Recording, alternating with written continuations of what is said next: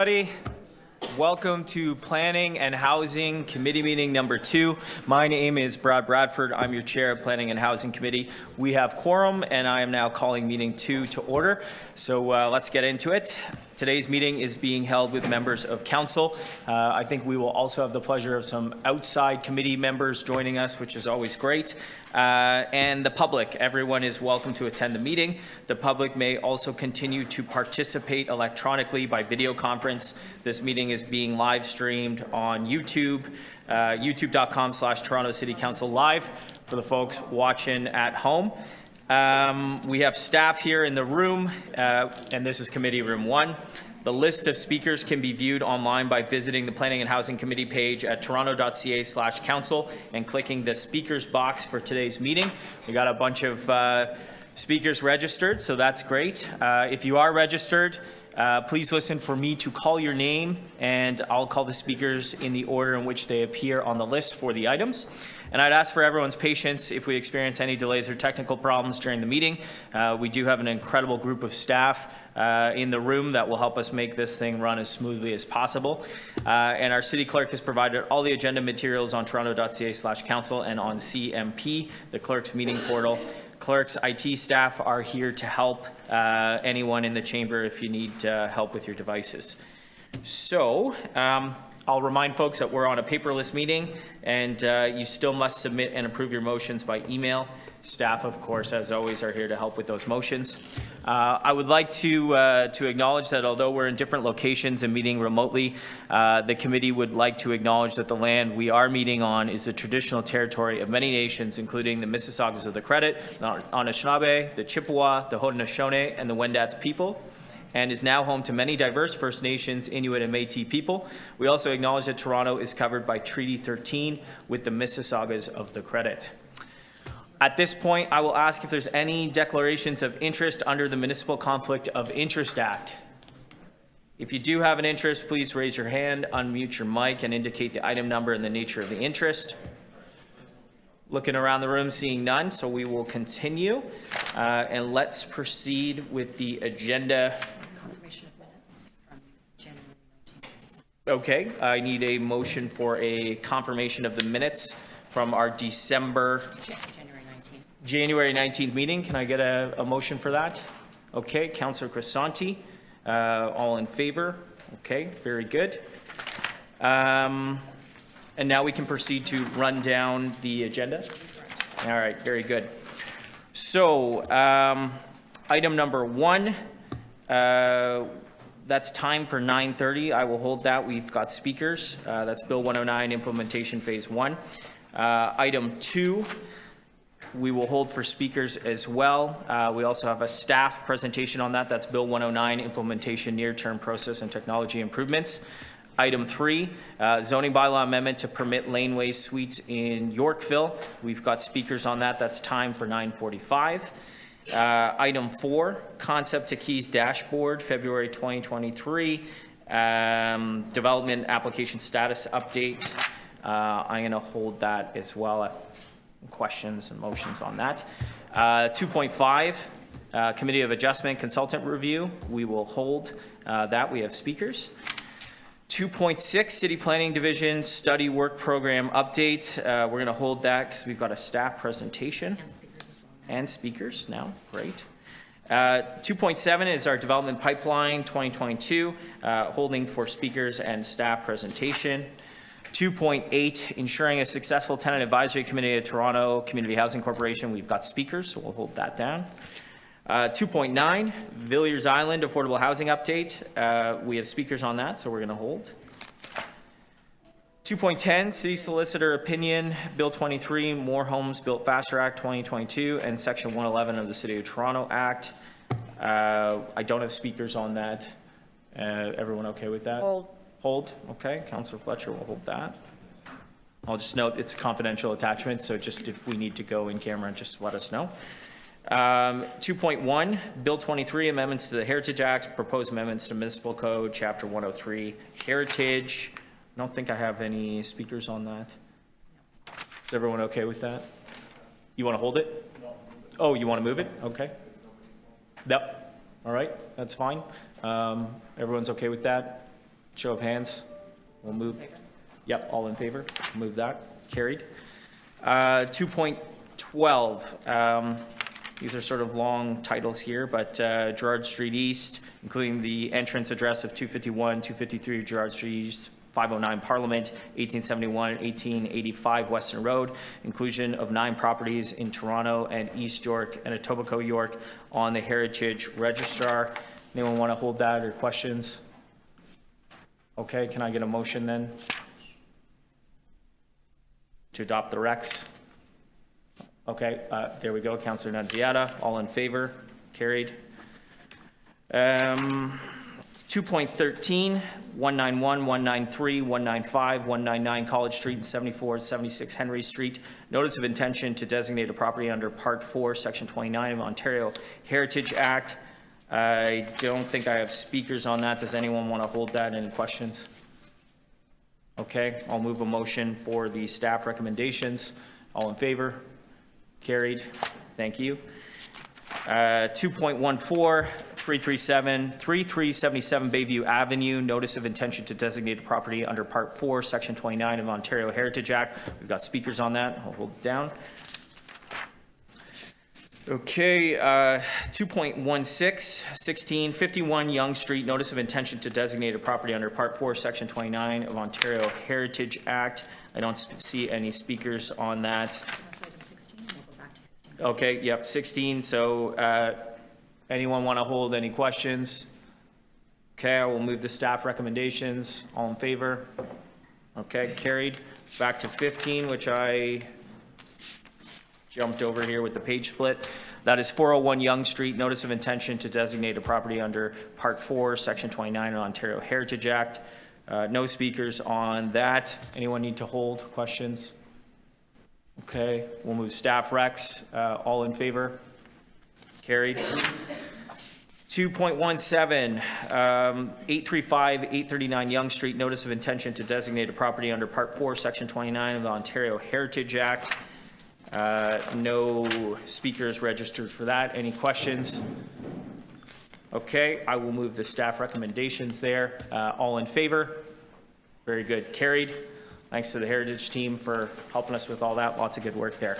So we're going to item number 1, top of the list here, which is Bill 109 Implementation Phase 1, Recommended Official Plan and Municipal Code Amendments. We do have speakers. I have Sue Dexter on the list. I'm not sure if Sue is in the room or if she's online.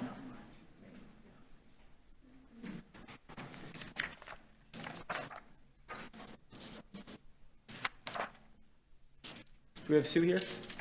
Okay. She's online. Great. I think Sue is joining us online. So we'll just tee her up on the WebEx.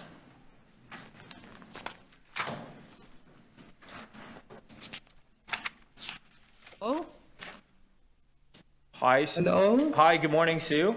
Thank you for joining us Good on morning, good morning. item 1. Good morning, good morning. Sure. You have 5 minutes, and I'm going to turn it over to you for comments. Okay, for sure. Good morning, Chair and councilors. I'm here representing the 2 residents associations that are immediately adjacent to the University of Toronto St. George campus. Annex Residents Association to the north, Harvard Village to the west, both extending to Bathurst College to DuPont. We are no strangers to development. We welcome the streamlined process announced by the chief planner and took his observation that there would have to be some provision for community engagement as a task we might undertake. The view of our joint committee was that shortened timelines require modifications to streamline the approval process, including revisiting how community consultation is undertaken. Our goals were ensure meaningful early engagement, improve transparency, and to identify and resolve outstanding issues expeditiously. Recognizing if you limit points of contact, you need to maximize transparency and access to good information. We consulted with the developer to understand his issues and to see whether we could reach a design that served both his interests and ours. We were successful. We found 2 opportunities for community engagement and response that would enable residents to understand, to provide timely comment, to contribute to the process without slowing it. Hi, Sue. So if I could Our just model pause you for a in- second. I'm wondering if your comments might be more pertinent to item 2, which is actually talking about the process I'm changes. happy. Yeah. I couldn't figure out from the description which. Do you want me to flip over to the next one? That might be, it might be more pertinent to that item hold. if you want to go over there and we can get Okay, you sure. registered on that item. Is that okay?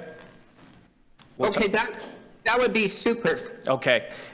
We'll see you over there and we'll be back with you in a few minutes. Thanks, Sue. Sorry about that.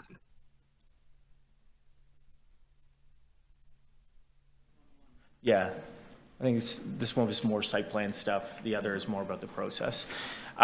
Okay. Do we have any questions of staff on item 1 here? Okay. Councillor Fletcher, over to you. This is, now that the site plan, we can't bump the site plan up any longer, one of the things that we often had that on there was a construction management plan that was put through to community council, very well thought out, very tailored to the actual site.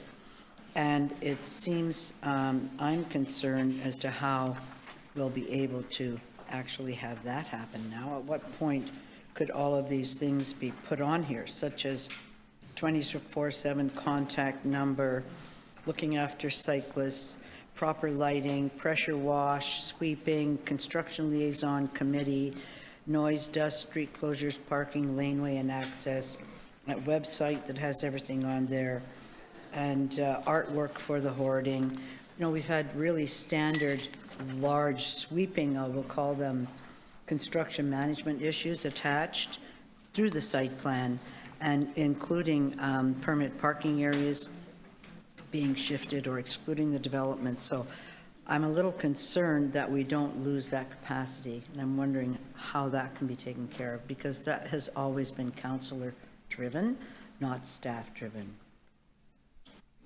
Through the chair, I'm going to ask Michelle Driley to speak to that. I believe you're speaking to conditions of approval, which often show up in the notice of approval conditions that we attach to site plan approval. Yeah, in the NOAC, In the correct, NOAC. that we have an input into Right. NOAC with these kinds of things. Right, and this amendment before council is more about the front end of the process insofar as it establishes submission requirements, mandatory submission requirements for a site plan approval application, and puts those requirements, excuse me, into the official plan. Michelle? Thank you, and thank you, Councillor Fletcher, through the chair. Thank you for raising this issue with us. We currently, I think, as you know, are having this discussion with our colleagues in legal, the C2K team, and within city planning, because it is a significant issue. It's very hard to hear you. Sorry, I apologize. Can you hear me better now? Okay. It is a significant issue, and as Greg notes, it is something that we will continue to deal with through NOAC. However, one of the outcomes of this particular official plan amendment is that we now have the ability to require complete application for site plan. And so that then puts us in a position where we can identify a terms of reference for a construction management plan. We do currently post that to our application requirements, but we have no defined terms of reference. And so what we'd like to do through this current process with yourself, with legal, with the C2K team, and with planning is define what a construction management plan is, what it includes, and make that a standard requirement of our site plan process. I guess I'm going to ask how we put something on there, with all due respect to staff. This is something that's been developed over the years by councillors, and it's never in a staff construction management plan. So how do we honor the role of councillors in their local community still under this bill around construction management? It's not so much doing it, it's how, at the end of the day, we have that input. And I think that, I don't know if it's a legal question or at what juncture, do we need a blanket motion from Toronto and East York Community Council or all the community councils for every application? Does it go on at the zoning moment? Do you have to send saying, here's the folks that are just as of right but have a site plan? Because at the end of the day, when something isn't going well with construction, they're not phoning you and they're not phoning you. They're phoning everybody that sits on this circle. So I don't think this honors our role, and I want to know how we can have a mechanism that honors our community knowledge about different areas of our wards that require certain things. How are we still going to figure out how we're going to stay in the process? I'm really not interested in having the process not be something that we can have something to say about, although legally we're not part of it. So there's the challenge. Well, through the chair, I think you've articulated the challenge quite well in terms of what the law can allow us to require, first of all. And I think what Michelle has outlined is front-ending the requirement in the terms of reference when an application comes in, first of all, that you shall do a construction management plan, and this is what it shall contain. So we'll be asking applicants to identify that at the front end, and then at the back end, requiring it as a condition of site plan. I think the piece that you're speaking to, Councillor, is the role of the councillor in all that. And quite obviously, the phone calls through the construction period coming into the councillor and how that gets managed. Another part of this puzzle is the right-of-way permit, the permit that oversees the construction activity, the interface between the site and the public right-of-way, and the role that Transportation Services plays in that. So I think what I can say at this point, and subject to any further comment from City Legal, is that we will take that back and see what we can do as we continue to report on these changes. This is the first of many reports through the course of the year on how this is going to be implemented. As Michelle indicated, this is work that is underway. It is not finished yet. And we are preparing the terms of reference. It's something that we can consult broadly on with the committee and continue to engage you on how the role of the councillor can be ensured through the course of the process. So I'd like to have this back, and I'd like to have that addressed. There's not one construction liaison committee that doesn't have, in consultation with the local councillor, built into it, because these are our communities. And I'm very frustrated by this, including by the fact that we haven't quite figured out a way to include our role at this point. So, Mr. Chair, that's what I want for the next meeting. Options, all options, every option on the table for that, please.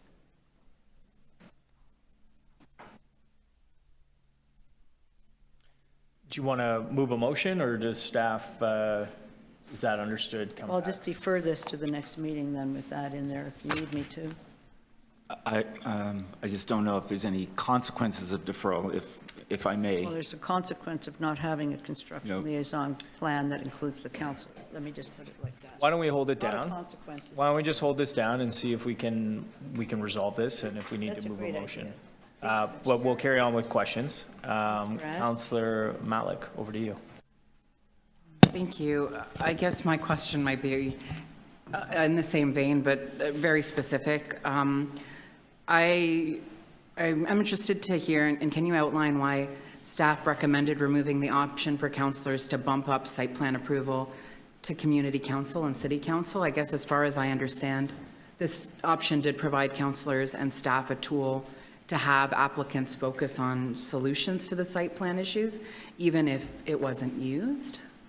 Through the chair, as of July 1st, 2022, Bill, there's been so many bills, 109,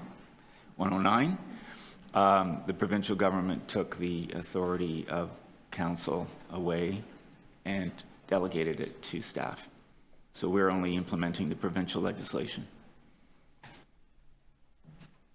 And there's no, we can't set rules ourselves that, allow us to have some of these options built back in. Maybe that's what Yeah, Councillor Fletcher's certainly. questions were outlining, is that within the constraints of the legislation, can we bring back what has made our planning and department strong? So if I can. Yeah, if I can ask the help. city solicitor to So unfortunately, no, as far as site plan control approval is, that has definitely been removed from the purview of City Council. It's been delegated to staff.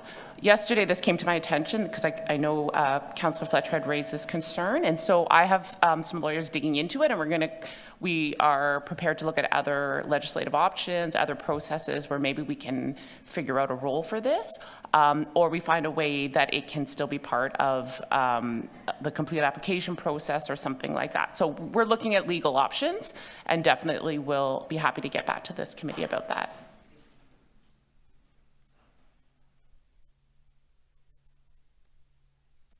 Yes, I'm going to do that. We're all good there, Councillor Malik? Okay, I'm going to go to Councillor Myers and then Councillor Nunziata, and then I'll go over to Councillor Perks.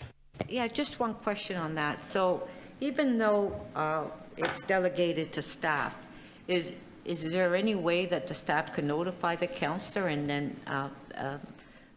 have a community meeting? Can we not do that even though staff it's delegated to staff, but can we be notified as the councillor and then we can have a community meeting? Is that not possible? I think that's something that we could look into, Councillor Nunziata, whether we feel that's within the purview Yeah. of the legislation. I think that that's a potential option. We'll look into that as well. Yeah, I that's a think- good idea for us to look into. And as well, I think the concern, and we've articulated this in other reports, is that the legislation in Bill 109 now includes timelines and refunds. So we have 60 days under Bill 109 to approve a site plan application, which I've stated publicly is impractical, but nevertheless, while we continue to ask the government to change that part of the legislation, we have to be mindful of the impact on the city in the interim period, which is a substantial financial impact that we have a responsibility to manage in the short term at least. So we are making every attempt to telescope the process and make it more efficient, make the process more front-ended so that we can maybe have consultation before applications come in, Yeah. and so on and so forth. Yeah, And as the city solicitor indicated, find ways to maintain that level of engagement with councillors that's so important, but on the other hand, not run afoul of the legislation. Right, yeah. So you have 60 days, so, I mean, maybe you can come back with a report that we can, I mean, I don't think will be all these site plan approval applications, but there may be a contentious one that the councillor would like to have a community meeting prior to approval. I'm just saying, throwing that out there, if there's any way we could come back on that. Thanks. Add to that? Yes, just through the chair, just a clarifying comment that I had hoped to give at the beginning of this, which is that this is a statutory official plan amendment and a bill to introduce municipal code amendments that have already been approved by council. It implements in force provincial legislation. So as of July 1st, 2022, this legislation is in force. We would like for our official plan to conform to that legislation. The discussion we're having right now, which is a very important one, is around procedure and the way in which we ensure that councillors' needs and our stakeholders' needs are met through a typical site plan process. And what we'd like to do is to advance this official plan amendment to conform to legislation, so move that forward, while we commit to an ongoing conversation with councillors and with the public, our constituents, around, what does a site plan procedure look like now in the City of Toronto? And we have a lot of options there, as Councillor Fletcher alluded to. We need to flesh out what those options are and have a discussion about them. But for this particular item, this is provincial legislative conformity at this moment. Thanks, Councillor Nunziata. I'm going to turn it over to outside Councillor Perks. Visiting councillor. Thank you. So, thank you for that clarification. I'm looking at the actual amendment, and I think a key thing here that gives council the opportunity to act is where it sets out the minimum application requirements for site plan. How does council have a role in determining what those minimum conditions are? So through the chair, that's a great question. That's one of the areas we're focusing right now, which is setting what our application requirements are. Council does have a role there because likely in June or September, so later in 2023, we'll be coming back through this committee with an amendment to what we call Schedule 3 of the official plan, which is where we outline all of the application requirements for each application type. And so that's where council can give clear direction about what requirements are in place for each application type. And, you know, that's an administrative process that staff oversee, and then we'll bring it forward as a follow-up official plan amendment. Okay. Maybe Ms. Matsumoto can help me with the next piece. So, yes, the legislation does delegate authorities to staff for site plan control and so on and so forth. And with applications, they're so wide and various that there's a lot of judgment required in thinking that stuff through. Now, given that it's council's right as the employer of the city solicitor and the planning department to develop guidance on how to apply that kind of judgment, who really will be setting the terms for that decision-making process?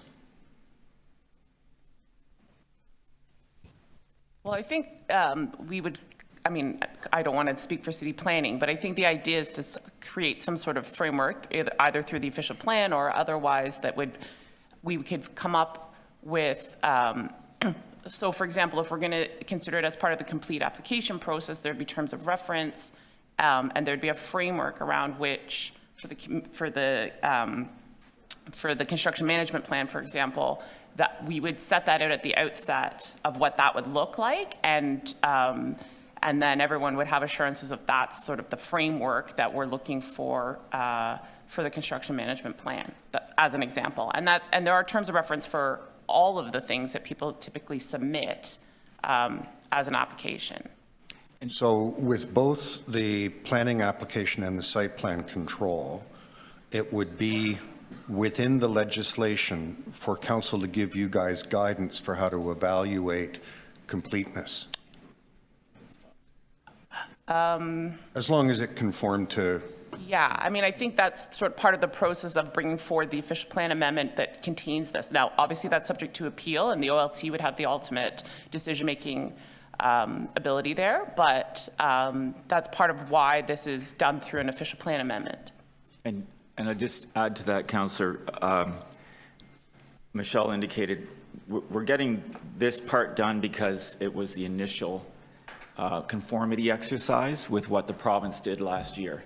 We will be back to you with an updated terms of reference for site plan, and it may very well mean that the schedule in the official plan that lists the submission requirements will be different than it is today. We're kind of setting a base standard right now to get us in conformity, and then we will be back because we're looking at all of the submission requirements for all application types, updating terms of reference, and we'll be back to you with a full package for you to consider as this city's application submission requirements. Of course, it would have to meet the test of the law and appeal. I'm running out of time. I just want one more question. So without, you know, I completely understand that you've been asked to do the impossible here, but it's sort of carts and horses. Council's being asked to approve a legislative conformity exercise without having outlined what the standards will be for complete application and complete site plan. Wouldn't it be better if we understood those things before we approved this conformity exercise? Well, I believe, and Michelle can correct me, I'm being tested here, is that we already have site plan requirements that they were not in the official plan. So we're just moving them into the OP as step one. getting that But cleanup done. shouldn't council have an opportunity, given the changed timelines, Yeah. to reevaluate? We simply don't have that for you right now, so we are doing it in 2 parts. That's the problem. Yeah, just to clarify, we're in a position where the change occurred. And so as of July 1st, we are in a position where we now have delegated authority with no opportunity for bump up. Council is no longer the decision-making authority for site plan. But this is sort of the precursor. I think we do have in Schedule 3 currently identified all of our requirements for site plan that are currently encouraged. And under the legislation, they are now going to be required. And what we'd like to do is come back to you with an update of Schedule 3 that starts to get at some of the concerns, for example, that Councillor Fletcher raised around, well, why don't we have a clear terms of reference for a construction management plan? And shouldn't that be part of our official plan? And those are the things we'd like to bring forward. Just so everyone's aware, we have 56 terms of reference that are currently posted, and they are all under review currently. So we will be coming back to you with those in a future OPA. Okay, thanks very much. So I think, any other questions? Councillor Sachs, I see you're with us. Not on this? Okay. We're going to hold this down while we work on some motions to respond to what we've been hearing in committee. So we'll just put that on hold, and we will move on to item 2, which is Bill 109, implementation near-term process and technology improvements. I have one registered speaker plus now Sue Dexter. First on the list, we would go to John Bossons from Fontra. Is John in the room or online? Online, okay. So we'll just get John ready to go, and they will have 5 minutes once we have them connected. Okay, can you hear me now? Got you loud and clear, John. You have 5 minutes to address the committee, and I will start the clock and turn it over to you. Okay, thank you.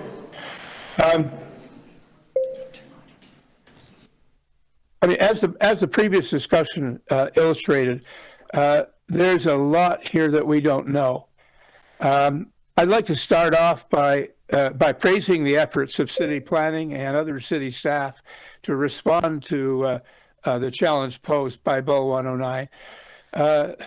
The process, the changes that are being proposed, I think are actually beneficial in a number of ways, because I think we're seeing a process improvement that will result in more efficiency in processing applications, and hopefully an improvement in information availability to citizens. What we want to stress is the importance of the latter. And so I'll just go through some of the points that were made in the staff report. First of all, talking about technology improvements in the Application Information Center. This is crucial. I recall Gordon Perks' comments at the December meeting of City Council about how bad the map-based interface is. It's the AIC currently is a information depository that is very ill-suited to use as a means of communication to citizens. The application is not user-friendly and badly needs to be upgraded to be that. I applaud the staff report's proposals. I think we have a lot to see, though, in terms of how they will be implemented. We've made some suggestions in the letter that is before you from Fontra on this. I will just mention the fact that we are keen to see something built into the AIC that actually provides a useful user guide. There's a crucial need here for what I would suggest is a 1 or 2 page summary of an application with hyperlinks to the important documents that will provide more information. The problem is that the AIC is a depository of all sorts of documents, planning reports from both city staff and developer-hired planners. The ordinary user is faced with a huge amount of information that's very difficult to navigate through. The citizen needs help, and I think that the proposals of city staff are a good start. They're clearly trying to improve things. We look to see how this will work out. I'll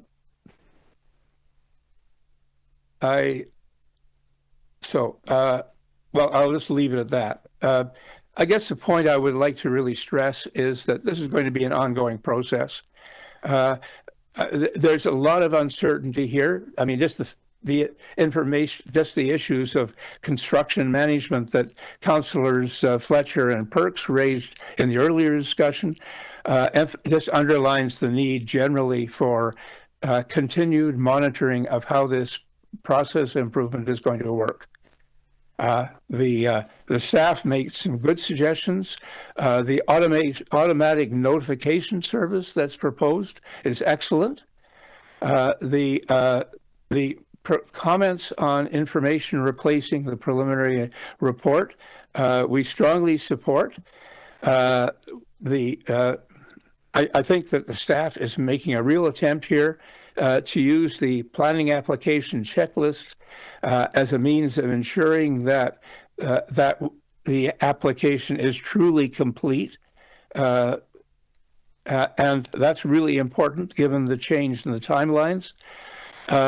It remains to be seen whether this will work as a means of providing information to the public. I guess what I would really like to emphasize is the need for further consultation. And I would like to request that this issue be brought back basically at every meeting between now and July 1st. I think we need to have a public follow-up of how improvements to the process are being implemented and how citizens are going to be able to participate effectively. Thank you. Thanks very much, John. We'll just see if we have any questions for you. Okay, no questions. Thank you for your deputation and your input. Appreciate that. We are going to move on to our next speaker, which is Sue Dexter, who was with us for item 1, back for item 2. Sue, do we have you on the line? Yes, I'm here. You see and hear me? We got you. We got you loud and clear. So 5 minutes, I'll start the clock and I'll turn it over to you. Can you indulge me one second? If I go to this, can I screen share with you? Yes. Maybe not. Yes, you can. You have the ability to share your screen with the committee, as I understand it. Okay, so We're just giving you the permissions right now, Sue. We can also see okay, John so now. I won't waste your time unless there's. No, am I good with- I haven't started your time yet. I just want to make sure that you have permissions. And we're just getting the permissions, and you now have it. So if you want to share your screen, that is up to you. And I'll start the clock, and you have 5 minutes to address the committee. Over to you, Sue.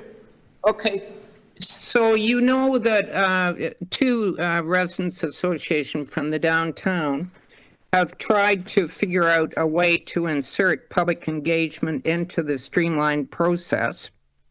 And you know that we're after efficiency. We don't want to do violence to anybody. And we reached out to a developer. And I want to share the screen now with what we came up with. Now, do you see that? Not yet. I'll just pause your time here. No. Okay, you have the materials, Councillor. We've sent you our slide deck, right? Yeah, we're just seeing if we can get it on the screen here for you, Sue. Well, it's for you, not for me. If you go to the materials that I sent, It's page 3 of the slide deck. Just give us a second. We're trying to get it on the screen.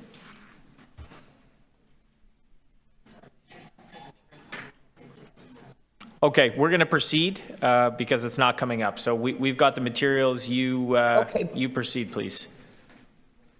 Bless you, bless you. So page 3 of our slide deck shows our revision of the chief planner's proposed timeline. You'll see on that slide deck, you'll see 2 bubbles, which suggest only 2 points where the community should be involved. The first point of contact would be observer status at planning's pre-application consultation. Stakeholder attendance would give the community access to both the proposal and the city's thinking on the proposal. This would give the stakeholder group from the community the capacity for informed comment. Within 15 days, the community would provide all parties with a project position statement identifying specific concerns to be worked on using the development checklist initiated by the ARA. The next and final contact would occur way later in the process after we hear from residents at the public meeting. The community stakeholder group, now informed by community reaction, would provide a final written response of outstanding issues. And should it be necessary, a working group could be formed under the aegis of the councillor to quickly work through specific issues, such as housing provided, including an affordable component, massing height, sustainability, public realm servicing, and the rest. Planning would be present to provide comment and illumination. By the time the developer comes to resubmission then, he or she is fully aware of the community's position, planning's position, and the councillor's view. The redesign can go ahead on that basis. The design we're putting forward in our model has emerged from our experience at Mirvish, Bloor Street United, and at 350 Bloor Street West. All were complex proposals, none were appealed. Where applications have been appealed to OLT, such as the U of T Planetarium site, the working group process had successfully narrowed the issues that a negotiated settlement was achieved in 2 days. Local planners and developers and the councillor are aware we're seeking this kind of engagement on our active files. We've also had positive responses to this design from community groups outside our boundaries. To some, we believe that communities should be formally embedded in the new planning framework. Good intentions are not enough. Going forward, we ask this committee to direct city planning to consider what we have proposed and to engage in meaningful discussions with the community to overcome the missing element of the current model, community involvement. There you go. Well done, well delivered, Sue. We'll just see if we have any questions for you.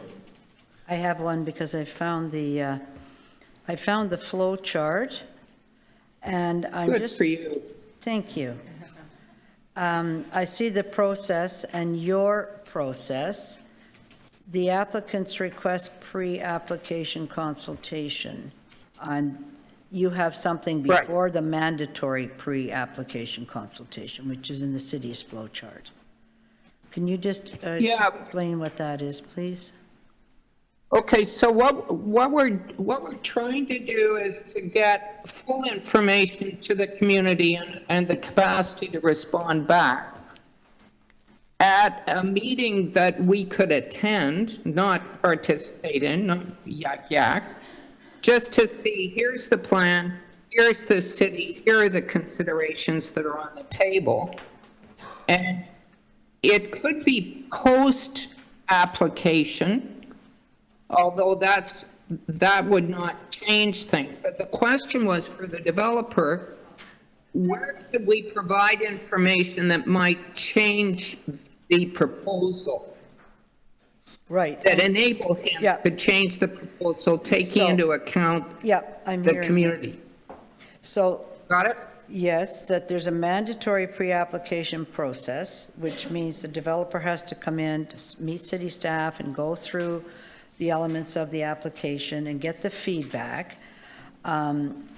They can decide if they actually want to have a consultation process, I think. But you're looking for a way to front-end load the community response, so that person knows if they have a big hill or a small hill, or there's much concern or no concern. Right. And that's when the application comes in, which isn't complete, and then there's a meeting to say, here's how it's got to be complete, do this and that. And it doesn't really have any standing until what has been decided as day one. So there's a lot of work that goes on before day one of the application submission. If I'm hearing you properly, it's that you want to find a way built in at the front end before day one, where any issues associated with that the developer can understand, because they might be part of changing their application at that point. Is that right? Yes. Is that right? Yes, and the developer was keen for that we talked to. He said, we need information, we shouldn't fly blind. So we said, well, we need information, we shouldn't fly blind. And so everybody gets up front, says bang, bang, bang, and it proceeds. And be it on the developer's head if they decide to ignore us all, but at least they know what the field of play is. And you do. So you also have a community consultation meeting in here that's not in the city's line. No, there is. I see notice of complete application, community consultation meeting. What's the difference there between the proposal from the city staff, from the chief planner, and your resident associations for that day, whatever number it is, hang on, 40 to 45? What we're doing there is we want the community to make a final, or the working group, to make a final comment. We need to hear from the community, and we need to give the developer the information prior to their application resubmission. So when they're going away sharpening their pencils, they know what the community thinks. We know what the community thinks because we've attended the community meeting.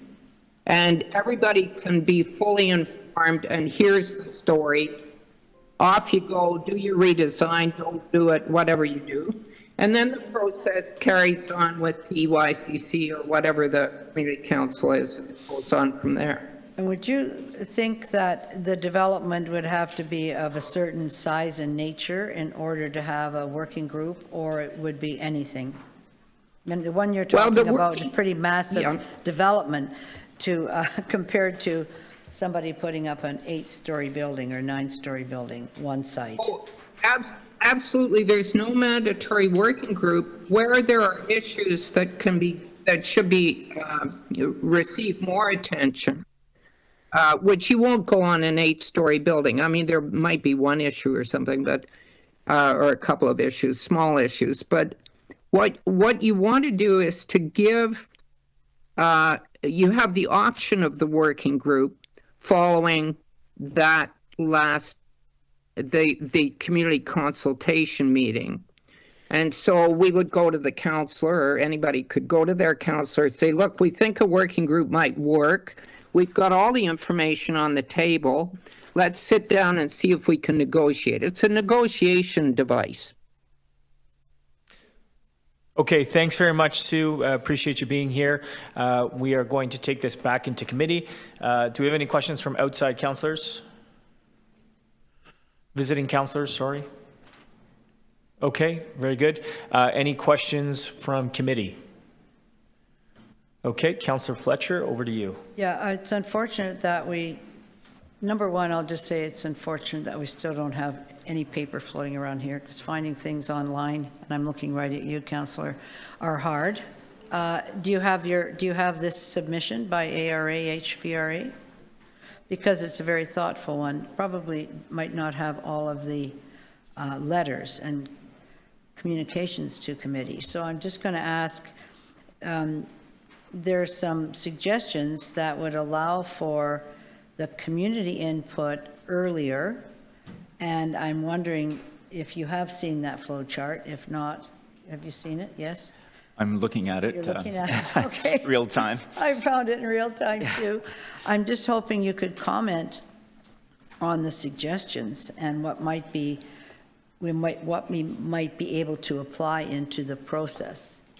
Through the chair, we actually had a very, very short presentation that I think with the speaker order, deputy in order, we missed. But Oh, I did. I'm sorry. This report is before you. We're coming back on June the 1st with more work. We brought it here today to get your feedback and to hear from you and from residents and other interested parties. So this is all of the good. We can take this back and think about what is being proposed. I think what's important here is that I think we're all on the same page about front-ending as much as possible the process. So we Forward this flow chart to you. It's actually on the record through the clerk. But I'm, as the committee, Yes. as counselors, not Yes. the clerk, I'm trying to bring things back to our authority. It's not easy, having been out of the building and then having the Ford government do everything. So I can actually physically ask you to incorporate in your thinking the submission from ARA, HVRA. we can as a consider committee, it. As a motion. Yes, we can consider it, yes. Thank you. I'll be moving that. I can't commit to it. We can No, consider I it. think it formally should be on the record from this committee.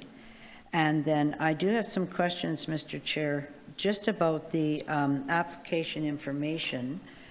There was a request when we first discussed this that there would be some information on that website that would summarize the key legislative changes and impacts on community engagement. In other words, things are different now. Is that there yet? Through the chair, I'm wondering if I might just share that one process slide on the screen Thank so that you. we can Sorry I speak had to to the step out change. to get my phone so I could see the other thing. Could I do that? Yeah, of course. Okay. Please do.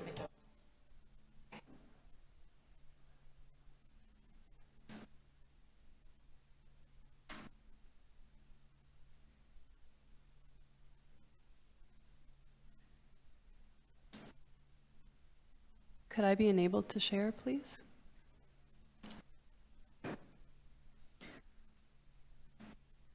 We're having trouble sharing everything today. Gotta go to daycare so we.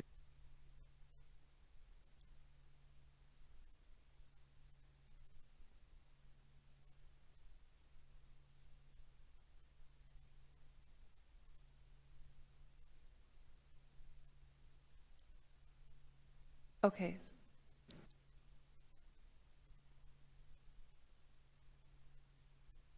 Should I proceed or? Okay, thank you. Sorry, through the chair.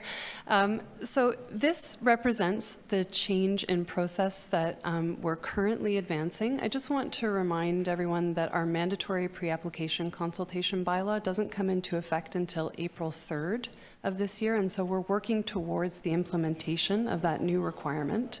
And when it is in place, what we would like to do is provide better public information earlier in the process to address some of the items that council is concerned with and also that we heard through the deputations. There are two items specifically that we will be introducing. Just want to draw people's attention to what they are and when they will be available. So the first is what's called the Planning Application Checklist Package.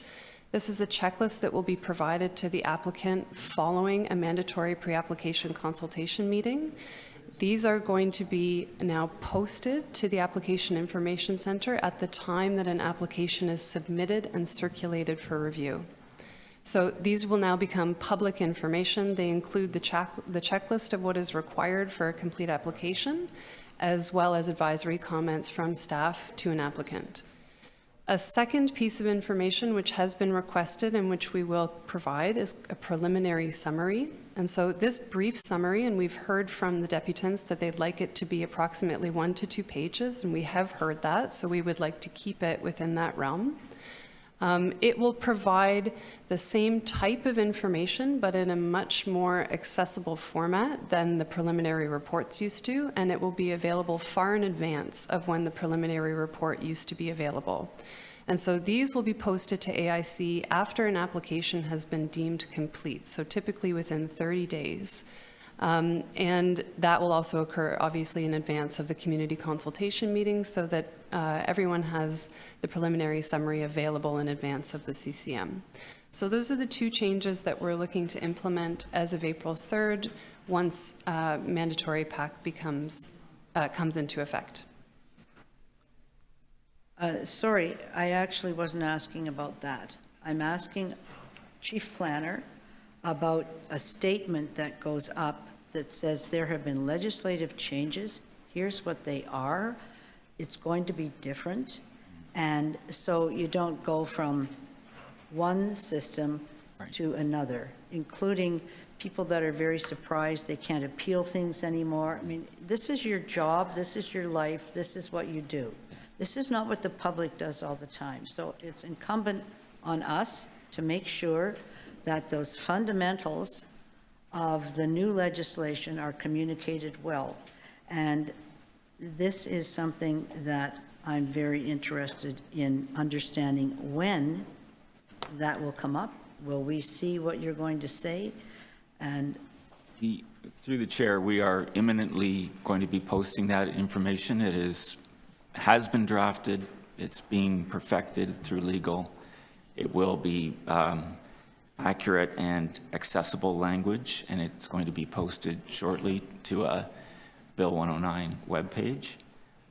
It's all a work in progress, and again, we are here today with an update, not having completed absolutely everything on the list, but we're here as a work in progress to give you an indication of where we are. okay, but that's the application information center. It's not on the Bill 109. Well, I may be misspeaking as to where it will be precisely located, but you will be advised, and as I indicated, it's a work in progress. So I think council had asked for those number of things. How will council be satisfied that that meets the requirements as a communication tool to our residents who we represent and have an obligation to directly? Well, through the chair, we'll certainly do our best to produce public information to a high standard that is in keeping with the City of Toronto's standards, and would welcome any feedback on what does get posted. It's an instruction that we've received from council, and we will be acting on it. And when would you expect to have that posted, Mr. Lynch? I'm looking at Michelle because I don't want to Imminently. put her on the spot. No, I mean, it's a good question. So as the chief planner noted, we are working on those materials currently in direct response to the motions adopted at December Council. And so we will post them as soon as they're ready. Sorry to be so pushy, but this was, you were to come for February 28th with all of this. So I'd like you to give me a target date for when these things will be on the Application Information Center. Sure. So all of the improvements that are identified in the report will be in place before or by July 1st. There are a couple that we're currently prioritizing for April 3rd so that we can implement the mandatory pre-application consultation process. But all of the updates that you see in the report are by July 1st. So don't be surprised if there's a status update that's requested on these materials. We will be back on June the 1st with another report. This was an interim report giving you an update of where we are, and we will be back with another report on June the 1st with a full update. So the full update will include everything there? Yes, All it the will, materials, including what we have everything, posted, Yep, everything. yep, okay, that's great. Thank you so much.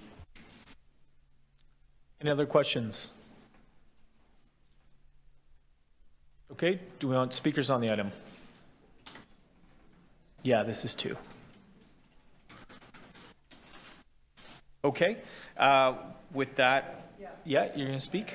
Okay, I do want to speak. I want to say how important, thank the staff for bringing things here. And I know how busy it is and the amount of pressure that you're under, but now here we all are back together again.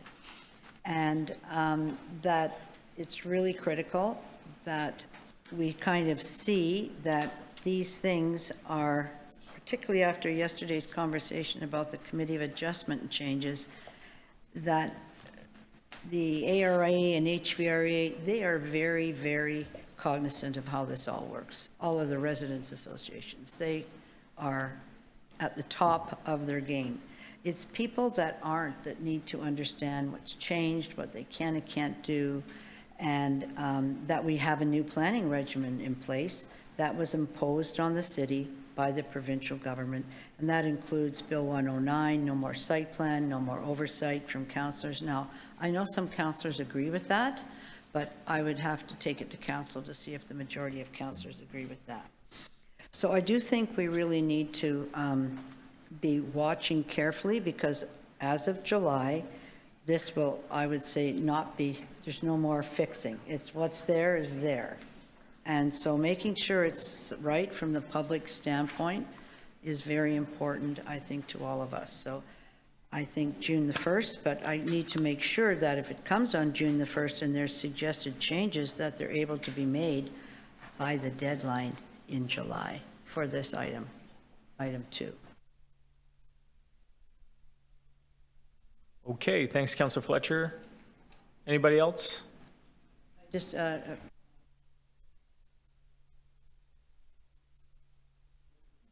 Okay, with that, we will have Councillor Nunziata will move receipt, adopt, and all in favor, show of hands. Very good, carried, thank you. We're still amending item 1, so we will proceed. We're still working on that. So we're going to proceed to item 3, which we have a number of deputants. We have outside visiting councillors as well. This is zoning bylaw amendment to permit Laneway suites in Yorkville. Final report. I don't have a presentation from staff on this, but I do have 2 speakers. And we will start with Ian Carmichael. Is Ian in the room or online? Ian is online, and so we're going to just reset the clock here. Ian, do we have you online?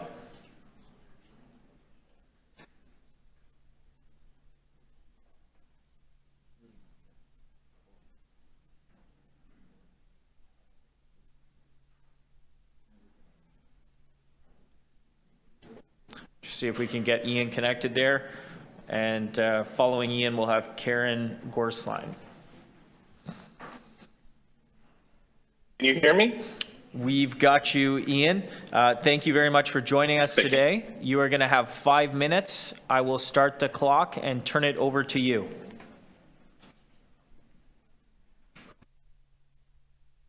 Good morning, Chair and Councillors, and thank you for having me today.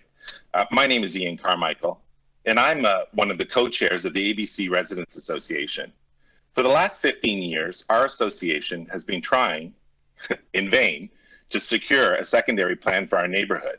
I've submitted a letter, which I hope you've all read, but I thought I would use my time today to provide some color and context to the process as it sort of unfolded.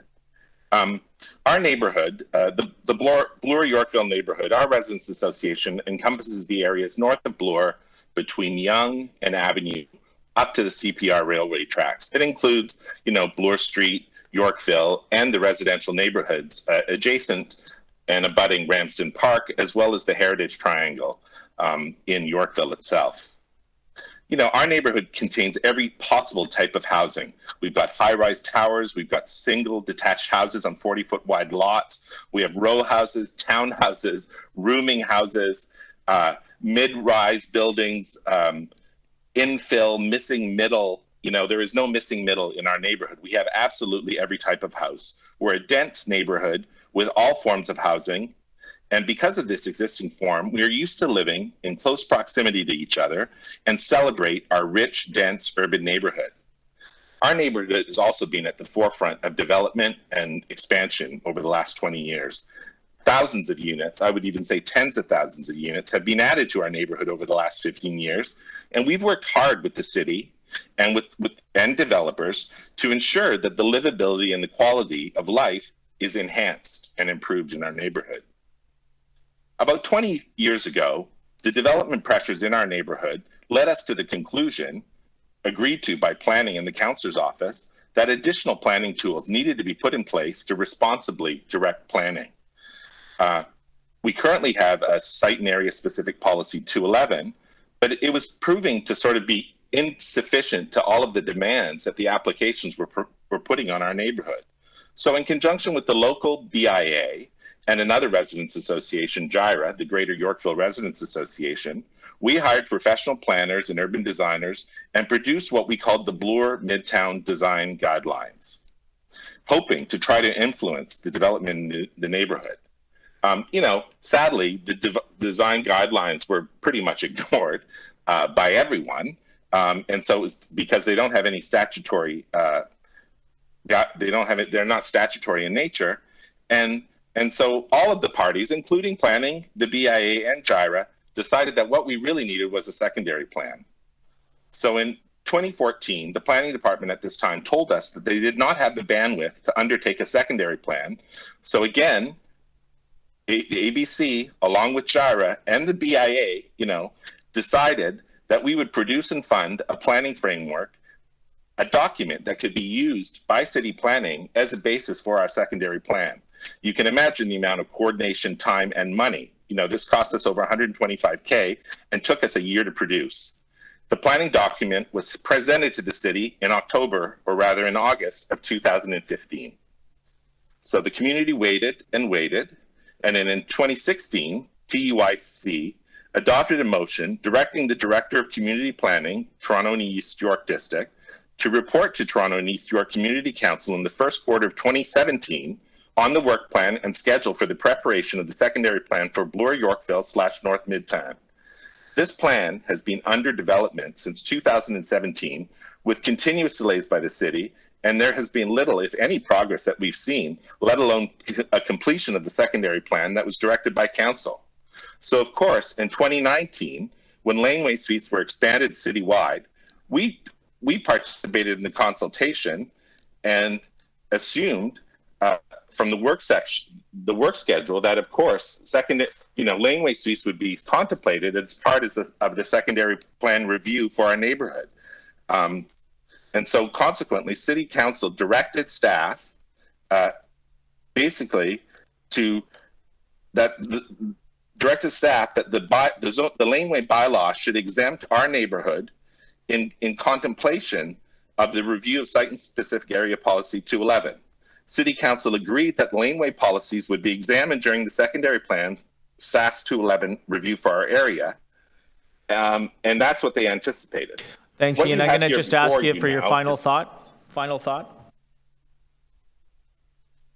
My final thought is that, we do not understand why planning is consistently disregarding the will of council and now trying to reverse a council decision that they should be reviewing this issue as part of the secondary plan review. So that's really the gist of our issue. Thank you very much, Ian. Thank you for your deputation. I'm going to see if there's any questions for you. Looking around, visiting councillor, we're okay? All right, no questions. Thanks very much for joining us and your input this morning, Ian. I am going to move to our next speaker, which is Karen. Karen Gorsline. Am I saying that right? Gorsline? Okay, and do we have Karen? Are they online? Oh, hi, Karen. Great. Great to have you here in person. Thanks for joining us. Yes, Councillor Nunziata is big on the in real life. Yeah. Okay, so when you're ready, I'll reset the clock. Yep. Is your microphone on? No. Red light? Wait, red light, yes. Yeah, very good. Okay, 5 minutes, and I'm turning it over to you. Thanks, Karen. Good morning. My name is Karen Gorsline. I live at 118 McPherson Avenue, and thank you for the opportunity to speak with you. I have sent a letter. I hope you have all had a chance to look at it. I tried to make it short as I normally don't do. So I think we've covered off the first concern. I'm in opposition. The first concern was the proposed amendment not complying with council direction, and we've covered that off fairly well. The second point I had was that the Gladkeep report and the staff planning report doesn't really nullify the obligation to have SASP 211 dealt with and have the laneway issue dealt with in that context. In addition to bringing forward a recommendation outside of SASP 211 review and contrary to City Council direction, the staff report was deficient in a number of ways. There was no awareness or engagement of the registered associations during the study. We had no idea what was going on. It was poorly publicized. There was a meeting on February 16th, which was not that long ago. It was poorly publicized, short notice, and there was a lot of information, and it was difficult to formulate questions in response. Basic questions could not be answered, such as, of the lots identified, what percentage would actually be able to sustain a laneway suite? In other words, they had there were this many lots. How many of those actually would be eligible? Also, in terms of timelines, and also most recent, since the update of the laneway suites bylaw, what has been the experience with the Committee of Adjustment? So those are some specific questions. And also in terms of it being rushed through. Why was that not being, why were we rushing this thing through? And we really didn't get a satisfactory answer. A planning review inclusive of laneway suites needs to incorporate the voices of residents and residents associations.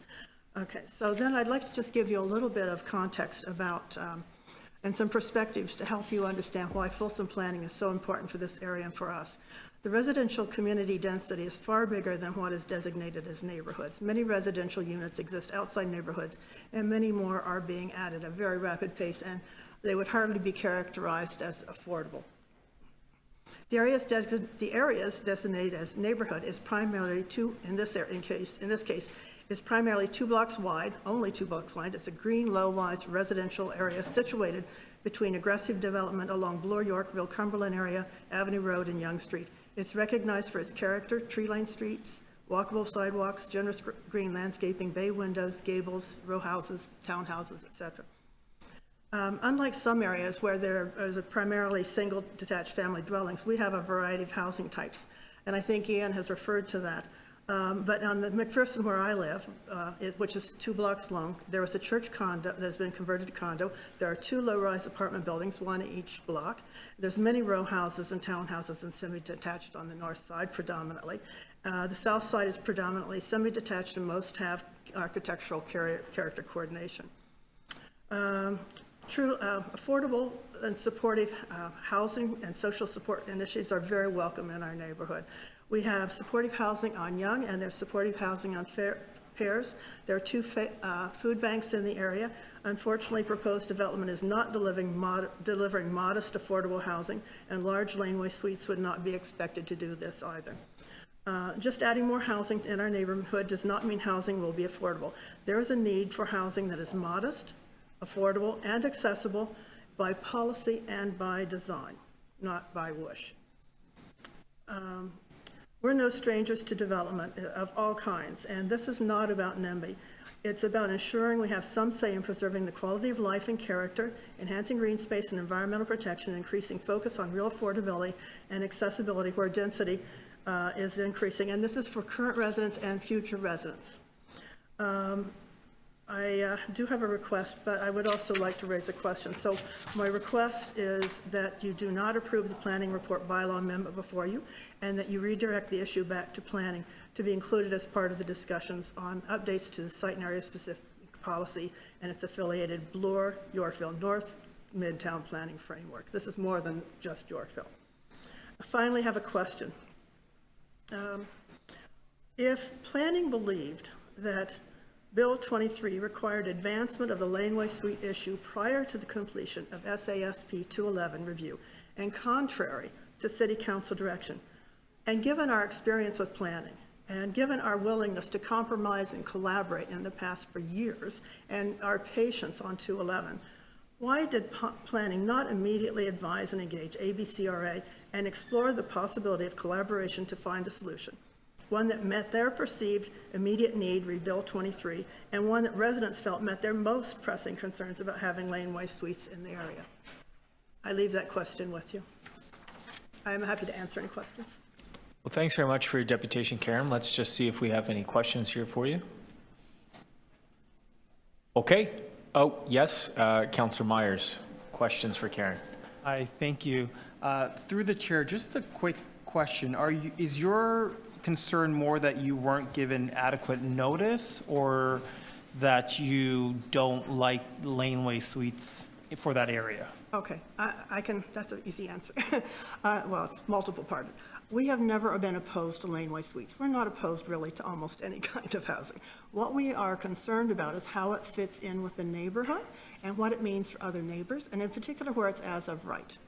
We have negotiated many settlements and many things with developers. We've been involved in contributing to green space in the Yorkville area, the Scribner Square development, the Staples development, many residents. So, and we have all kinds of houses. I'm in an 1880s row house with horsehair plaster, and I have neighbors on either side. So we live very closely together. So it isn't really the laneway suites per se, it's the way they're formulated right now. We don't think they're a good fit.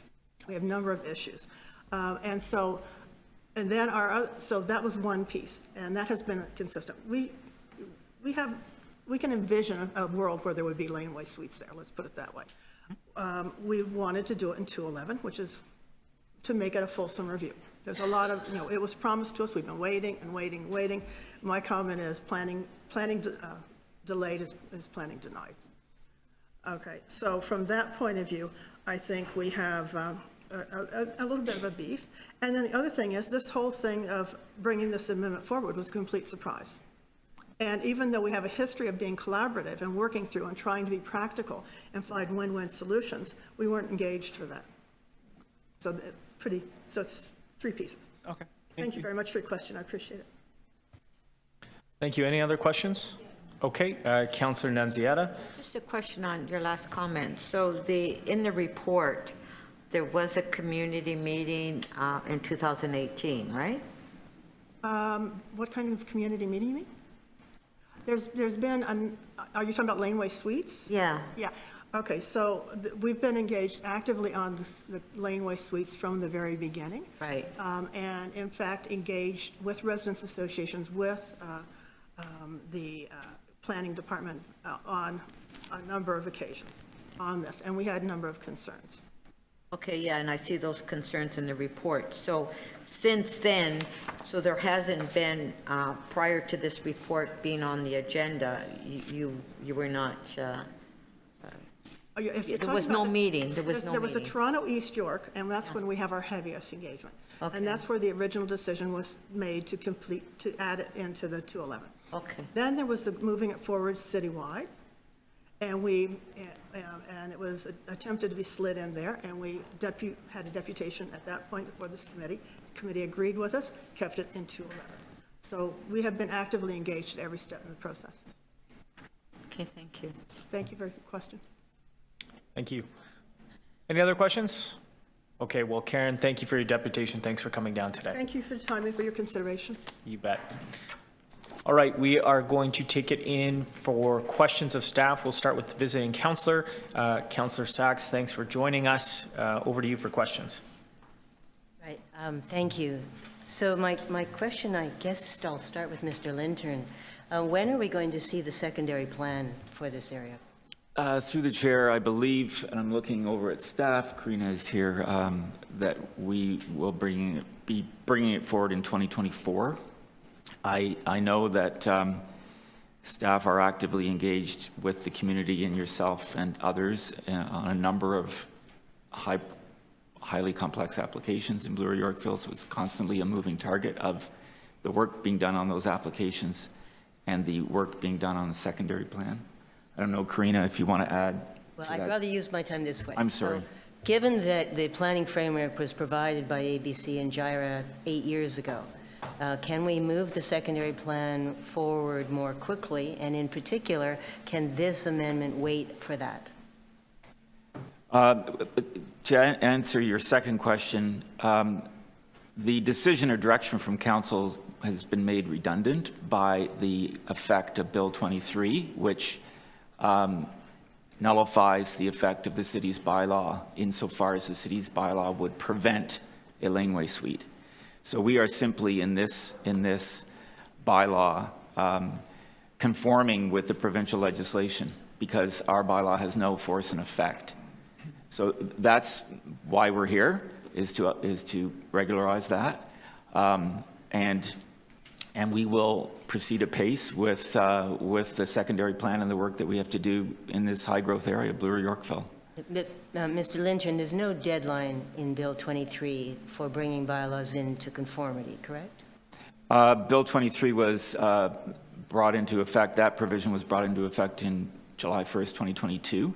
So if somebody shows up at the building department counter for a building permit, it's the administration of our bylaw is probably, or if somebody seeks an amendment to the standards that are in our bylaw, we won't be able to employ our standards.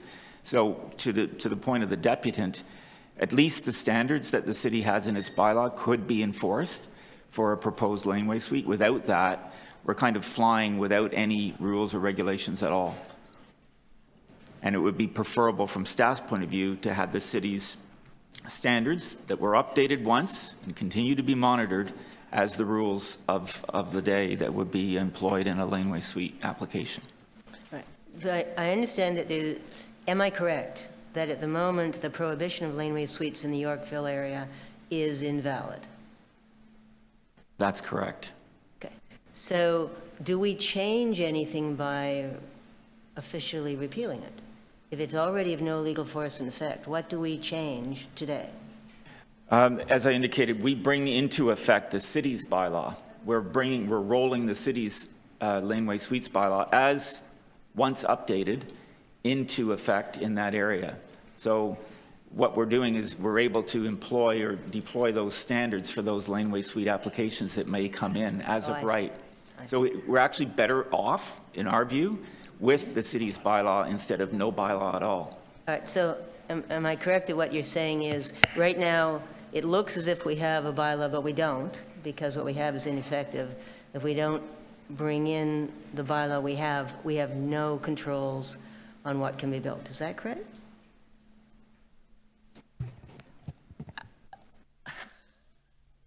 I wouldn't say we have no controls, but I would say it would be better for us to get our framework, the framework that City Council wants or that adopted in place, so that we can impose those controls over this type of building form.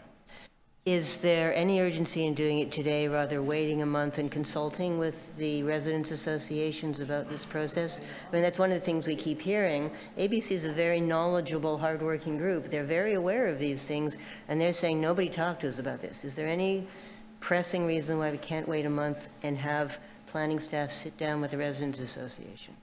If that's the will of the committee, we're happy to sit down. I would just, the effect of that would be if somebody showed up at the counter and wanted a permit, they'd have to be in this kind of interim period. There's only 343 lots in the area that are subject to this change. So the chances of that may be quite slim. But in any event, we're trying to do everything we can about housing. So that's behind some of this urgency, is making sure that we're doing everything we can about housing options in this city. One last question.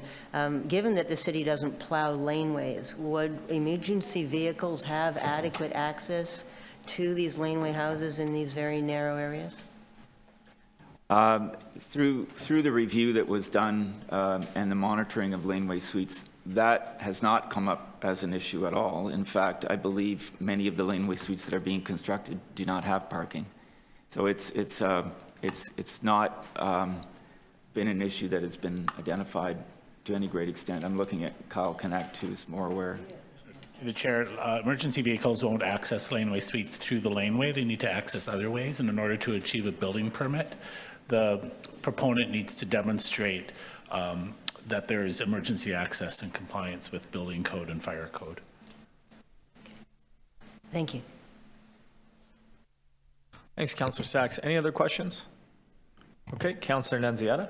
Yeah, so a question to Greg. So as these applications come in, some of them, am I correct to say some of them would have to go to the Committee of Adjustment? That's correct. Depending on if they complied with the as-of-right standards or not. So do we know how many have applied to the Committee of Adjustment on Laneway Suites citywide? Because I know there's one coming up in my ward.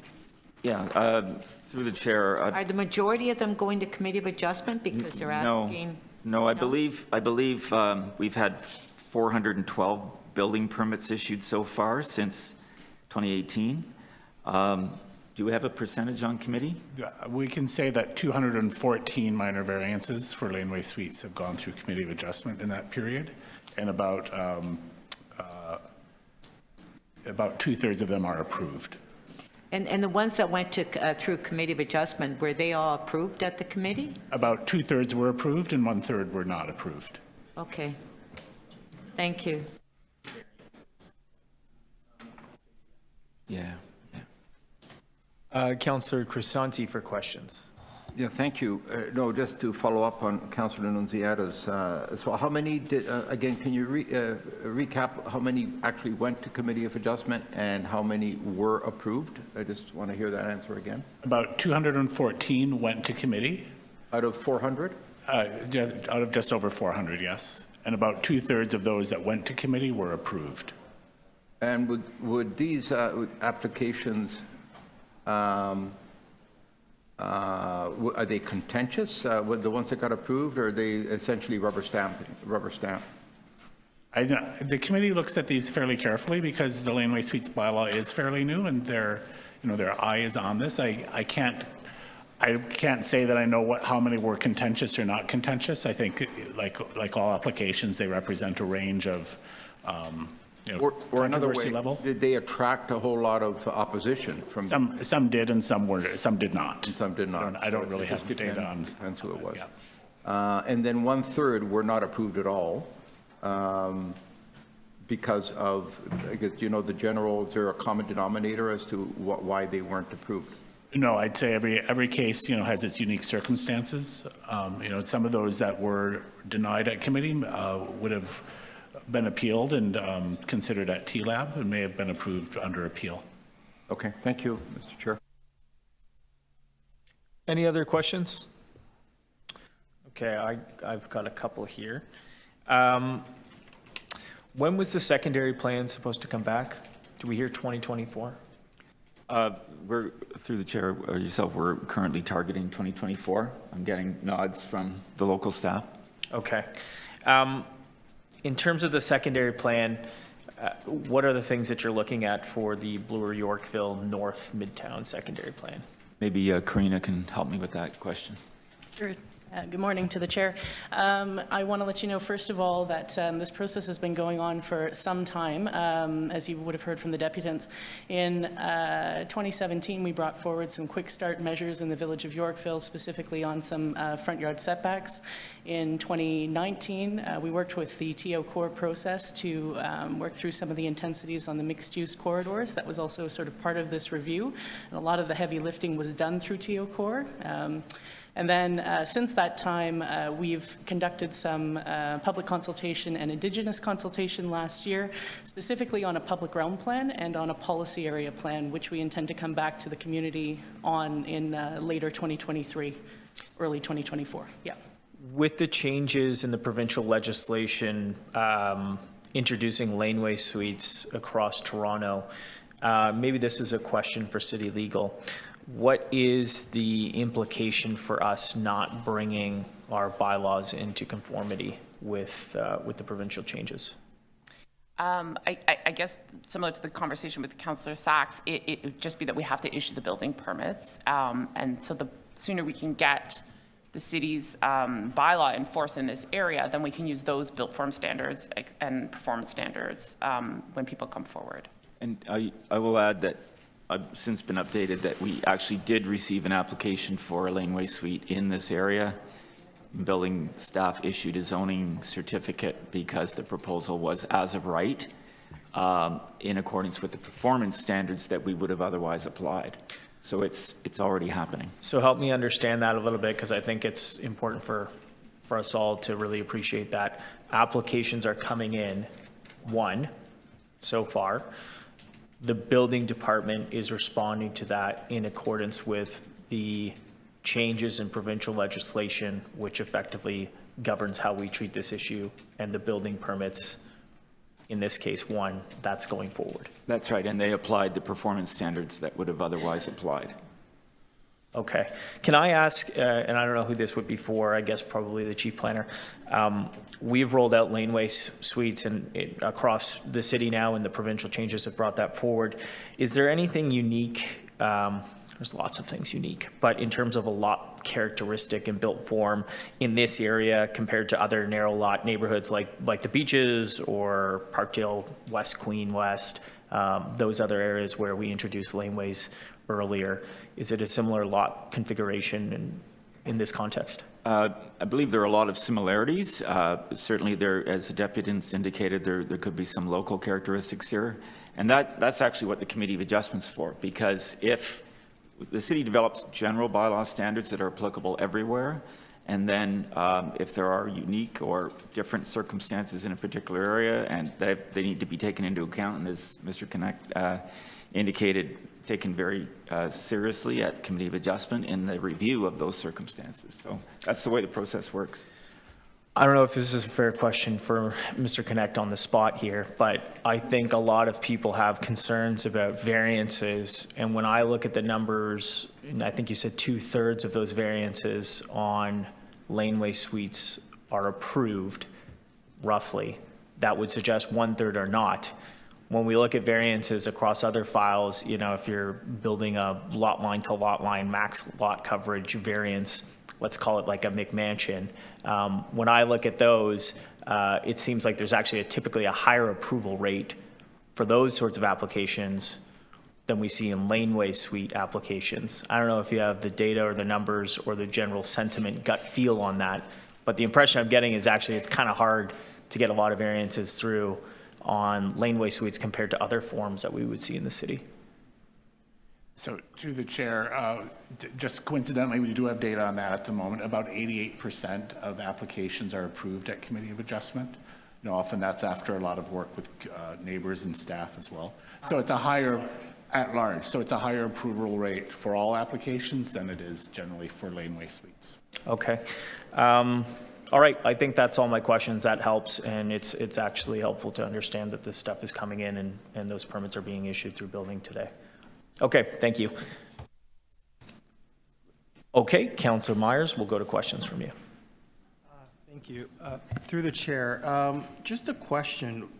Why wasn't ABC Residents Association notified of this upcoming change? Kyle, you want to answer that? I don't believe that's accurate, but in any event.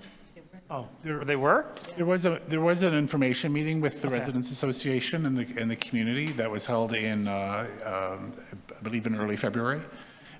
So it was, I won't say it was an active engagement because of the nature of the legislative change and the reasons for the report coming forward, but we did take steps to inform them and let them know that this was would be coming to committee. Okay, thank you. Okay, I think that's it for questions. Any speakers on the item? And we'll start with visiting Councillor Diane Sachs. Over to you. Thank you, Mr. Chair.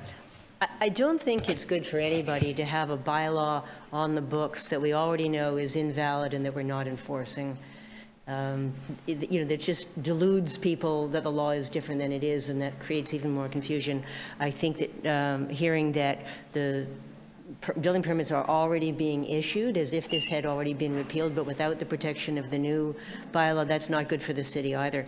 But what I would ask, I would encourage staff to do, please, is to, before this comes to council and we make it official, to please make a bigger effort to meet with the ABCRA and the other concerned residents and explore, first of all, what's happening with the secondary plan, and is there, they put $125,000 of their own money into giving the city a leg up on this in 2015, and we're not going to do anything about this plan until next year. I mean, I know you folks are working hard, but that doesn't seem respectful.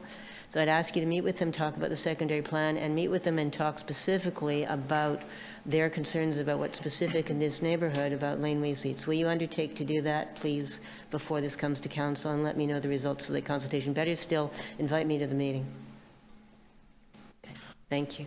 Very good. Thank you, Councillor Sachs. Any other comments?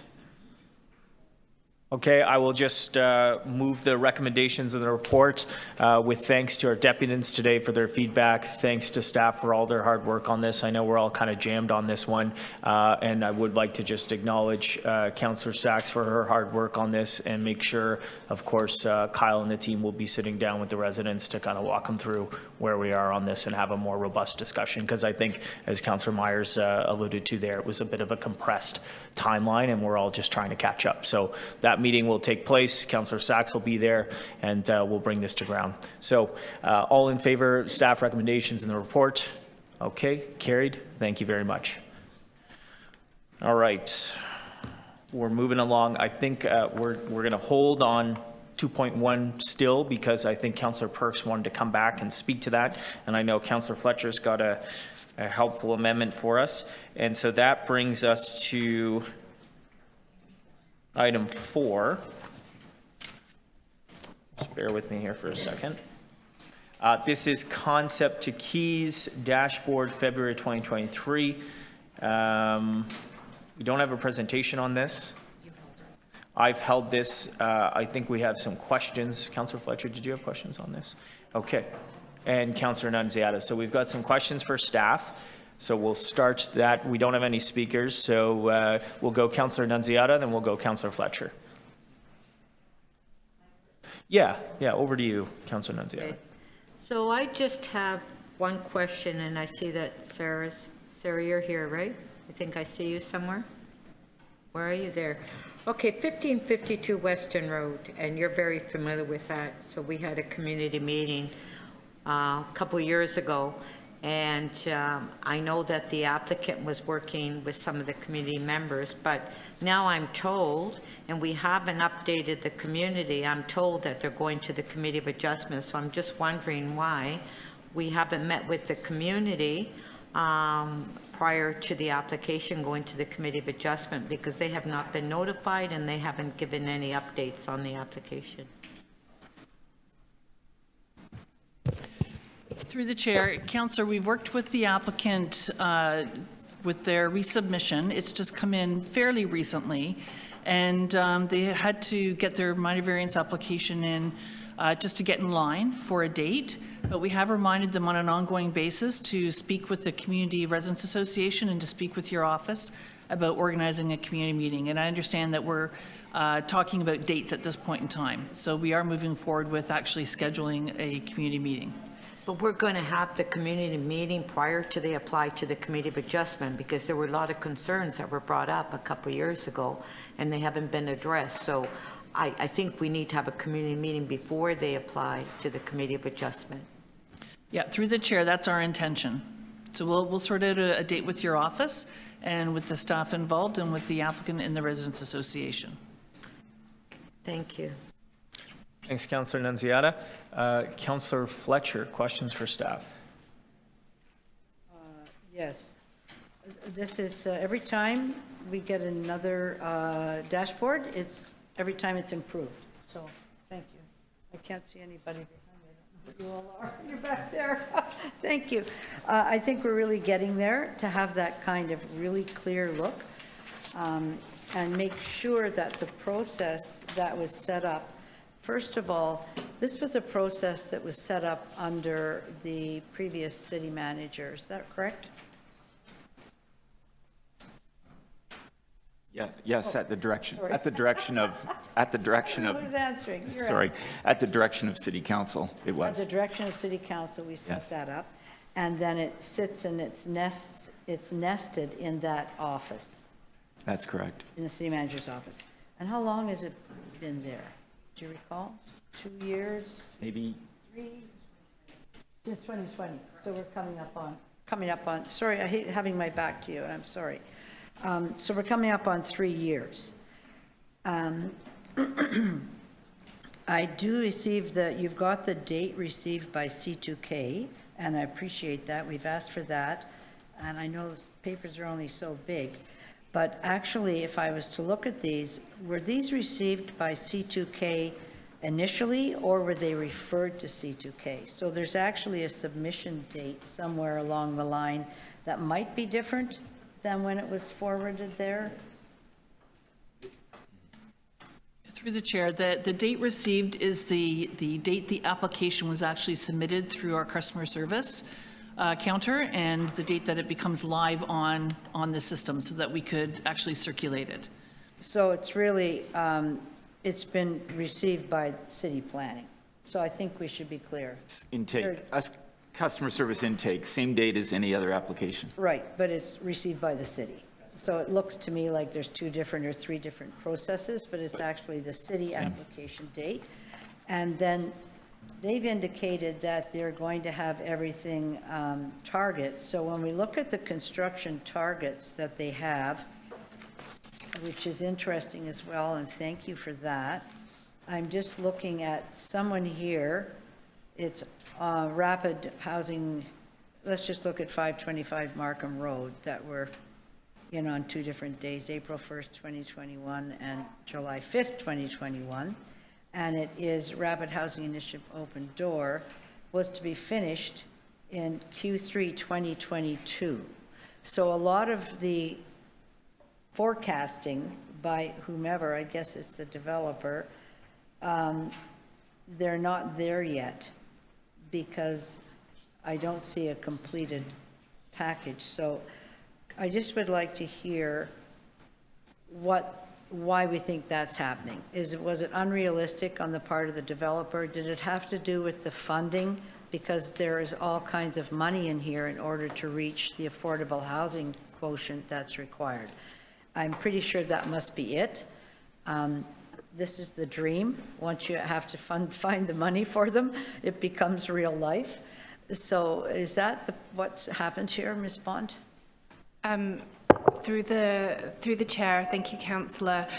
You correctly identified that some of the projects on here are funded through the Rapid Housing Initiative, that is federal funding.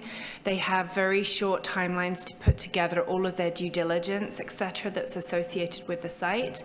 And in order to secure the money, they have to provide a maximum 12-month timeline to completion. And we have learned through that process, not just for our partner sites, but also the sites that we have done, that has in some cases proved difficult as things have come to light as they have progressed that project that have to be dealt with, that has pushed out the timeline. So certainly the Rapid Housing Initiative ones have seen, some of them have seen a shift from the original timeline that was identified. And how would you describe the shift for all the other timelines that were identified? Because if it's only rapid housing, not open door or modular, then what about open door and modular? Because the timelines haven't been met, and I'm not being critical, I'm just saying that it looks bad, but there is some history there about why it's not completed.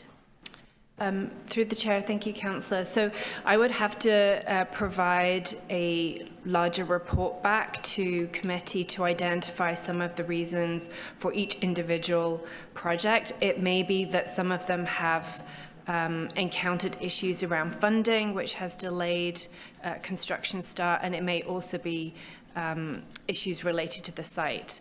As you're very aware, it's often the case that affordable housing projects are trying to juggle a number of different competing factors in order to make them viable. Yes. Thank you. But we can certainly provide more information in the future about some of the key risks that have come to pass. So I'll just go and ask you about item number 1, that was received March 20th, 2019, and was to be completed Q4 2022. That's at 27 Grosvenor, 26 Grenville. And there's 231 affordable units, which is fantastic. And it's an open door project. So just looking at that, what were the bumps on the road? Apparently, or hills, I might put hills on the road, because we're past the time, and yet it doesn't look like they have a building permit yet. Through the chair, that one, as I understand it, is the West Donlands project. On Grosvenor? No. Is the other provincial site over by Bay Street North? Oh, right, yeah. We may have to get back to you, Councillor, with the specifics in relation to that site. So I know the chair wants me to wrap that up, but obviously there's constraints that need to be identified somewhere, because the span of coming out, speak to that. If I could just assist on the Grosvenor site to help Abby out. The site had a zoning bylaw amendment application associated with it, as well as a site plan application. The zoning bylaw amendment was shown on the January dashboard as being approved and in force. So it was the zoning process that took a period of time, and the rezoning was deemed complete in 2019. And then the second submission comments were in 2021. So there was a bit of a delay in terms of the applicant dealing with some of the comments that came back. And since then, they've been charging ahead with the zoning to try and finish it off, and it's now done, and now they're able to proceed with the site plan. And as much as possible, we've been trying to push the site plan forward in tandem with the rezoning. Thank you. Thank you, Councillor Fletcher. Any other questions? Okay, I have a couple quick ones. So to the C2K team, I guess at a high level, why are some Housing Now projects shown as on hold? And I'd just like to understand the difference, or maybe it's to Abby, the difference between on hold and delayed with respect to the dashboard. To the chair, if I could just jump in again. So the Housing Now sites, the applications that are on our dashboard are just the site plan applications. They don't reflect the project as a whole. The project as a whole would be progressing in a bit of a different way, and there is progress in different ways in different sites. There's also discussions going on with Create.to staff, but the site plan applications are waiting until these other general project matters are addressed before the site plan application itself progresses. And that's why they're shown on hold.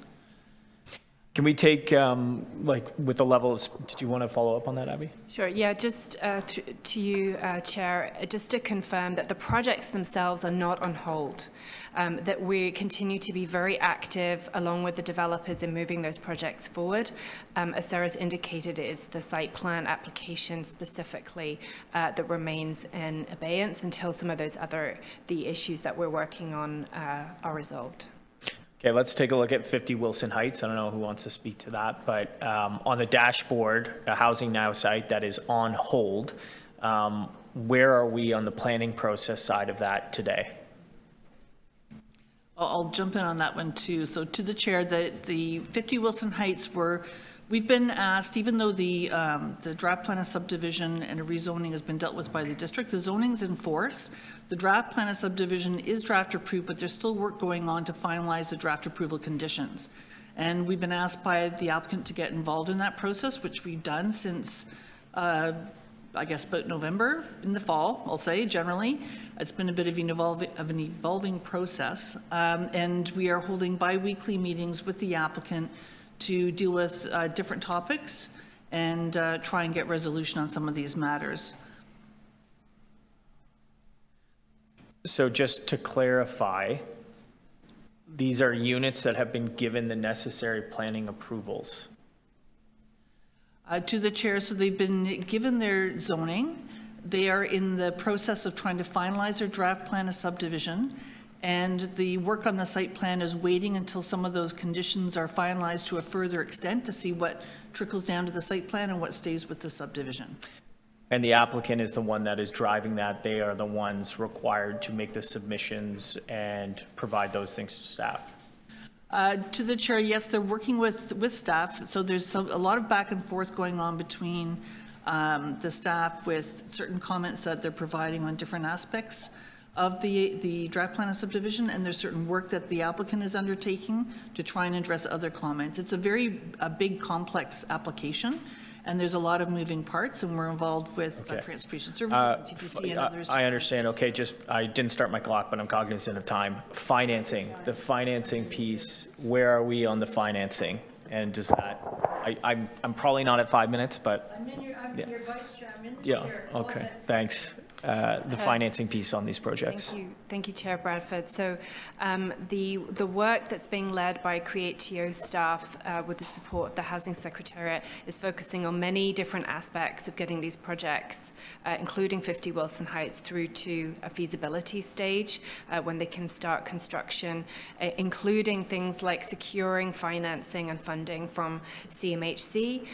We're actively working with the developers to move projects towards that kind of start line, and it's likely that there will be a report back to committee later in the spring with some more details about some of the Housing Now projects. Okay, thanks very much. That's all my questions.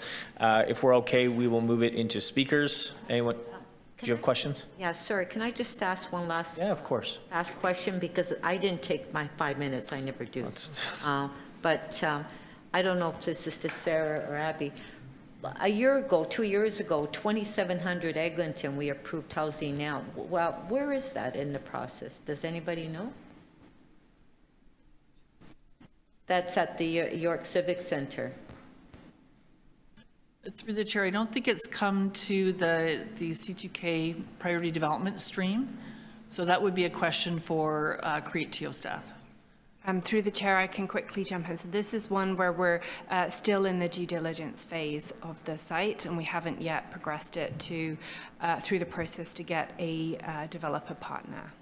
Okay, and so that's city land, right? So you're... That's correct. Yeah.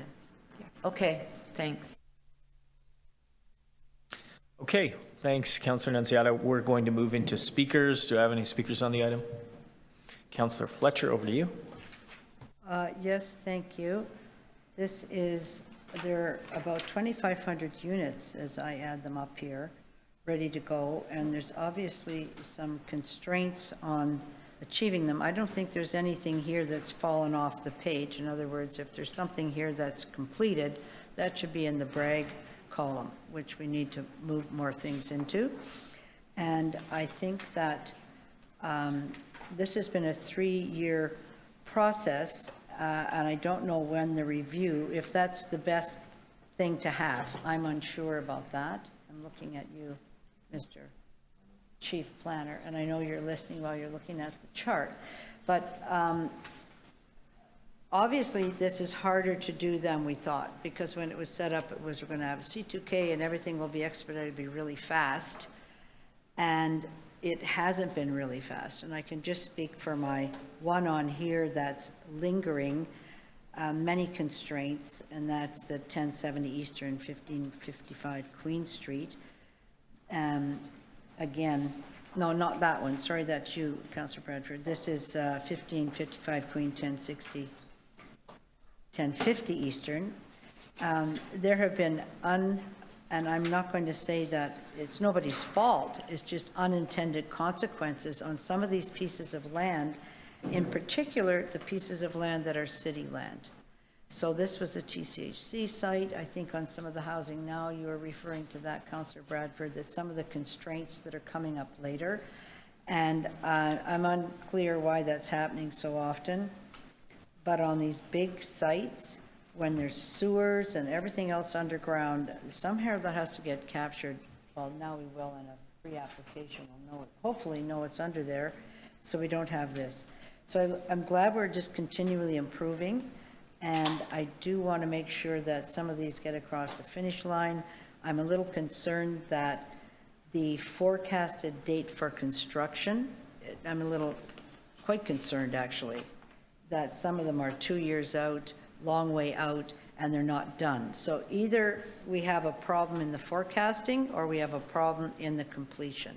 And that, to me, is what needs to be looked at by our chief planner and the city manager as to whether or not this is working optimally. Are these just anomalies, or do we have a different issue underway here with this regimen that we put in place? That's, I think, fair. Thank you. Great. Thank you for the new chart. Yeah, it's a great new chart. Any other speakers? Okay, I will go very quickly. I have a motion, if we can throw that up there on the screen, just to adjust the reporting schedule to the dashboard for every other meeting of planning and housing. The staff have been working very hard at this, and I think, as Councillor Fletcher just indicated, taking a lot of the feedback under advisement on how to make this this tracking document and our accountability even better. We've had folks like Mark Richardson and others, advocates, weigh into that process about what's helpful on the accountability side, and I really do want to thank the entire staff team for taking that seriously and providing us more helpful information on an ongoing basis. I think the value of the dashboard, of course, to this committee, members of our communities, and folks on the industry side, people building housing, is just to underscore the significant headwinds that we're facing right now with respect to building housing. And when our own priority projects and our own Housing Now sites continue to struggle with the historic headwinds we're facing, construction costs, financing costs, leveraging partnerships, it just shows the order of magnitude need facing us. I think it's really important to maintain regular reporting here at this committee. That's why we're going to come back every other month. And again, it's helpful. We don't necessarily see changes on the month-to-month basis, but we all need to be accountable to each other as staff and as colleagues here on this committee. So that's the intention of the motion. And Ankita, Sarah, Alex, Kathleen, all of the Concept to Keys team, thank you very much for your hard work and your responsiveness on this file. So if that's okay, we'll move that motion and receive the report.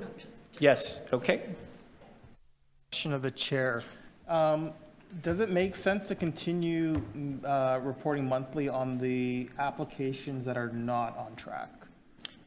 I think when I spoke with staff and had that meeting with them, they felt like the cadence of every other month was probably a better way to track that. So that was that's how we landed on that, and that was the conversation we had. Yeah, thank you. Okay, so if everyone's good, we'll show of hands. Just on the motion, very good, carried. Thank you. And that takes care of that item. I see we have visiting Councillor Perks back in the room with us. I know he wanted to speak on 2.1. So I'll just check with clerks. Are we good to go back to that? We can do that? Okay, so we will go back to that. You'll recall we held that down. I know Councillor Fletcher has a motion to address, right? Yeah, you have a motion. So that's where we are, just setting the table for our viewers. And now we've got visiting Councillor Perks back. That's right, yeah. No, it's a hot YouTube channel. Councillor Perks, over to you for your comments. Thank you. Members, we find ourselves in a terrible position. The provincial government has somehow got it into its head that starving us of the funds that go along with managing development applications and the impacts of developments, that eliminating or dramatically reducing democratic local discussion of the future of how this city develops, and deregulating how planning applications are dealt with somehow adds up to a better future. I mean, think about it. Take money away from government, take away local input in government, and take away government's regulatory control. It's just a recipe for saying democracy doesn't matter. Elected bodies don't matter. Public input doesn't matter. Funding the work to make sure we get the best outcomes doesn't matter. That's not the city that any of us is here to build. Absolutely, we should have the right set of regulations. Absolutely, we should only be charging developers for what the impacts of their development should be.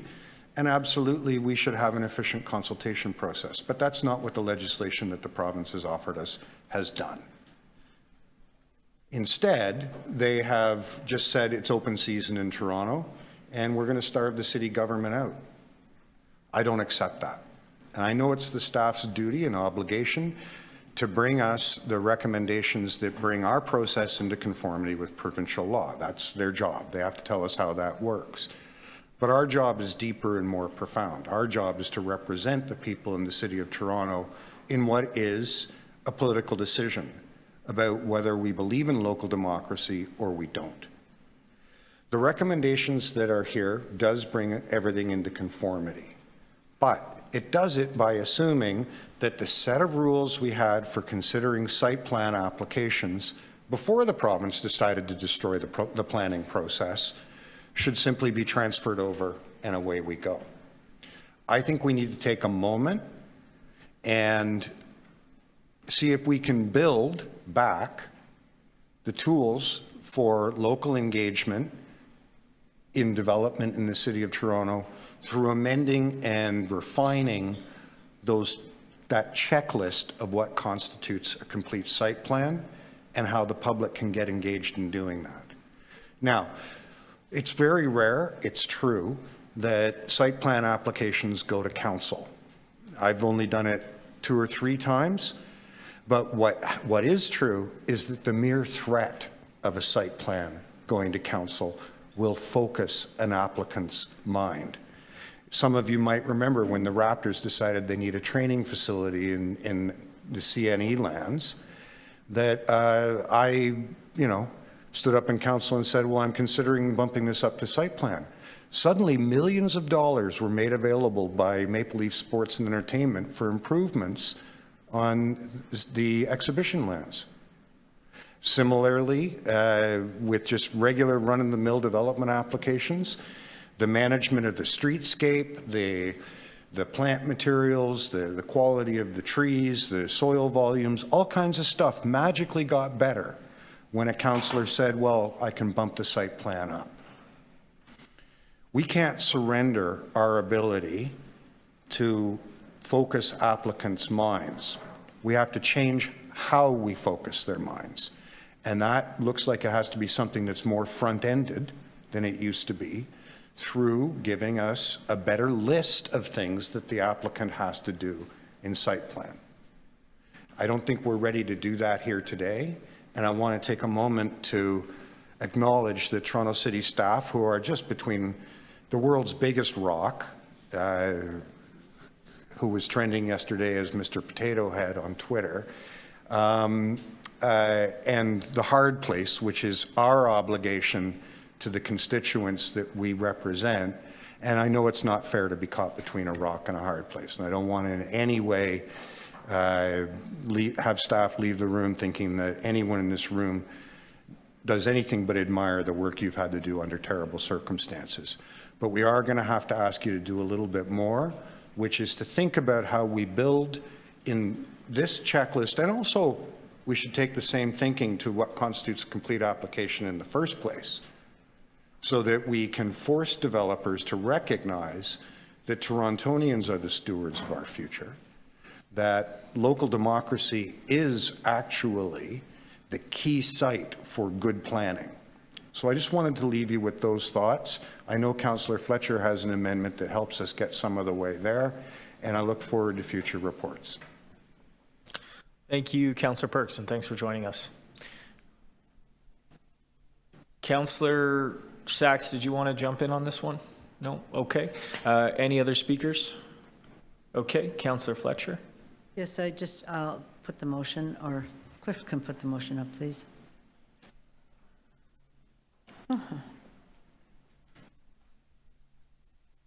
This is actually looking at how to get the construction management plans in. So we have the front end loaded, which is the checklist, which you're going to bring back to make sure that it covers everything. You've indicated you can look at the flow chart from Ms. Dexter-Lord, and this just has to do with these requirements, which is the impact of building in the community, over which we used to have a fairly good say. To require, for the building permit, you get to put these things in place. And I did have just why this is important on a fairly large site with very prescribed requirements for construction. The builder went ahead and just started this strange process, which had everybody up in arms, and we had to call back and say, here's what was passed in the site plan, and this is what your requirements are in order to continue building. They really turned around very quickly. There have been really easy moments in building difficult things on main streets with a lot of transit, a lot of people, by just having a good process that everybody knows what it is. So I think that's my goal here, and I agree with Councillor Perks. It is, a City of Toronto staff in no way put all of these regulations in and new laws that are in all the bills. And one day we're going to have a quiz, Mr. Chief Planner, the number of the bill and the main things. And it's hard to keep track, or bill bingo, something like that. I just want to make sure that in trying to tweak this, that we're understanding our obligation, which is to the many constituents. It's not to jam up the works, it's not to do anything, it's to have as smooth a process as possible based on all of the experience that we have on the ground in the community. So with that motion, I would ask the committee to support that, and then we'll be hearing back more on this whole thing, and thanks staff for their work on getting us to this place in bills that they never asked for, but got. Thank you, Councillor Fletcher, for that. Any other speakers? Okay, I will just say, I'll be supporting Councillor Fletcher's motion. I think that's a good one, and great discussion this morning from visiting councillors as well as committee. What we have here with Bill 109 and the business transformations underway by our entire staff team, not just city planning, but all of the commenting partners, represents a real change in the way we do things here at the City of Toronto. And again, as people have alluded to, it wasn't a change we were asking for. But now we have this tension between local control and our ability to engage with our constituencies, and as you colleagues have alluded to, those really important conversations and discussions that we have around the table, the different moments of impetus for conversations to get things past different roadblocks or challenges that haven't been resolved. There's been a way that we've done that here for many, many years, and now the world is changing in a fast and significant way, whether we like it or not. And I appreciate the staff's challenge in trying to respond to these 60, 90, and 120-day timelines for really, really big and involved process. And I would just always state and underscore the fact that, here in the City of Toronto, the complexity of the applications, the stakeholder groups, the way we need to build is markedly different than, Tecumseh, Ontario, or, other parts, Peterborough. It's each community is unique, and this will make it really challenging on a go-forward basis. So both item 1 and item 2 respond to how we're going to deal with those changes that have been thrust upon the City of Toronto, and I think the staff are doing their best. And it certainly will move these things forward in a much more expedited way. So Councillor Fletcher's motion is a good one. I think construction management plans are something that are part and parcel of every project that goes forward in a lot of our communities. They are essential, and staff's advice and coming back with how we can incorporate that into the new process is really helpful. So with that, I think we just need to vote on that motion and the item. Can we do that together? Let's do them separately. Okay, so Councillor Fletcher's motion, is that the first one? Yes. Yeah, all in favor, show of hands, that carries. And the item as amended, in favor? Very good, carried. Thank you very much, colleagues, and thanks for your input. I have a motion to extend the lunch recess till 2 o'clock. If that is okay with folks, just want to give everyone notice. Hopefully we can continue to plow through, but I will put that on the screen. Everyone's okay with that? Just 30 minutes extra. Okay, that carries. Thank you. And I think now we can jump to just lunch will extend till 2, 30 minutes longer. Okay. No, sorry, we're going to break from 12:30 to 2. Yeah, it's just 30 minutes additional. I'm sorry, I didn't read it. You took it down so quickly. You're going so fast. No, I know. It's a big day here at the committee. Lots going on, trying to plow through.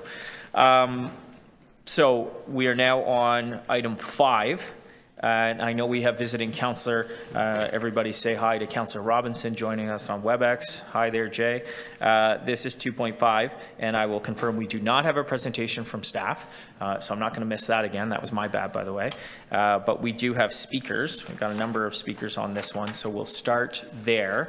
And I would like to welcome Ron Jameson. Is Ron in the room or online? Ron is online. Ron, we'll get you set up, and then you'll have 5 minutes to speak to the committee.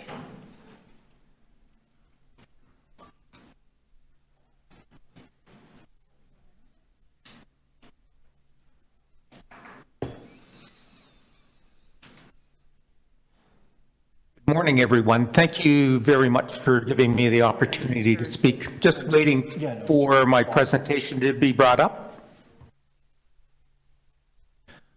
I'm going to reset your time here. Ron, we just need to get you on screen sharing, and IT is working on that right now for us. So you are a presenter mode, so you should be able to share your screen.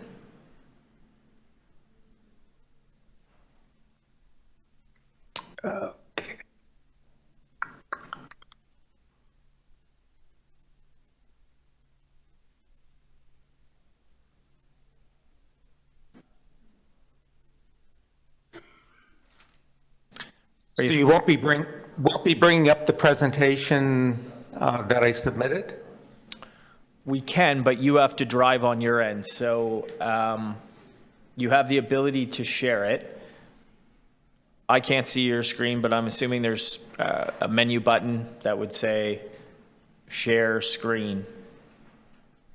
I'm getting nods. Could I make a suggestion? I'll need to bring up the presentation on my laptop. So maybe move on to the next speaker and then meet me back in. Can we do that? Yeah, no problem. We'll hold you down there and you get that going. We'll move to our next speaker. Okay. Thanks, Ron. We're going to go to Kathy McDonald. Sorry, I know this is 5 minutes sooner than you thought it was going to be, Kathy. Are you online or are you in the room? Online as well.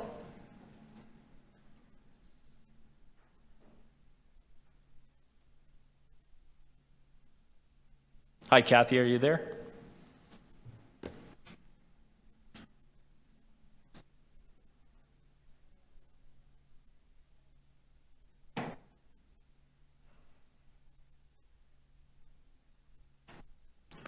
Do we have Kathy?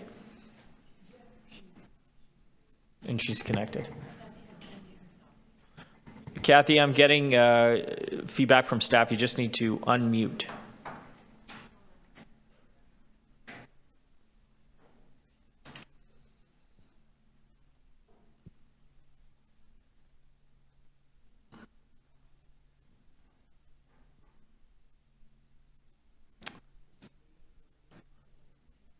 Kathy, if you can hear us, we would like to hear you. And you just need to unmute. Are they connected to audio? Like they're fully connected. Okay. Hey.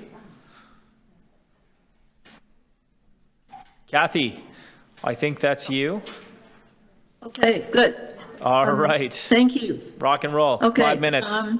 Okay. So good morning, Chair Bradford and members of the Planning and Housing Committee. So I'm the co-chair of the Federation of North Toronto Residents Associations. We have over 30 residents associations as members in the area bounded by Bloor, Shepherd, Bathurst, and the Down Valley Parkway, and many of them are involved in Committee of Adjustment hearings. So we're very pleased to see the results of the KPMG review and strongly support the implementation plan. The plan will begin to address the many concerns we've been raising over the years about committee operations. We're, of course, focusing on the important role of the residents, which is even more important now, given the loss of our democratic rights of appeal. I'd like to highlight a couple of the actions in the plan. One is ensuring that there are clear reasons for Committee of Adjustment decisions, and that these are posted for the record, and this is not always done. Secondly, eliminating waivers, which we've been trying to do for a long time, which waste everybody's time due to the number of errors in them. Council has addressed this issue over a year ago, and we need action on that. And we need to ensure notification of affected tenants. This should not be up to concerned homeowners. We also note that a couple of important issues have not been addressed and should be added to the list. First is making more effective use of planning advice, including having planners attending the committee meetings, to take into account the further information that residents are providing important information about local impacts that the planners will not be aware of. And secondly, finding more effective ways for the committee to better protect the tree canopy. It appears that too many trees are being lost through committee decisions, and it's important to make this process work better. The implementation plan provides for opportunities for public consultation. The input of residents, a key player in the process, is absolutely essential, and Fontra will be pleased to participate in making the committee work better for everybody. We also note that more detailed comments are included to the appendix of our letter, which we see is now posted for this item. Thank you. Thank you very much, Kathy. Let me just see if we have any questions for you here. Any questions for our deputy? Okay, no questions. Thanks for jumping online today and your commentary. Appreciate it. Thank you. And we are going to move back to Ron Jameson with the presentation. Hopefully got the slides ready to go. Ron, do we have you?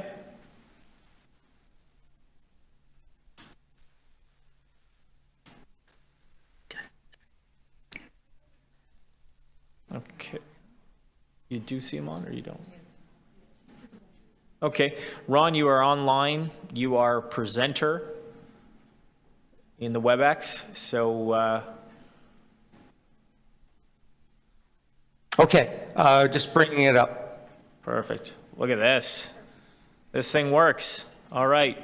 We can see your PowerPoint and you're in presenter mode like a pro.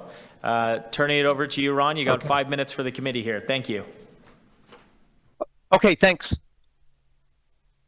I think with the passage of Bill 23, it's incumbent upon the city to make sure that the Committee of Adjustment process is transparent and fair, because now with Bill 23, we're no longer allowed as residents to appeal Committee of Adjustment decisions. What I want to do is take you through my own experience as a private citizen, as a resident, with the Committee of Adjustment and the planning process. Back in 2017, I had an application for the house across the street from me to be severed. This went to the Etobicoke York Committee of Adjustment panel in May 2017. It was widely refused. Or recommended to be refused by planning, forestry, the councillor, by the residents. I think there was only one letter of support for this. And in the process of the hearing, basically all the applicant had to present as a positive for his case was that all the variances are minor. Now, when the decision was rendered, this is what came up as the reason. The general intent and purpose of the official plan is maintained. General intent and purpose of the zoning bylaw is maintained, etc. It really didn't explain why this particular panel chose to unanimously overturn the recommendations from the city's professional staff. It didn't address what the residents actually had to say. Now, I was out of the country at the time of the hearing, so I had, when I saw the decision, I went and I had to purchase a copy of the video recording of this. And what I found at the end of the meeting, after all of the residents had left, the chair of this particular panel commented after making this decision that it was precedent setting. And he commented, there's hardly any lot splits in the south part of Long Branch, i.e. down towards Lake Promenade. I've looked at decisions going back as far as 2013, not just in Long Branch, but across the city. And the same basic text is used in virtually every approval of a Committee of Adjustment decision across the city of Toronto. The legal term for this is boilerplate, and it's not a sufficient explanation. Now, the Committee of Adjustment process is governed by the Planning Act, and Section 45, Clause 8, actually says that decisions have to set out the reasons for the decision and contain an explanation of the effect that written and oral submissions had made. On this particular case, they failed to explain the rationale behind the decision. It contravenes Section 45, Clause 8 of the Planning Act. Now, the fallout from this, for me, I had to appeal the decision at TLAB. But I found that the TLAB process isn't an appeal. It's simply another hearing. I wasn't allowed to summon any of the members of the Committee of Adjustment panel to testify. Ultimately, what happened at the first stage in TLAB was that the TLAB panel members supported the committee decision. I submitted a request for review. That was successful. The review was overturned and reversed the original TLAB decision order. The applicant subsequently filed notice of leave to appeal. So this went to divisional court. And at this point, I had to engage a lawyer with specialized experience. It took until April, almost a year ago, before the divisional court panel upheld TLAB's review decision and basically said this should have been refused in the first place. The cost for me was $50,000. Now, unlike the applicants who can write off legal fees as a legitimate business expense, this is coming out of my after-tax dollars, and I'm on a fixed income. So I have some recommendations for you. I think that consent applications need to be heard in a different stream from minor variance applications. They're more complex. They require more time to submit evidence. And currently, the Committee of Adjustment process doesn't really empower residents to use evidence-based presentations with that 5-minute time limit. Yes. Hi, Ron. We're going to need you to just final thought here. I'd say in the case of consent applications, I think these should just bypass the Committee of Adjustment process entirely and go straight to TLAB. All right, straight to TLAB. I'm going to see if we have any questions here from the committee for you, Ron. Thanks for the presentation. Looking around the room, and Councillor Robinson, who's online. Any questions for Ron? I just can't see yet to see if Councillor Robinson has any questions. She's not putting her hand up. No, okay. Thank you for the presentation, Ron. Appreciate that. Glad we got the slides working, and you have a good day. With that, I'm going to take it into committee. We will ask any visiting councillors if they have questions. I see Councillor Robinson's on the line. Good morning, Jay. Do you have questions of staff? Good morning. I do. And can you hear me? We can hear you and we can see you. And so Awesome. I'll turn the floor over to you. Thank you very much, Chair Bradford. I would, I just have a couple questions, and I have to say that staff have briefed me on this prior to this meeting, and really done an excellent job in briefing me and answering a lot of my questions. But I have a couple more quick ones. One is the tree canopy, which Kathy McDonald brought up. Often I hear, and I'm going to be delicate and not use names, from forestry, a lot of frustration about their lack of influence on the community adjustment process.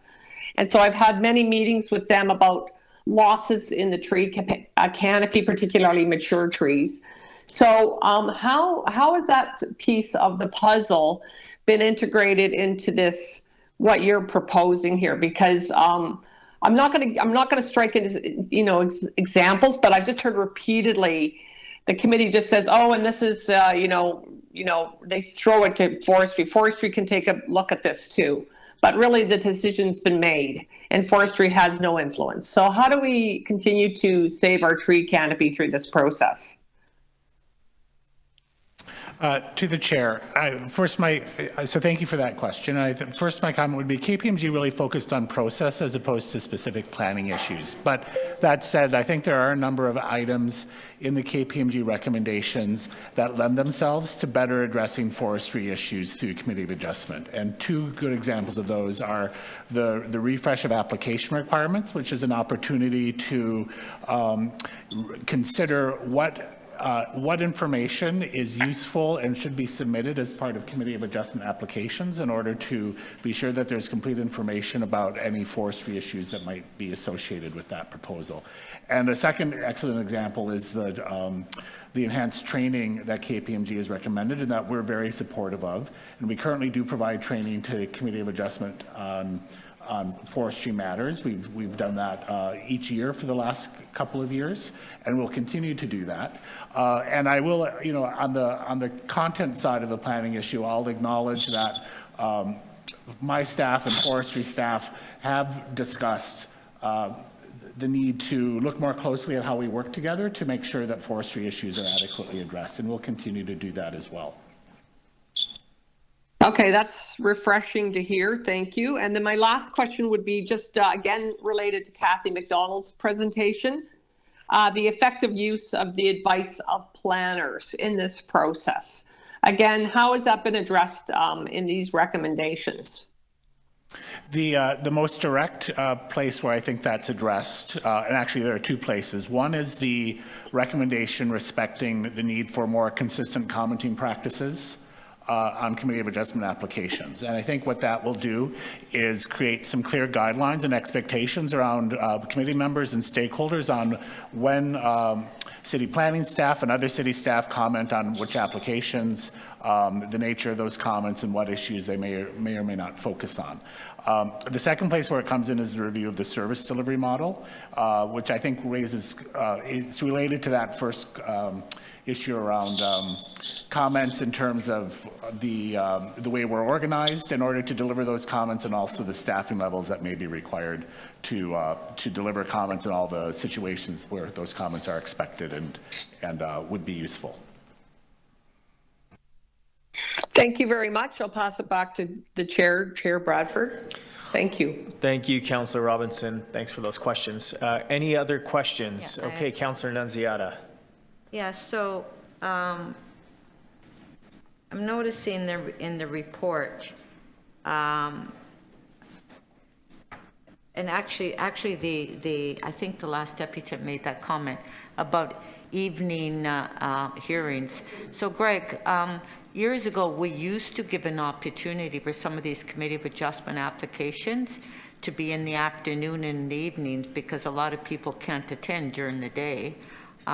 Is that what we're looking at? Through the chair, that hasn't been specifically suggested by KPMG. I think our practice has been hearings are scheduled to the day. They often extend into the evenings because agendas are quite long. And when we've looked at evening meetings in the past, our finding has been that they've, between the volume of agendas and the expense of all the overtime associated with those meetings, they weren't, we couldn't support, I guess, the cost benefit associated with that. Yeah, but a lot of people can't attend during the day. You have your meetings at 9:30 in the morning, and a lot of people, residents cannot attend because they're working, and it makes it difficult for them to come and speak and make a deputation. So, I mean, I know we did it years ago, that we did give an option on separating some of the applications, and they were held late in the afternoon, evening, and others during the day. But part of the recommendation here too is to have a hybrid in-person hearings as well, right? That's yeah, that's right. We are we've developed a hybrid model that we are hoping to roll out later this year, and we'll use that as an opportunity to address some of the concerns we've heard around technical challenges related to virtual hearings. So that should be for all planning applications as well. Where staff has delegated authority that if a committee of adjustment application is approved at the committee, that they have delegated authority just to appeal the application without notifying the applicant or the local councillor? No, staff don't have that authority. We do have that authority. We're often granted that authority during election periods when council isn't meeting, but typically we don't have authority to file any appeals. Well, I just had one a couple weeks ago. Yeah, sorry, I'll just clarify. There is standing authority when the decision of the Committee of Adjustment implicates conversion of employment lands. That's a standing delegated authority. That the city solicitor must appeal those. That's the wording of the authority that was put in place by council quite a few years back, but that's the only instance. But is there no notice given, though?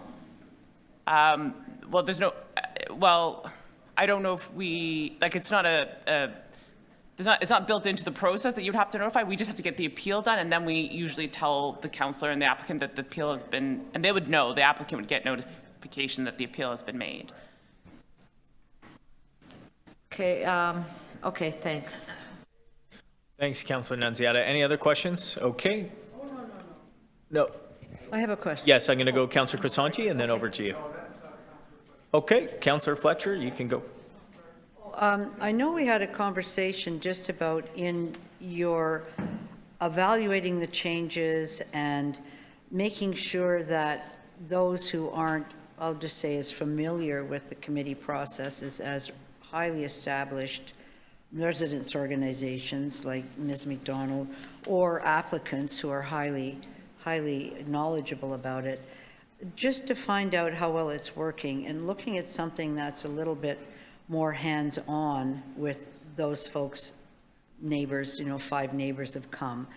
It's not about their happiness with the decision or not, but it actually has to do with how well the process is working for them. Is there anything legally that would preclude you or whoever staff at Committee of Adjustment for asking for that kind of feedback from participants on a, I'll just call it every 10th time or every 5th hearing, that would preclude that should people give their assent to having their name used or being contacted?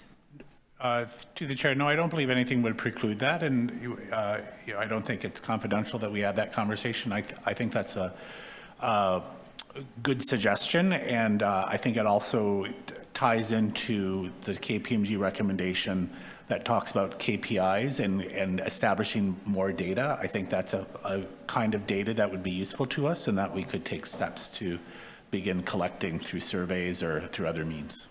Well, I know about surveys. What other means would it be? Phoning people and? Well, I think surveys, I'm throwing in other means in case there are other ways. I haven't fully thought through what they might be. So the data collection aspect could be more granular and a little more finely tuned to people that aren't as familiar with the system, because it's really for them that I'm concerned. It's people that know how to do this all the time. They know what they're doing.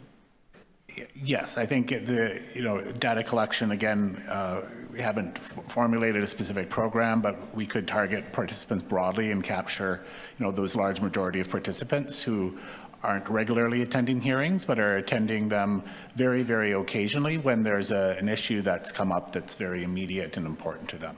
And one of the reasons why KPMG could not reach out to people that have appeared previously at the committee is because of MFIPA. But is there some way, and maybe this is a question for legal or come back, to actually include that would say at times we'd like to, when you go on a phone call and they say this is being monitored for quality control. Well, to say sometimes the city planning may wish to find out about your experience. Would you agree to that? And you either agree or you don't agree, but now you have the ability to go back in and ask, because just confirm you have no ability to ask people that have been in front of the committee anything at the moment, correct? I think specifically the survey work that we undertook, that KPMG undertook as part of this study, was they weren't able to broadly contact people who had participated in hearings because privacy legislation would preclude that. So people who, the 1,000 people who responded to the survey opted in of their own accord. I will say about 43% of those participants indicated that they typically do not attend any hearings in any given year. So those those 43% were people who have just participated once in all likelihood in the past year. But I think, to your point, more data and information on an ongoing and sustained basis on how effective the public is finding the process would certainly be of benefit. So my question really is clear. Is there a mechanism, maybe city legal has to tell me, that just as in planning meetings, people that sign in can say, I'm willing to share my information with the councillor, that when they're making an application to speak or appear before the committee, there can be something that says, Times City Committee of Adjustment wants to know how well this is working. Would you agree to being contacted in the future? I want to be really clear that that's okay. To the chair, yes, I would say we'd want to do a thorough homework on that, but our inclination is that it would be okay. I see the chief planner is nodding. Is that okay? Did you wish to comment? So how would we know if that's implemented or not? Because I think it's also a very good idea. I think we would we'd incorporate that into our work program. I think it fits easily into the work program. We would consult with legal and the privacy office and the clerk's office and make sure that we're going through the process correctly and are in compliance with all the privacy legislation when we seek people's consent for that. And will you be giving a follow-up on this at some point? There's a report back we suggested a report back a year from now in Q1 of 2024, so we'll update the committee on all the progress we've made on implementation of the various items, including the discussion we've just had. So, yes, because that will be my question in Q1 2024. Trust that satisfies. Okay. Thank you. We'll hit pause there and we'll jump over to Councillor Crisanti for questions. Thank you, Mr. Chair. So just a couple of questions to staff with respect to a comment I heard earlier regarding planners' involvement. Planners already currently have the ability to comment on all applications, and they, for the most part, do comment on all applications, correct? Planners review all the applications. They triage the ones that are most in need of comment because of the issues that are involved. Across the city, the last time we collected data on this was a few years ago, but at that time about 40% of applications received comments from city planning staff. Our process hasn't changed since that time, so my assumption would be that the numbers are still around 40%. Okay, and the assumption is that if a planner does not comment on an application, that typically because they're generally okay with whatever's in front of them and whatever will be going in front of Committee of Adjustment. That's right. They're okay, or they don't have any concerns that they think they need to flag for the committee. And also currently, all applications are, dealt with in, what word could I use? Essentially equally. There's no way of identifying an application to create a separate stream, if you will, for what could be identified as the more simpler applications, to move those meetings and those applications much quicker than the ones that maybe have 20 or 30 deputants and could be potentially defined as more complicated. That's correct. There's only one stream of application.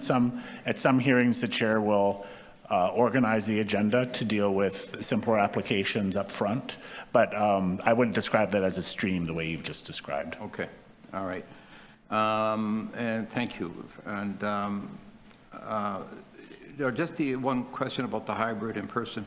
Up until now, everything has been exclusively hybrid? No, up until, obviously hearings were entirely in person until 2020, and then we pivoted to virtual hearings in 2020 in response to COVID, and we're still doing virtual hearings. So a hybrid hearing would be a new model that we will introduce a bit later this year once we have some of the technology that we require. Sorry, I'm not clear on that. So currently, though, they're not hybrid. They're only. Currently, they're only virtual. Oh, so currently they're only virtual. They're not. All right. Yeah. No, I'm sorry. I'm a little surprised because we're beginning the process of going back to in-person everything, and why are you considering waiting till later this year? Can we not do something sooner? There's certain computer equipment that we've ordered, and its delivery has been delayed, candidly.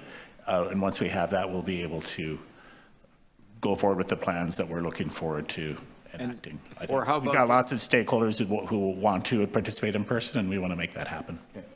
So how about yes, I was just going to say that, Councillor. How about we just do it all in person versus hybrid? Through the chair, this meeting is hybrid, and that's, I think, what Kyle's talking about, is that we want to move to a model where we have the ability for people to attend in person, and staff and councillors or committee members to be there in person, but also the option of councillors and the public to be online.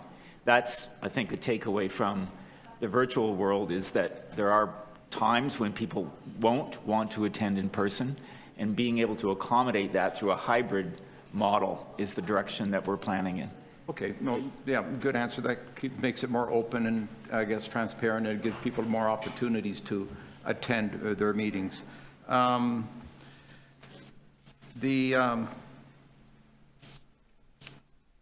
Just one sec, I think I have one more. Okay, can you just confirm how many applications do we process on average per year for C of A? The number over the last several years, it's varied from around 3,000 to 4,500. Last year we had about 3,200. Over the last 5 years, the average has been around 3,600.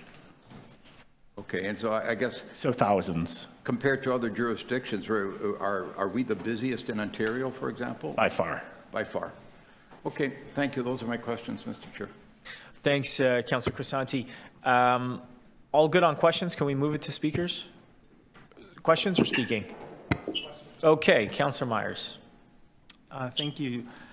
Just a question. Why do we have committees of adjustment by geography? Why don't we just have 4 committee of adjustments where you can just take an application to, regardless of where it's in the city? To the chair, since amalgamation, the practice has been to organize the committee of adjustments panels by geography. I think you've raised an excellent question, And certainly that will be something that recommendation 15 of KPMG is to look at the service model delivery. And that's one of the things that will need to be examined there, is whether the geographical model is still the best way of delivering the service. I will say that in the past, when the question has come up at committee and council, there's been I think a clear recognition of the tension between our goal to deliver the service efficiently and the goal to tap into local expertise and enable some local expertise to sit on the panel. Thank you. My second question is regarding the qualifications to sit on the Committee of Adjustments. Do adjudicators need to understand and and be able to interpret the Planning Act and other planning legislation? Like, is that a specific qualification? The qualifications are posted publicly on the clerk's website. It speaks to professional experience in planning, engineering, architecture, and other related fields. It doesn't specify the Planning Act. The last time the city manager reviewed those qualifications was 2015, and they decided to keep them as general as they are in order to make it possible for a broad range of citizens to apply to sit on the committee. Okay. So are there benefits to having adjudicators who don't have, or I guess what are the drawbacks and benefits of having adjudicators who don't necessarily have experience interpreting the Planning Act? Because that's what the primary purpose of the Committee of Adjustments is, to interpret the Planning Act. I think that creates I wouldn't say a challenge, because it's a very doable exercise for us to train the committee members. Clearly, one of the things the nominating panel is looking for when they recommend members is a diversity of background and experience, and certainty that there's both professional expertise and also expertise and experience with adjudication. And I think the requirements are that they nominate 2 members on each panel who have past experience on adjudicative bodies. So that the focus is really on creating a diversity of experience to make sure that all the things that panel members may need to know are represented somewhere on that panel. Thank you. And final question. I saw the KPMG recommendations, and I didn't see anywhere of allowing the city to potentially help facilitate negotiations or mediation prior to the hearing. So I've understood this is how it operated in the past, but we don't do this anymore, and quite a lot of issues or matters were resolved before they actually went to the hearing. So is that something the city could explore? Certainly we can explore that. I think one of the downsides of virtual hearings is it's no longer possible for people to huddle together outside the committee room and work out issues, and that was a way that issues were often resolved immediately before a hearing.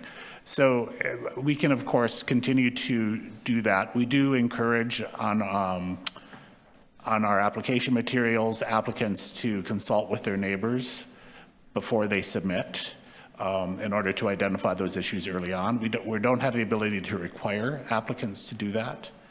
I'll say we also did pilot a mediation program in 2017, and the outcome of that was that it was not found to have enough results to justify the cost of keeping a roster of professional mediators on hand to mediate disputes.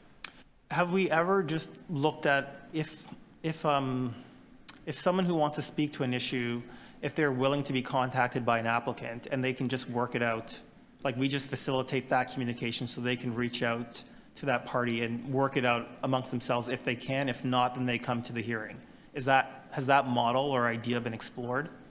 I think that's effectively in place. The applicant's information is available through the Application Information Center, which I'll acknowledge is prime for some improvements. It's not necessarily easy to go the other way. In other words, we can't, if a concerned resident contacts us, we would only be able to give their contact information to an applicant if that person had expressly given us permission to do so. Got it. Okay, thank you. Okay, thank you.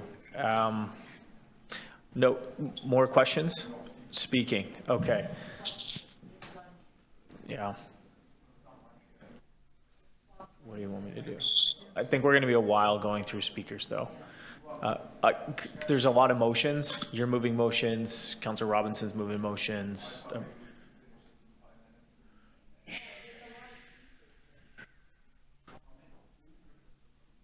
Three for sure, probably more. What do we want to do? You want to, we'd have to actually go through it really quickly, or no? Okay, so we will just resume at 2 o'clock and we'll start with speakers on this item. Thank you very much.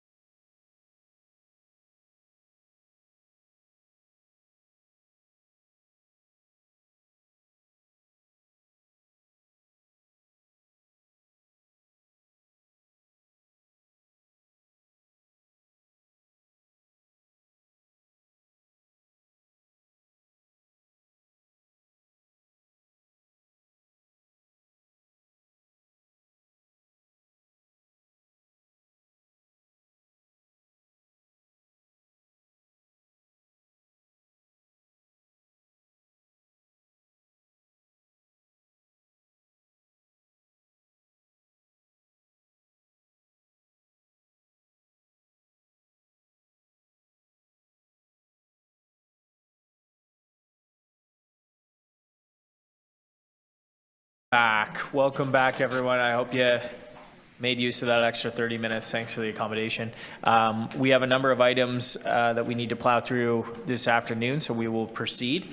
And we are on item 5, the Committee of Adjustment Consultant Review. And I know Councillor Crisanti was ready to go, but I think I'm going to go to visiting councillor first. Councillor Jay Robinson's on the line. I know she has some commentary and a motion that I'll be moving on her behalf, which I think has been registered. So, Councillor Robinson, over to you. Thank you very much. Can you hear me okay? It's actually really loud in here, so we can totally hear you. It's very loud. That's not you. I think that's us, but we can hear you. Okay. Yeah, there is a lot of feedback. I would agree with that. Okay. Thank you, Chair Bradford, for the opportunity, and of course the whole Planning and Housing Committee. I want to, try to keep my remarks short. I'm jumping between two meetings. A meeting that's happening in my ward right now that's related to multiplex. So I want to get back to that. But this is a very important issue for my ward, and thank you to Chair Bradford for agreeing to move my motions. I really appreciate it because I'm not able to. I don't know if the clerk can put the motions on the screen, but I would like I did submit them this morning, so hopefully everybody's had a chance to look at my letter and my motions. Quickly, I want to say residents certainly in my ward are disillusioned with the COA. In fact, they feel it's not, doesn't really support public participation, and it's not transparent or accessible. That's the feedback I get all the time. And it's very overwhelming when you get, suddenly you get this letter in the mail, a new build's happening close to you, and in the span of the week, you have to become an expert on Committee of Adjustment and how a minor variance works, interpret, complex architectural drawings. I mean, it's very difficult for residents who don't know how to facilitate or, quite frankly, navigate these. So my motions hopefully will help a bit more. I do want to thank KPMG, who I think did an excellent job, as well as city staff from the planning division. Just say that I think this is a big step forward. My concern is it's not moving fast enough. But it's a lot to digest when this happens. And these things are happening in real time. The applicant chooses to communicate with the neighbor if they want to, in good faith or not. And so these public hearings are happening, as I said, in real time, and it's very overwhelming for Joe Public to deal with this. So I really hope that we'll get rallied behind this and make it more of a fair and accessible process, because I'm finding people are getting very discouraged and disillusioned about participating. And I really think we need to step up to the plate. So I moved motions in June of 2014. I know that sounds like nearly a decade ago, because it was. And my letter is linked to your my submission today. What I submitted, there's a link to my letter, which quite frankly identifies a lot of the things we're talking about this report 9 years later. I'll repeat that, 9 years later. Public notification, professional development, public engagement, and procedural fairness. So we have a long way to go, but we're going to get there with this new report updated. And like I said, I would just like to see them accelerated. And that's what my motion recommendation 4 says, is let's find a way to accelerate this and do it not in 3 years, but as soon as possible. These aren't new issues. They're issues we've been facing for years. And I really think it's important we fast track this. These are significant land use decisions. And we've heard a lot this morning, we heard a lot of criticism about other orders of government not getting it right. We criticize, of course, the OMB that now changes its name every couple of years, the OLT now. But we criticize that process. But we haven't got this right. And so we should criticize the other orders of government, because they've landed all these horrific bills on us and the OLT. And these things are not clear or fair or transparent or accessible, and nor is our own body. So let's get it right. And let's make sure this is playing an important role in local communities. And I just think it's very important that the COA members are balanced. And that's all I'll say on that, except that I'm going to say one more thing about trees, which I've said several times in the past 2 years. And before that, I've moved a series of tree COA motions in the past 2 years. And that hasn't been included in that. And I'm looking directly at the chief planner, and I'm going to send you those motions following this meeting after my public meeting with the rest of your staff who are at that on the multiplexes. But I'm going to send that to you, Mr. Chief Planner, because I want you to see them. They've been moved. They have not been incorporated into this report. So that's my one disappointment, that wasn't taken care of. That we have to make sure forestry is not reactive, but instead proactive in the process and included in the process. So I know that's silo effect a bit, but let's make sure that they're part and parcel of these discussions. So on that note, Mr. Chair, Chair Bradford, and to the members of the committee, I hope you'll support my motions. And I hope that, that this goes through and that we can accelerate it and get this right. Thank you. Thank you, Councillor Robinson, and we'll move those motions and get that passed. Thank you. Who's next? Councillor Crisanti, did you want to go? Okay, we'll go over to Councillor Crisanti. Thank you, Mr. Chair. So first of all, I just want to start off by thanking staff who, spent some time with my office to brief us on the KPMG COA recommendations. Sorry to interrupt, Councillor. Do you have a motion to move? I think they're going to. I do, yeah. So I have a motion to move that I think clerks has. We could put it on the screen. So this motion is essentially requesting Chief Planner, Executive Director to explore options for a more expeditious process for non-contentious Committee of Adjustment applications, completing the work related to identifying and evaluating options to improve service standards for the Committee of Adjustment by creating a separate stream for less complex applications. And this is a request by Planning and Housing Committee back in 2019. And so I'm asking for that to be completed and brought back in the first quarter of next year. And also to request the Chief Planner, Executive Director to explore options for improving the format and content of the public notice sign for Committee of Adjustment applications in order to improve the visibility and readability of these signs.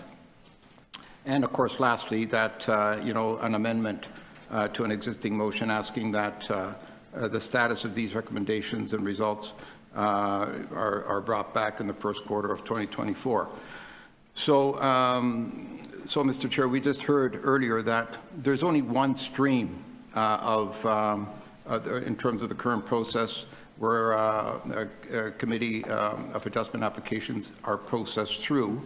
I've heard by many of my constituents and also many stakeholders with respect to the difficulties they have. Of course, the timing is one thing, takes a long time, and a lot of these applications, even though a number of them are potentially very simple, very straightforward, they're all bundled into one meeting.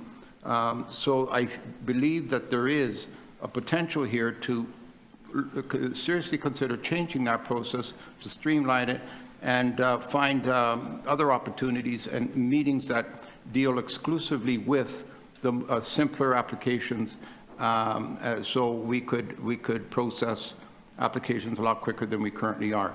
There are applications sometimes that come forward that have upwards of 15, 20 deputants, maybe a dozen deputants, and that those handful of simple ones are stuck in that same meeting process, and people have to wait until the for all day to see their application heard. So I think there's a better way of dealing with that, and also the public notice sign. Well, I think if anybody's ever seen the public notice signs that we currently use, they're very difficult to read. You could drive by them and not even know that there's been a Committee of Adjustment application submitted because the public notice signs are just so small you can't read them. So I'm requesting that we review that process as well to ensure that they're more visible. And so people within that community, including tenants, not just landlords and property owners, are aware of what's going on in their neighborhood with respect to Committee of Adjustment applications. So I hope the committee approves this motion, and look forward to seeing the results of that in the first quarter of 2024. Thank you. Thank you, Councillor. Do we have other speakers on this item? You have a motion? Yes. Okay, I just sent you an amendment. And it's very minor, and we can probably deal with it right now. It's just including the city clerks, because for your first component there, they're the ones I think that actually make that decision. Okay. So I will turn it over to you to present the motion, and then we'll make them.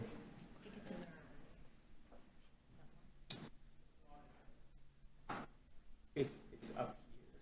Request chief planner and city clerk as appropriate.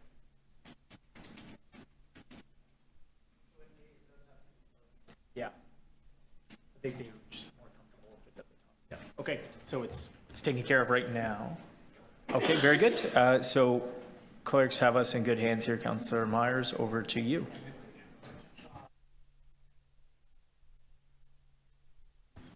Thank you. Thank you. So I'd like to move 3 motions. I guess I'll take them out of order. So the first one is to just look at B, is just to look at the possibility of, rather than having the Committee of Adjustments by geography, just offering them on a citywide basis, so that any applicant from any quarter of the city could go to any 4 of the Committee of Adjustments hearings and have their application heard. I don't think there's a rationale other than this is how it was done pre-amalgamation for continuing with this format. If there is, I'm sure staff will let us know in their report. And then moving on to A, which is related to B, if we do move to sort of a citywide focus, I think it will be important that every one of the adjudicators have some level of expertise with the Planning Act, interpreting its principles, as they will be called upon to adjudicate on issues from across the Toronto rather than just their local neighborhood or their area, which they might know intimately. So I think just exploring whether or not that qualification is required if we do move to that new format, I think would be helpful. And finally, just in conversations I've had, I've noted that in the past, it was possible for applicants and residents to just have informal conversations prior to Committee of Adjusting hearings to hopefully resolve issues. And if they weren't, then they could still go to the Committee of Adjustment. So just looking to see if there's a way for the city to... As far as which one is the geographic one? That one. The problem I have with that one, Councillor, is that if we have residents that want to attend the Committee of Adjustment, they have to go to a different district to make a deputation, or if they want to be in person. So that would be very difficult to manage, because residents now, for example, if it's in Etobicoke, York Community Council, then the residents know they have to, it's close to where they have to go. So I'm just pointing that out. That may be a problem with residents getting an opportunity to attend these meetings and to make a deputation. Now, as far as Councillor Crescenti, your comments is that what used to be done, I don't know if it's done now or not, is that when the panel goes through the Committee of Adjustment agenda, is they go down all the items. And if there are a number of residents that are there to speak in support or to oppose an application, or if they have a petition, that is being held down. And so then they just go through the agenda, and they do the fast ones first, and then they go back to the ones where there's actually deputants that want to speak on it. So this way, others are not being held down. That's the way it was done before. I don't know if that's the way it's done now, but that's an opportunity to speed up. And those, Councillor Crescenti, the ones that you're referring to that have to wait for a simple variance and there's no deputants, they could be moved on, right, to the agenda, so there's no delay. So, I mean, that's a way to speed up the process and where you don't have people just waiting for hours, you know, to get their application reviewed. So that's something that the staff could look at. Me personally, when it comes to a committee of adjustment application, which I've always done, is that if I've received, normally I would receive a petition from residents or calls from residents if they have an issue on a particular committee of adjustment application. If I get a petition, is that what I do is I contact the applicant and the residents, and we try to have a community meeting so the applicant can speak to the residents and hear what their concerns are prior to it being heard at the committee of adjustment. And that's what, you know, any contentious application, so that's what I've done, and that's something that councillors can encourage as well. Some of the, you know, residents, but some of them, you don't get a call from residents, and you don't need to have that, but if you get a lot of residents that are opposing an application, then you do want to have that dialogue with the applicant and the residents. So normally I would facilitate that process, right? So, you know, and I think things have changed from what it was done before. And as you mentioned, at one time when they were in person, if there was a lot of deputants opposing an application, the chair would say to the residents and the applicant, can you go out in the lobby and see if you could, you know, talk about it, and maybe you can come up with a compromise and come back later, and they hold the item down. And that was very good, because a lot of these issues were able to get resolved before the actual hearing. So I just wanted to make those comments, and thank you. Thank you, Councillor Nunziata. And Yeah, Mr. Chair, I know we're on speakers, right? So. yes, and you spoke and moved your motion. Yeah, no, I did. Okay. But Councillor Myers put a motion forward, and. Do you want to ask questions in the movement? Yeah, there's given what I heard from Councillor Nunziata, yeah, I just want to take a closer look at that geographical paragraph, if it could be put back on the screen, and I'm wondering if it's all right with you, Mr. Chair? Yeah, that's fine. If maybe Councillor Myers could explain how that works, and because I share the same concerns as Councillor Nunziata just commented on. No, thank you, Councillor Crisanti and Nunziata. That's a totally fair point, and one I hadn't thought of. So I can look at maybe adding language to just take that into account, those geographic realities for residents who want to comment on. So if you had an application in Scarborough, the preference would be to have the hearing in Scarborough. If there's space, I think this would more apply to Toronto and North York, where the caseload is more. So these would probably spill over into the other regions, Etobicoke and Scarborough, where they have lower caseloads. Okay. I would also just say, and Kyle and Sarah are here, and they're probably the ones that are going to have to hold the pen on this work. It's a request to look at this and report back on it, I think, and they might, because these are very good questions that you both raised, they might sort of say, yeah, we've always done it that way, but we've always done it that way because we need to have geographic locations for meetings that are close and accessible to residents. That might very well be the outcome of looking at that. So you could amend it, but like, I think also I'm looking at staff, and you got a year to work on it, and you might very well find that there's a reason that we space it out across the city. Right, so fair enough. If there's comfort there, I think I understand what Councillor Myers is getting at here. I think we're also hearing you. I think the staff are hearing that, and they got a year to kind of look at it before there's any changes. Yeah. Is that okay? Yeah, I just wanted to point out. Yep. It's Yeah. both good points. Yeah. Councillor Myers, good point as well. So if we're all okay with that, we'll carry on. Yep. Okay, great. Councillor Malik, did you want to jump in on this one? Yeah, okay, very good. Well, then we are nearly there. I will just speak briefly because I have just a couple motions to move here. And the first one is, are we going to move my motion first? Okay.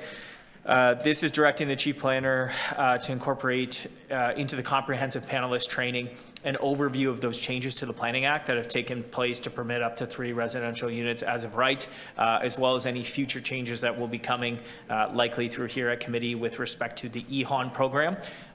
It's quite a departure from the world that we've been living in, and we want to make sure folks on the committee are dialed up and tuned in on those changes, and that's a request that was reflected in the report, and we're just spelling it out here. Motion 2, I guess. These are the amendments that Councillor Robinson had put together, and you can see them there. It's directing the chief planner to consider undertaking the KPMG recommendation number 8 and have that come back sooner. So she's looking for that recommendation to come back sooner. Panelists to inquire whether applicants have attempted to consult with interested parties. I know that always comes up, on a lot of the C of A files I see. I think that's good. And direct the chief planner to consider including timestamp links to the committee adjustment public hearings live streamed. That would be a nice thing if we could do that. And to accelerate the recommendations for active implementation further study contained in the report. So I think this is all good and helpful, and appreciate Councillor Robinson's long history. I think she said nearly a decade of work on this stuff in shaping where we are today. And, I don't have to say much more than that, other than Committee of Adjustment is actually the interface where a lot of folks touch planning process here in the City of Toronto. They, of course, don't think about it as the planning process. They think about it as their neighborhoods, their communities, their housing. So folks get very engaged. The volume that our team at the City of Toronto, Kyle Connect, Sarah, that they stand up and go through thousands and thousands of applications, it is unrivaled anywhere else in this country. And frankly, it's an avalanche of really important work.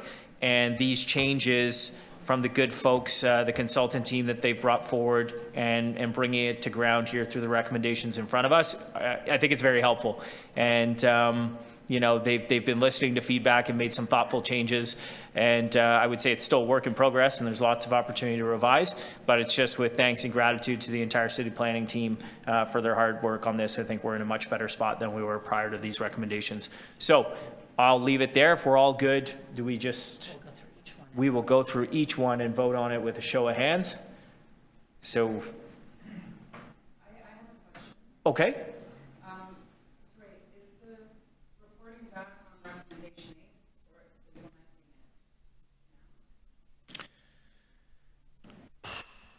on Can I see the motion on the screen? I think she's talking about Councillor Robinson's number A. Is that right? Sorry, Councillor Malik, is that? Sorry, what is being accelerated? Q1 2024.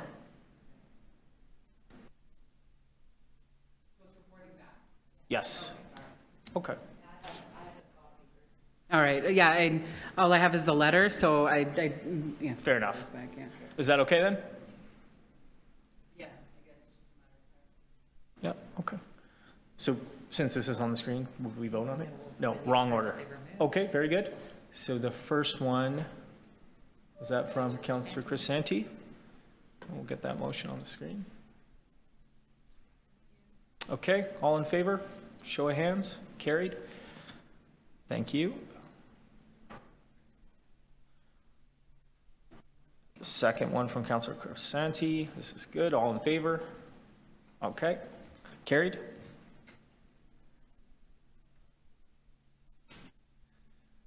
Councillor Myers. Saw this. We had some questions. All in favor? Good. Carried. Wow. Okay. Felt that. This one's from me here. All in favor? That was A, carried, and now B, Councillor Robinson's motion. All in favor? Carried. Item as amended. All in favor? Carried. Very good. Thank you. Appreciate everyone's time and energy on that one. All right, moving along. 2.6, city planning study work program update. We have a presentation, tight one from staff here, and then we've got a couple deputations, and then we'll work through the files. So I will turn it over to our chief planner to run us through the deck on the study work program update. Can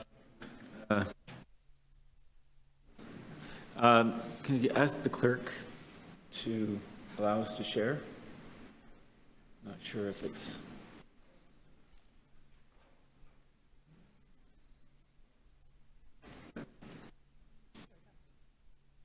Thank you. So good afternoon, everyone. I'm just going to take you through this quick slide deck. The report is before you and is extensive, outlining city planning study work program. And it'll be especially helpful for the councillors who are new to give you a sense of the breadth and scope of what city planning does in collaboration with all of our divisional and community partners. This work in the report outlines an overview of our past year accomplishments, a forecast for the year ahead, and gives you a sense of how we try to align our work with many other initiatives that are underway at the city, including the Housing Action Plan and all of the work we do to manage growth. On the next slide, it's just a quick reminder that city planning through our budget process identifies two key services: our development review, decision implementation bucket, and our city building and policy bucket. You'll be familiar with development applications, I'm sure. Many of you have experience, even if you're new, with development applications at the city. This report highlights the city building and policy development side of our division. And I'll just stress that what we do in city planning is really greater than the sum of these two parts. The importance of understanding how the division works is that these two aspects of our work are synergistic. They support each other. Development applications inform policy. Policy informs development applications. And that is a synergistic benefit of how we're structured and how we deliver our work in city planning. In the next slide, you'll see that this work is very responsive to citywide corporate and divisional priorities. The alignment is very important to us. How, for example, we plan growth along our new transit lines, how we invest in vulnerable communities with new planning frameworks that are mindful of those folks who are not typically part of the planning process. The growth pressures that we have that are uneven across the city, sometimes overheated, sometimes not a lot going on. So there are so many factors that we take into account in the work that we do. And in that, there are many defining elements, whether it be creating housing, of course, the mobility of our citizens, actually thinking about people, putting it through a people lens, of course, an overarching concern about climate change, always responding to provincial legislation, and we heard that earlier this morning, and other initiatives that do, frankly, take up a lot of our staff resources, whether they be a lot of intensive research that we do, and of course our friends at the Ontario Land Tribunal. Very integrated work program, and an overarching theme, I believe, is how we want to build a more inclusive city. In the next slide, just highlighting that in 22, notwithstanding that it was a half year for a council cycle, we completed 84 items. It was a productive year. We've exceeded our service standards that we published in the budget, and a number of other additional initiatives that are outlined in the report. The forecast for 23 is a snapshot in time. It's a preliminary forecast. The report outlines what our outlook is for the year. We all know priorities change, things shift around, directions. Council has certainly that opportunity to direct us differently through the course of the year. And it reflects emerging priorities, especially around Council's decision in December around the Housing Action Plan and our housing target that the province has set out for us. Aligning with the Housing Action Plan is, suffice to say, our number one priority in the way that we are shaping our work program for this year, whether they be through regulatory changes, working closely with the Housing Secretariat and other agencies and partners to deliver a full spectrum of housing. Just a quick reminder why housing is so fundamental: because it touches health, because it touches inclusion, the economy, climate. Housing is a way to get at all of those important goals. Of course, we also concern ourselves with complete communities, sometimes feeling somewhat alone in this message of how important it is to think about all the other things that comes with growth. The community infrastructure, and I know all of you hear about this in your communities. It's very important to the citizens and the future citizens of Toronto. Why we put it through area-based planning frameworks, whether they be Downsview, Jane Finch, Yonge and Eglinton are just some examples here. How we look at the hard and soft infrastructure and work with interdivisional partners. I will say, not to put a cloud on all of this great work, but the financial concern here is of paramount to the city in respect of the impacts on Bill 23, knowing that from a financial impact point of view, when you grow, it costs money. Whether growth does pay for growth, it has never really fully paid for growth. And the promise of the province to make us whole from a budget point of view, the effects of legislation in the last year are a financial hit to the city of some $230 million a year, plus a 40% decline in revenue through the changes to community benefits. And this is a particularly relevant point when we think about how we are going to plan for complete communities in the future, and we have to keep our eyes on it. And just finally, I never want to leave off the other side of the house, so to speak, which is the development activity that the division oversees. Again, together with all of our development review partners, a very busy year last year in terms of the amount of development activity that the council actually responded to, famously approving more than 25,000 housing units in the last meeting council in July 22. A lot of activity. Some things go unseen. Heritage permits, we approve heritage permits every day of the week. Some 2,100 heritage permits are reviewed and approved through their work with Toronto Building, for example. So this touches a broad range of development activity that, again, supports our understanding of how to constantly refine and update our policy framework. And that is my presentation. Thank you very much, Mr. Chief Planner. We'll have an opportunity to ask you questions when we go into questions. We do have 2 deputants listed, so I think we will jump into that right now, and then we'll come back to you with questions and comments.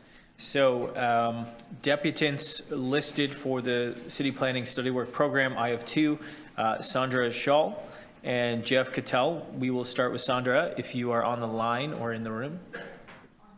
On the line. Are you there, Sandra? Yes, I am. Can you hear me? We can hear you loud and clear. You have 5 minutes to address the committee, and I'll turn it over to you. Super. Thank you. Good afternoon, Mr. Chair and committee, and thank you for permitting me to speak today. I'm here representing the Annex Residents Association as a member of the board responsible for heritage issues. As per the letter submitted to this committee by the ARA, we ask that the Planning and Housing Committee request City Planning to modify their work plan to activate the West Annex Heritage Conservation District Phase 2 study plan with a commitment to research the 3 blocks of Spadina Road between Bloor Street West and DuPont Street in 2023 with the intention of designating the listed buildings and determining the heritage value of properties neither listed nor designated as meriting either Part 4 or Part 5 designation.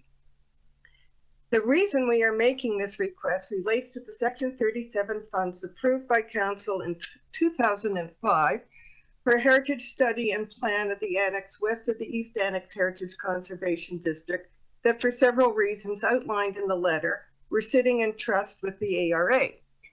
In 2020, Heritage Planning suggested that the ARA use the funds to hire a team of heritage professionals to produce the foundation research required for the study an eventual plan of the HCD. We proceeded to do so with ASI Heritage and with help and recommendations from Heritage Planning staff at predetermined milestones until the work was deemed up to city standards and complete. The cost of this work exceeded $100,000. The result was an historical context statement and a survey of more than 1,000 properties. Our concern is that once again, the work plan states that the project is on hold, and the data, especially for the survey, could become dated given the number of development applications for the annex already approved or in the pipes, and additional ones that are sure to appear. Starting modestly with 3 blocks of Spadina, we'll launch the project with one of the more interesting heritage streets in the city architecturally and from the perspective of the history of transportation in Toronto. It is one of the main streets that also includes significant social housing and social service agencies, and most likely to have more development applications. We want to ensure that they include consideration of the heritage significance, which includes not only the architecture, but also the diverse uses of these properties. Thank you. Well, thanks very much, Sandra. Let me just see if there's any questions here for you. I think we're okay. Thank you for your deputation today. I appreciate that. I'm going Thank to, you. You bet. I'm going to move to our second deputant, which is Jeff Cattell from Fontra. Jeff, are you on the line?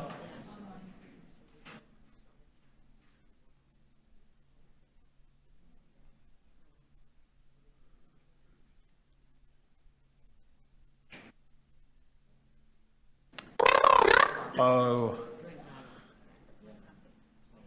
Jeff, this has happened before. You want to try again?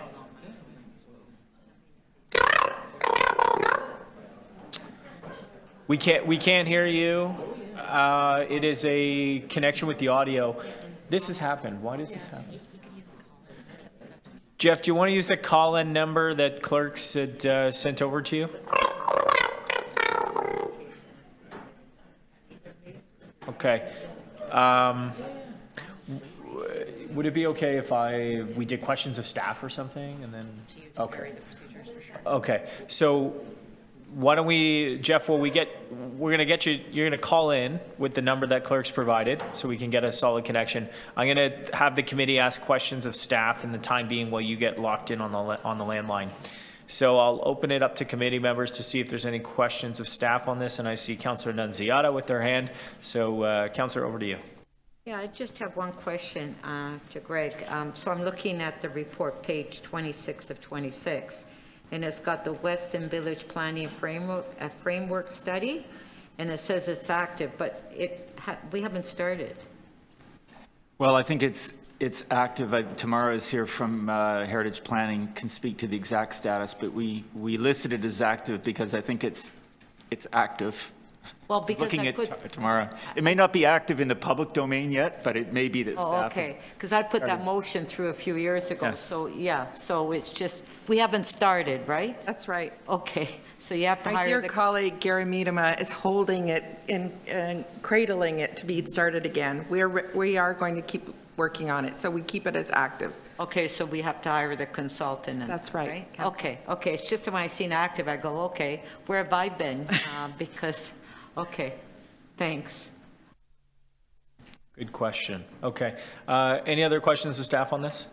All right. Should we try and swing back to Mr. Cattell? Okay. Oh. Okay.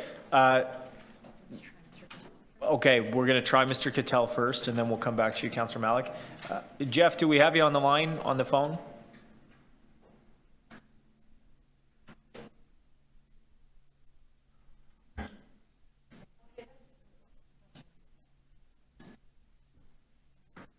Hello? Oh, there you are.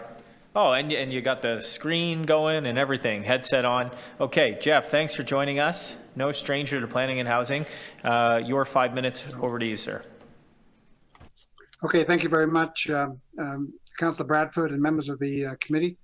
Fontra understands the importance of a vital and active planning function to the long-term health of the whole city with thriving and complete communities. As the report states, in responding to the ever-shifting legislative landscape, the division continues to promote the city's and the public's interest and manage uncertainties and risks to its study work program as new demands are placed on finite resources.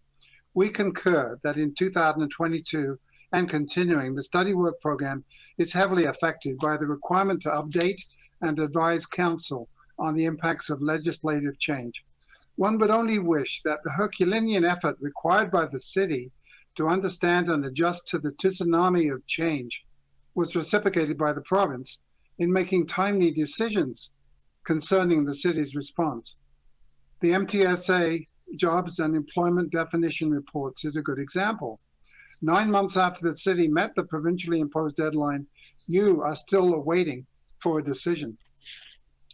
Looking ahead to 2023, the study work program captures a range of city building activities under the corporate strategic plan's 4 strategic priorities, with an emphasis on those which will support an increase in the supply of housing, including more affordable housing, as part of an integrated approach to building complete and inclusive communities.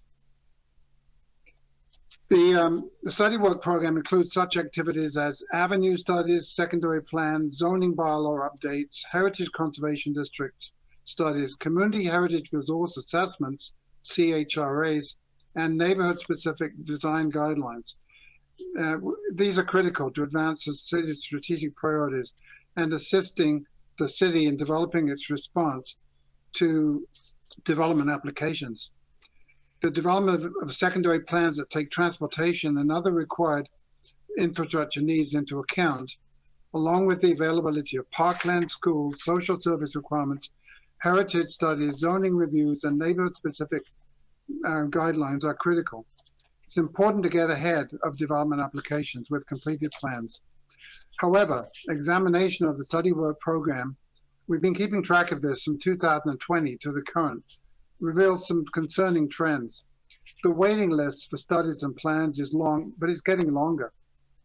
The trend appears to be especially true for heritage-related studies, including HCD and CRHRA and citywide and area guidelines.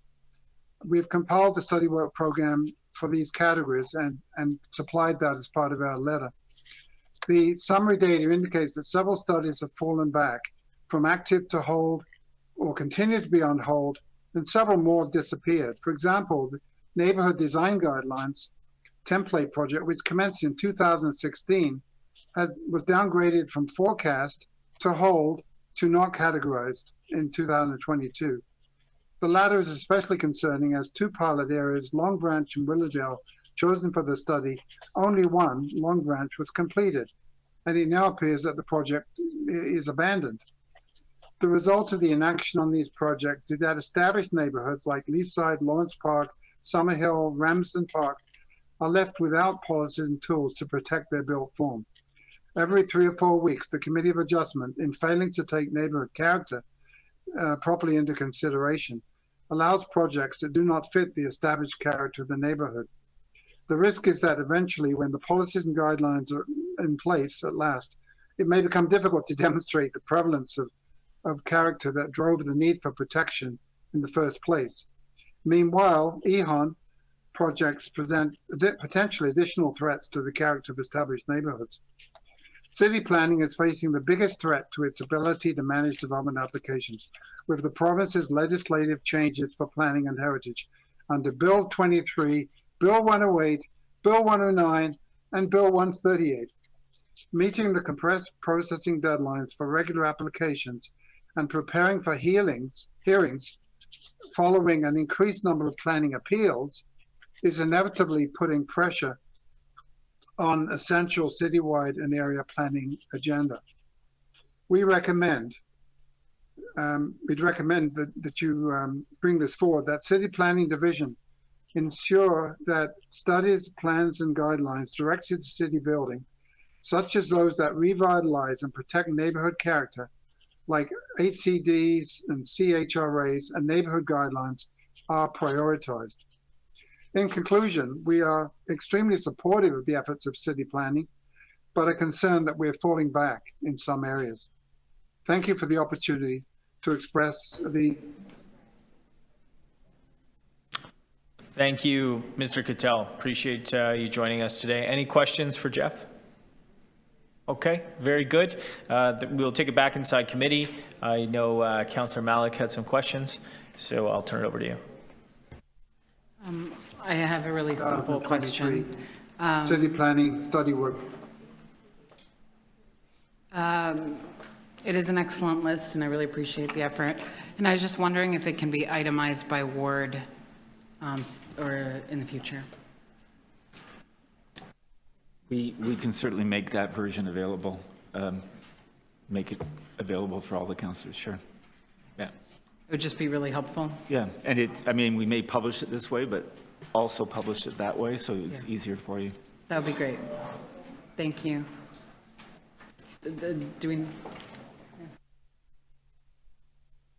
Ask and you shall receive. All right. Okay. Sounds like probably going to need to print a few more of those off. Oh my God, what else should I have asked for? Exactly. This is great. Okay. Are you good? All right. Any other questions? Okay. Any speakers? All right. Oh, do you have a motion? Yeah, okay. Yeah, it sounds like you have a motion and you're to speak. So yeah, if you're ready, over to you. Yes, I have a motion that I'm moving on behalf of Councillor Sachs. And this has been discussed with staff, and it's specifically to advance the West Annex Phase 2 Heritage Conservation District with a focus on the Spadina Road component between Bloor Street and Dupont Street, and update the item status to active in Attachment 3 on City Planning Study Work Program Update Report. It's an important piece for the local community and for staff to make their best efforts around this. Okay. If everyone's cool with that, then we can, no other speakers, no other motions. Oh, speaking. Okay, question of the mover. Thank you. Just two quick questions on page 25 of 26. Sorry, is this a question for staff or a question for the mover? Staff. Okay. All right, we'll do that. So I see that the housing now 244 Eglinton Avenue East status is hold. Same thing with Shepherd McCowan Regeneration and transit-oriented community study are on hold. Can you just explain just give a bit of color on that, please?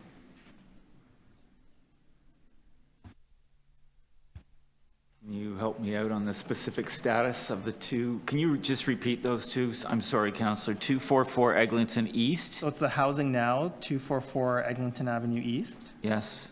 And then if you go to the bottom of the page, Shepherd and McCowan Regeneration and TOC study. So I'm not sure if Abby could help us with 2444 Eglinton Avenue East, and then I'll do the other. Go ahead, Abby. Through the chair, yes. That site is one that we've been working with Creatio to bring to market. We have been through a process, but we haven't yet announced the results of that process. And so there will be an upcoming discussion in the next couple of months with a proponent, hopefully, and then we can start to move forward on that project. Okay, thank you. And then Mr. Pertola from our Transportation Planning Unit can give you an update on the TOC study. James? Yeah, so through the chair, we were looking to do some advanced work related to a future potential TOC at Shepherd and McCowan.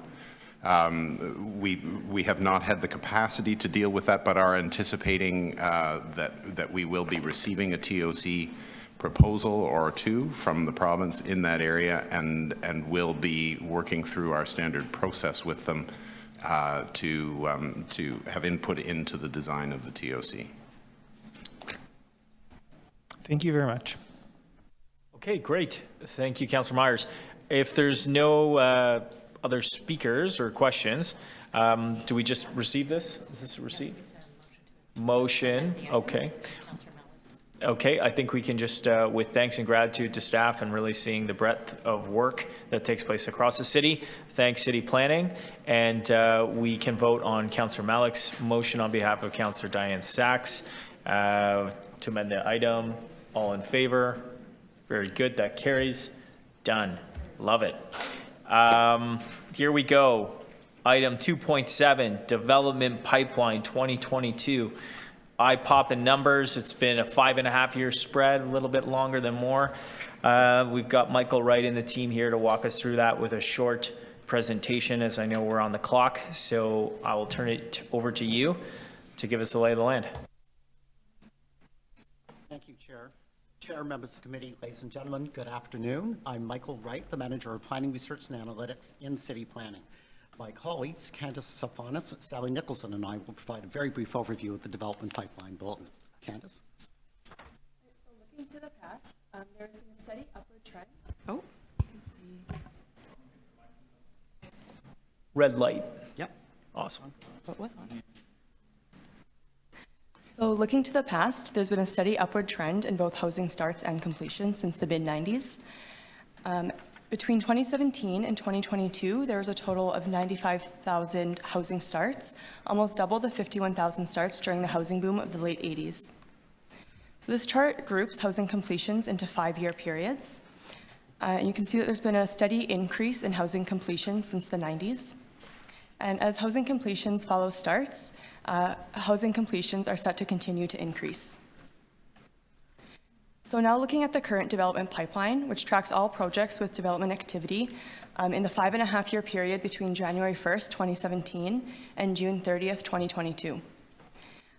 There's 2,413 projects that have either been proposed, had approval, or had construction activity in the past 5.5 years. And a development project contains all the planning applications and building permits pertaining to a single site. And this reporting avoids double counting units or gross floor area. And the pipeline contains over 717,000 residential units. This includes over 559,000 units which are either under review or have had at least one planning approval. If all of these were approved and built, it could house about 1.2 million people, and this would be equivalent to adding about twice the existing population of Etobicoke to the city. The pipeline also contains 14.48 million square meters of non-residential GFA. If all of this was approved and built, it would be like adding 60 new First Canadian places. So the scale of development projects has been increasing, as has the number of residential units approved by Toronto City Council, and Council has consistently approved more units than have been built. Final planning approval is defined as having received a NOAC, a Notice of Approval Conditions, on a site plan control application. Between 2017 and 2021, City Council has approved an average of almost 30,000 units per year, and just considering projects that have received a NOAC, the city has approved an average of almost 23,000 units per year. This is almost double and almost 1.5 times the number of units built over the same time period, respectively. So the development pipeline tracks and reports on residential units that are newly proposed as part of a development project. In the current pipeline, there's over 760,000 residential units proposed, of which over 94% are newly proposed, and the remaining are existing units retained on site from previous development. In order for all these proposed units to be realized, some existing units may be demolished. The current average demolition rate is 8.9%, and applying this to the current development pipeline, an estimated 653,000 net units are proposed. All right, now let's look at citywide development activity. This monitoring exercise demonstrates the spatial distribution of development activity and its alignment with the growth management planning of the city. Next slide. So focusing on, one back. Focusing on residential development, bringing the built, active, and under review development statuses together, there are 1,700 projects proposing 717,000 residential units. And looking at the map here, we can see that residential development is occurring throughout this city, but there are areas of concentration, including the downtown and central waterfront, the centers, and along the avenues. Next slide. And so while condominium units continue to be the predominant tenure in the pipeline, the number of proposed purpose-built rental units is increasing. There are 113,000 purpose-built rental units in the pipeline, and after accounting for existing and retained units, there are approximately 105,000 net new purpose-built rental units. It is important to note that the tenure of units can change over the life cycle of a project, and that the development pipeline does not capture the secondary rental market or purpose-built rental units in small projects that do not require a planning application. Next slide. Now focusing on non-residential development. So across all three development statuses, you get in total close to 1,700 projects proposing 14.5 million square meters of non-residential gross floor area, of which 29% is located in the employment areas. Also to note that 87% of proposed industrial GFA is located in employment areas as well. Next slide.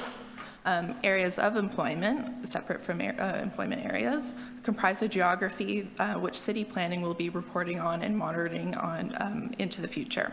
So in Toronto, there are 23 areas of employment. The number of projects and the total non-residential GFA proposed within areas of employment reflects those which are proposed within designated employment areas, meaning the non-residential development activity occurring in areas of employment matches what's occurring in employment areas. Next slide. The development pipeline shows that growth is occurring where it has been targeted by the official plan, with 80% of proposed residential units and 84% of proposed non-residential GFA located in areas targeted for growth.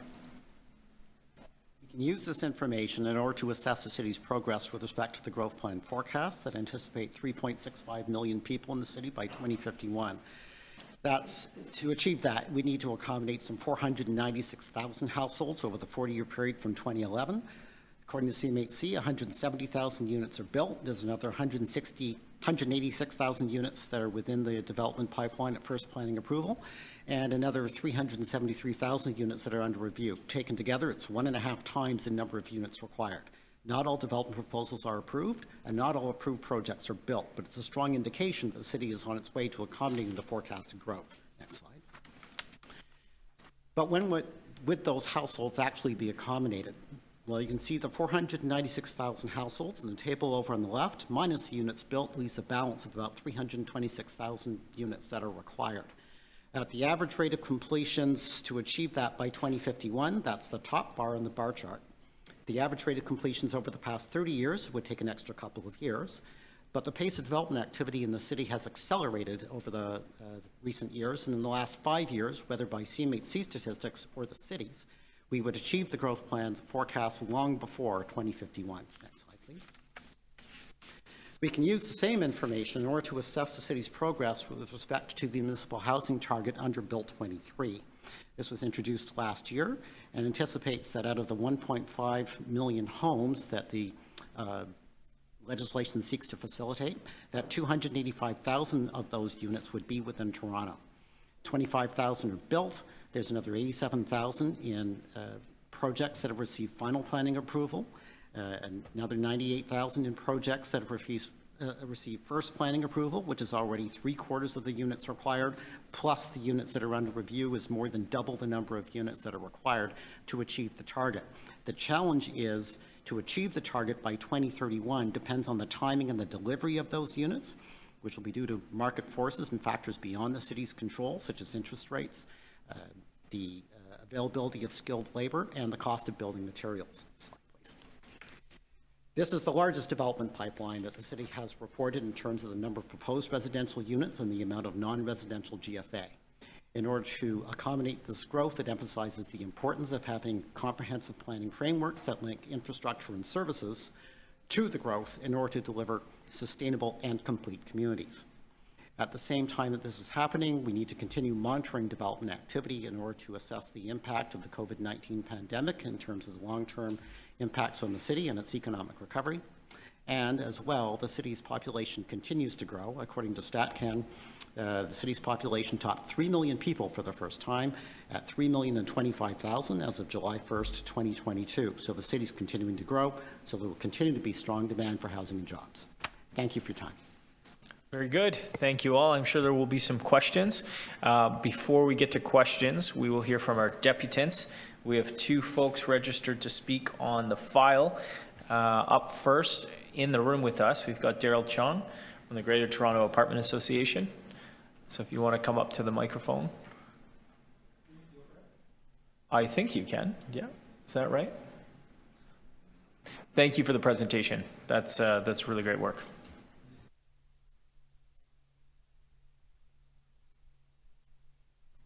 We can just, got it, thanks. We'll just give it a second. Okay. All right. Please.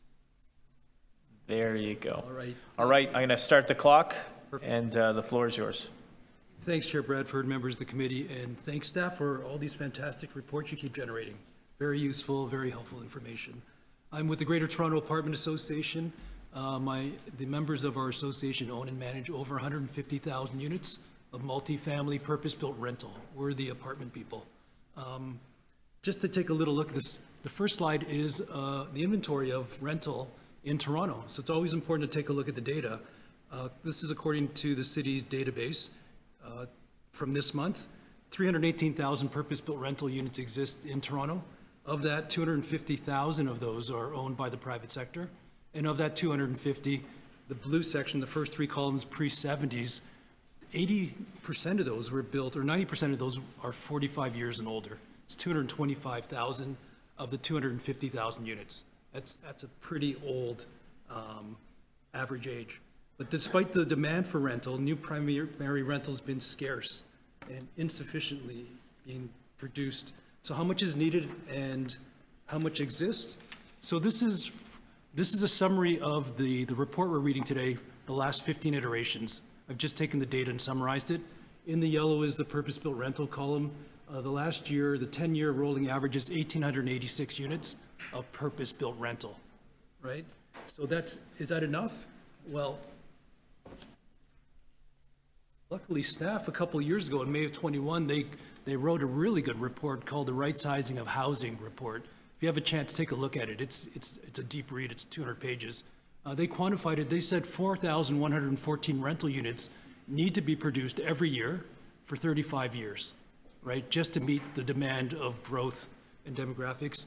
And this was before the federal government's more recent announcement that they're going to increase immigration. So hopefully that doesn't change it too much, but what's going on? Well, the current status is, there's been some upward movement. We've seen a little bit of growth, an average of close to 1,900 units. And you saw some of the more recent stats, 2,000, 3,000 doors per year. But there's some new challenges that have recently emerged. And you know them through Create TO and the Housing Now and Open Door. These are increased construction costs, labor shortages, supply chain. But the biggest one is interest rates. Rapidly rising and unanticipated rise in interest rates. Meeting the requirements to get financing have been a challenge for all of your projects too. So what do we need to do? Well, there's been chronic undersupply for 40 years. It was getting a little bit better pre-pandemic, and where we are now is challenging yet again. The pipeline, which staff just went over a moment ago, there's a couple of slides on there, table 19 and 21. And it just shows you the purpose-built rental pipeline. 113,000 was referenced, that's the number here. And that's by year of application and number of projects. And the little one in the top right, hard to see, it's in my letter that I submitted as well. Just shows you that out of that 113,000, there's only been 12,000 units built since 2016. That's 11% of the pipeline. Over 50% of the pipeline, 59,600 and change, are currently under review. So they're not approved, they're not going forward necessarily, they're just being proposed. What do we need to do? Well, the city reacted and they created a rental housing opportunities roundtable, which has just started meeting, and I think there's going to be a report in a month or so. to see if we can unlock some of the things to make rental happen. What the goal, our collective goal, is to preserve the projects in the proposal pipeline, right? Encourage the creation of new rental, and to bring down the average age, of which 90% is 45 years or older. The only way you can bring down the average age is by adding young ones, new ones, to this end. So with that, that's the end of my presentation. The only one last comment is, today's rental is tomorrow's affordable, and that's a picture from St. Jamestown, which is a pocket downtown which has some of the most affordable rents in the inner city. Thank you, Chair. Thank you very much, Daryl. Any questions for our deputant? Okay, over to Councillor Crisanti. Thank you for your deputation, and so that's quite concerning because we need housing, and all housing can't be the traditional type of housing, whether it's condos or semi-detached or detached and so on. Not everyone can fit into those categories, and we need the rentals. So you presented a good presentation outlining the concerns. But, so, look, developers build properties. What do we need to do, in your opinion, to motivate developers to get more into the rental business? Because clearly it's not happening. And so what can we do to change that, and just your views on that? Yeah, absolutely. So even when the interest rates were 2% for the last 10 years until recently, even in situations where a developer owns the land already, perhaps for an infill development, 2 towers exist, there's a lot of green space, still weren't developing. The economics typically don't support it. When you add on the cost of development charges, all the hard and soft costs, the economics don't support it. So capital's fleeting. Capital will find where it can make more money. Yeah. And so the challenge is, how do you tilt that to make it economically viable and attractive to sink investment capital into building much needed rental housing in Toronto?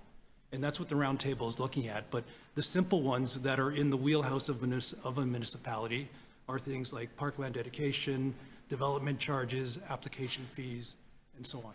Property taxes moving forward. TEAGs have been very successful for you in Toronto, and you use them to build most of the downtown commercial or office towers for the last 15 years. Yeah. Well, at the end of the day, developers look for return on investment. Is there anything you feel can be done, whether it's us at the municipal level, the 3 levels of government here, that government could do to motivate developers through some kind of incentive program to provide more rental housing, purpose-built rental housing? It's the more you give, the more you'll get. So the bigger the incentives, the more you'll lure in the investment money to make it happen. So it really depends on how badly the city wants to make it happen. Are you speaking to any other levels? Yes, absolutely. Okay. All right. Thank you, Mr. Chair. Thank you.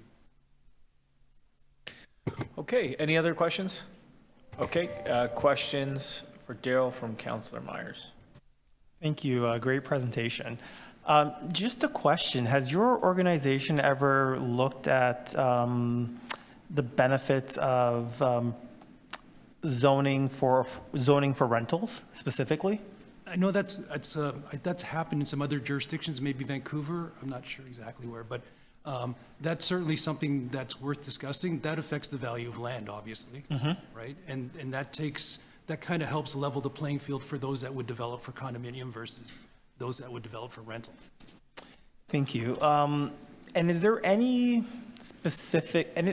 changes that you're specifically looking for from the city to help encourage, that could help encourage more purpose-built rentals to be built? Yeah, just relief from the fees that the city collects. So development charges and CBC, parkland, and property taxes. Thank you. Thank you. Well, I just have a question on that point. So on that point, would it help too? I mean, because some of these applications are being delayed for quite a while, and so it costs money, right, to the applicant, the longer it gets delayed. So it would help as well as some of these applications be expedited so they get processed, so they don't have to pay for all the delays and charges? Absolutely. That's probably one of the sort of intangible ones you can't set a dollar amount on, but timing. Time is money, right? Right. Absolutely. Thank you. Thanks, Councillor Nunziata. Okay, are we all good on questions then? Okay, well, thanks for the deputation. Thank you. Thanks for being here with us today. And we have one more deputant on item 7. John Bossens is back with us from Fontra, assuming he's online. John, we'll just get you plugged in here. He's there. Do you have me now? Loud and clear. You have 5 minutes to address the committee on this item, and I'll turn it over to you. Great, thank you. Can I share my screen here? I want to bring up. Just a second. What's happened here?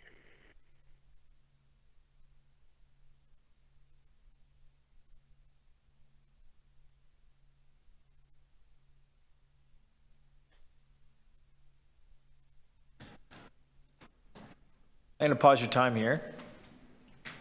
You should be able to. Yeah, thank you. Yeah, you should be able to share your screen. Okay, do you have it here now? I can't see whether. No, I don't see you having it here.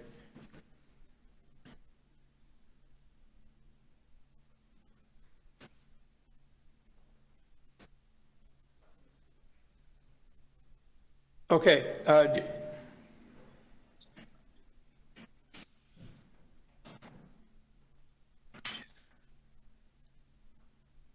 Sorry, I'm having some trouble here with the, okay.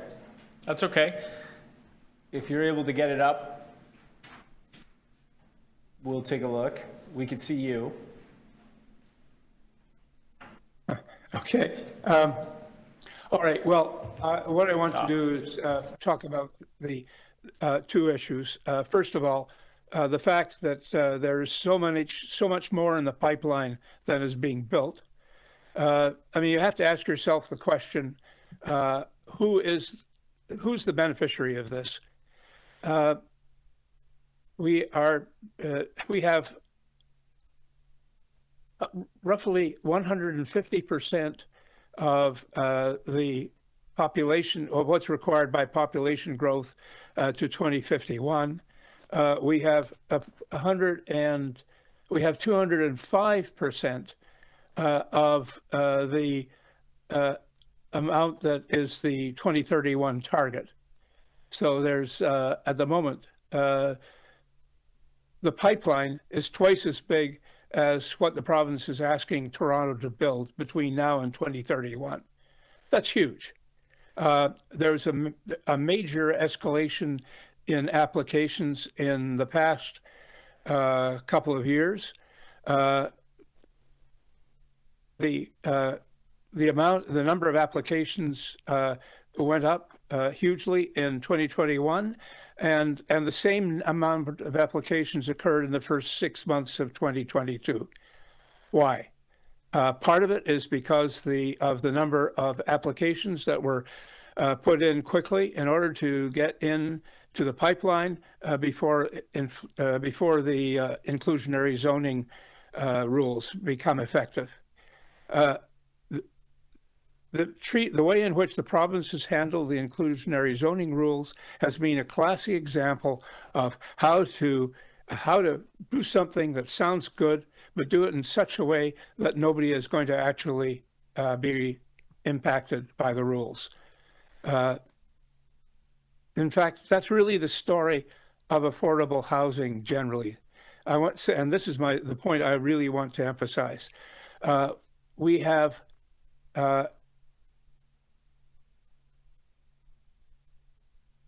I can't bring up the slide, unfortunately, but let me just describe it to you. We have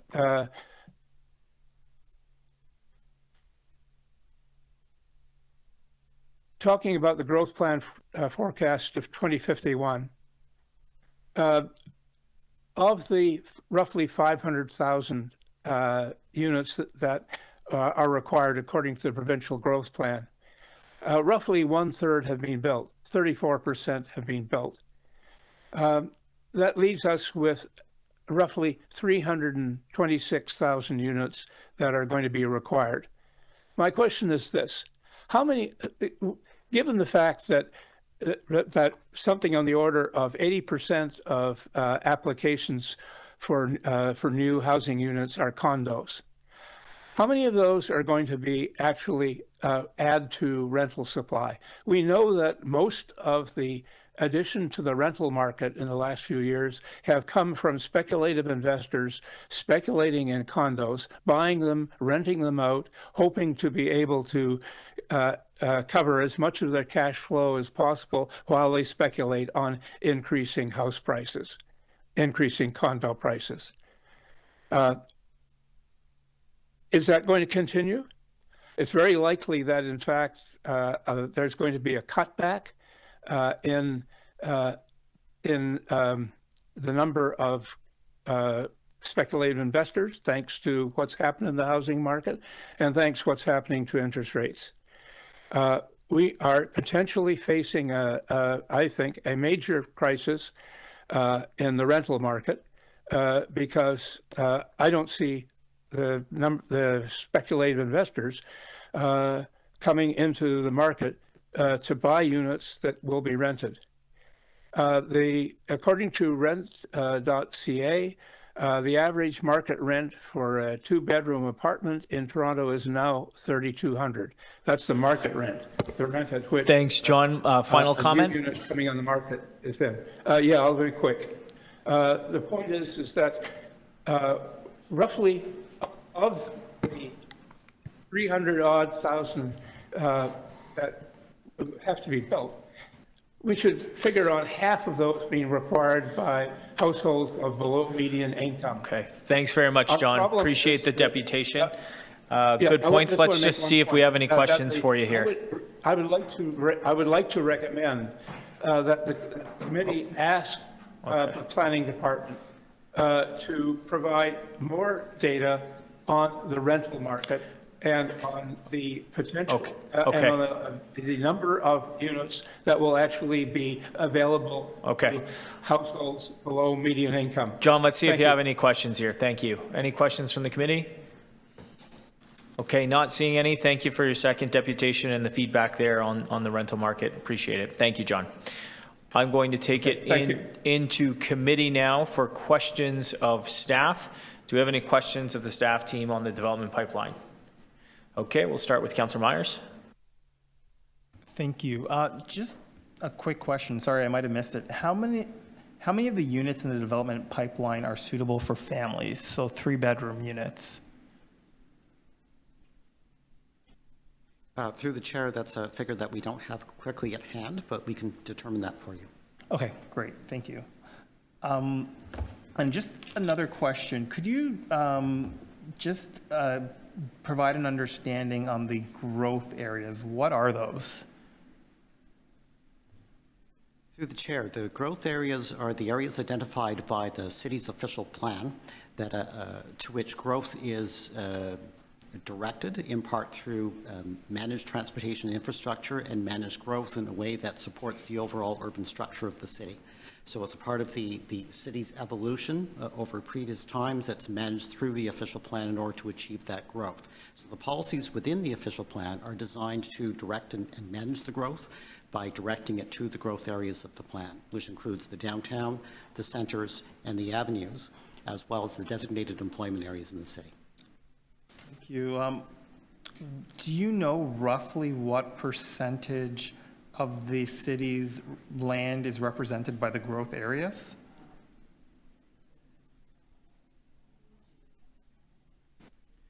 Through the chair, I don't have the figure offhand. It's smaller than the proportion of growth that's going to those areas. Right. So I'm just wondering, like, it seems like this policy might be contributing to the affordability crisis that we're facing if we're sort of forcing all of the growth in these specific areas, and this represents a relatively small percentage of the city's land. Is that accurate or no? Through the chair, I would suggest that there is extensive development potential with the within the growth areas and with the infrastructure that's already supporting those areas, capable of accommodating the growth that's been directed there. Right, but there's growth coming on board. So I'm thinking Eglinton Crosstown, I'm thinking the Scarborough Subway extension, the Finch West LRT, and I don't see those represented as like growth areas. Through the chair, they're not, they are growth areas with respect to the avenues policy of the official plan, and those lengths of infrastructure are concentrated in the very same areas where the growth is directed as per that policy. So they are in fact growth areas as identified by the plan. There's also over 27 secondary plan areas within the city, which are also designed to manage and concentrate and guide the growth that's happening in those parts of the city, and those are many of them along that same corridor or within the same growth areas identified by the official plan. So the areas that are sort of identified, I'm looking at the areas identified by sort of like the thick black marker, the thick black lines. How are those distinguished from like the avenues? So I'm looking at, I see some areas identified by in the downtown core. There's a few along the Yonge line. I see one area out in Scarborough and one area, small area out in Etobicoke. Through the chair, those are the downtown and the centers that are identified by the official plan. So they're designed as concentrated mixed-use areas intended to attract and concentrate growth, and they reflect part of the city's evolving urban structure. But those are as well supported and connected by the avenues and the major transit corridors, as well as the secondary plans, which are distributed across the city.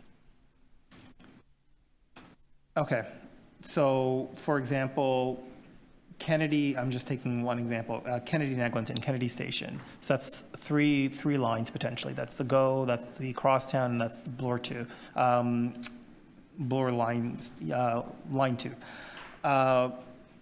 Would that's part of the growth area, even though it's not an identified area, correct? Because it's on an avenue.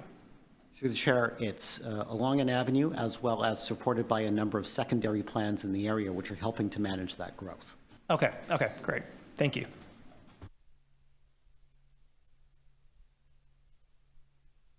Well, thanks for the questions, Councillor Meyer. Any other questions, Councillor Crisanti? Yes, just a couple of quick ones here. So back to your presentation, excellent presentation. Thank you. Very good information. Can you reiterate again how many approved developments are on the books that where a permit's already been issued with a permit? Do you have that information?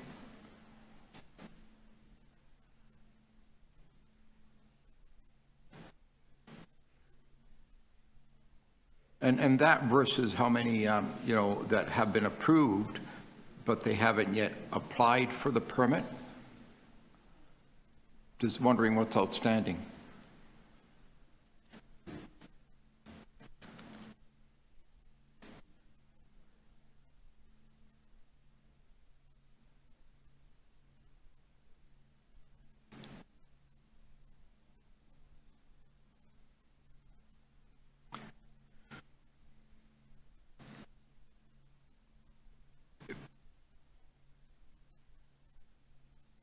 If it's not readily available, I'm okay to, you can send it over to my office even later. Through the chair, we can provide those statistics to you. Our numbers are in terms of the number of proposed residential units rather than the number of specific projects. Okay, so the question was if you could provide me with the total approved developments that's already on the books that have been issued the permit, and then the ones that are approved that developers or individuals have not yet applied for that permit, but it's approved. Does that make sense what I'm asking there? So could something be approved or ready to go, but they haven't yet put that application in for the permit? Through the chair, yes, it's entirely possible that as a development proceeds through the process, part of the time is in the city's hands, and then after an approval, it returns to the applicant. The applicant determines, based on their own requirements, as to when they move forward to another step. For example, from first planning approval to achieving site plan approval. Right. And then after site plan approval, then applying for building permits. Excellent. Okay, good. Thank you. So when you indicated that we have the largest development pipeline, would that include all the applications that are under the current MCR program under review right now? Have you accounted for any of that? Because we just went through that MCR process last year. Through the chair, we are including all active development projects that have any construction or approvals process over the last 5.5 years. Okay. It will include applications submitted through the planning process for review. It does not include the conversion request sites that will be reported to this committee in a subsequent report. Unless that was a development application, right? This is focused on development applications and not policy changes. And in terms of the numbers, when you get back to me on the numbers, the total approved numbers with the permit, could you also identify if there are any, and how many would there be in terms of purpose-built rentals as part of the vision and development project that they're putting forward? Is that information available to you? Through the chair, that's information we could create. Okay. Based on our information. Yeah. So something's been approved, I don't know, 3 high-rise condos or 4 or a couple of them. One could be a condo, the other one could be rental possibly. Through the chair, to the extent that we've identified purpose-built rental projects, those 113,000 units, of those we can identify which ones have final planning approval but have not yet moved on to a building permit. Okay, good. Thank you. On the non-residential employment areas, I'm trying to recall what you said about that particular point. You mentioned non-residential employment areas. Was there a statistic to that in terms of what's already been approved? I just made a note, and I just wanted to clarify what information you had for the non-residential employment areas. Through the chair, out of the total number of non-residential projects, there are 604 projects that have received at least their first planning approval that are non-residential, representing about 5.48 million square meters of space. All right. And I think that's it. Thank you very much. Appreciate it. Thank you, Mr. Chair. Thanks, Councillor Crisanti. Any other questions? Okay, Councillor Naziano.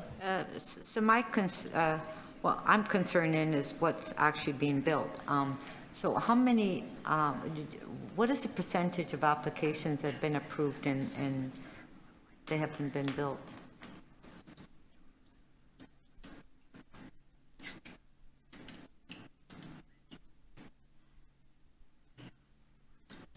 Because we can have the numbers, but if they're not building. Through the chair, Yeah. a third of the development projects that are within the pipeline have already been built, representing about 103,000 residential units. I'm sorry, I didn't hear you. So about a third of the development projects have been built that have a residential component, representing about 103,000 units. That haven't been built? Through the chair, no, those have been built. Okay, what is the percentage of what was approved and that haven't been built yet?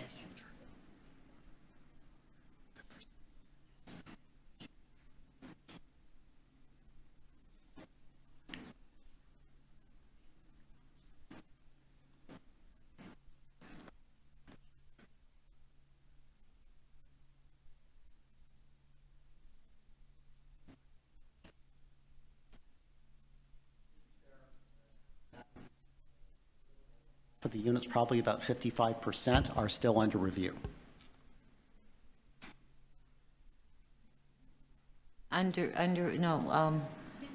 Michael, what has been approved that went? So the development pipeline Yeah. categorizes the pipeline in terms of approvals, first approval, usually a rezoning or something, and final approval, which is usually a site plan application. Right. And then it's over to the applicant to decide when they want to actually go and get a building permit. Right.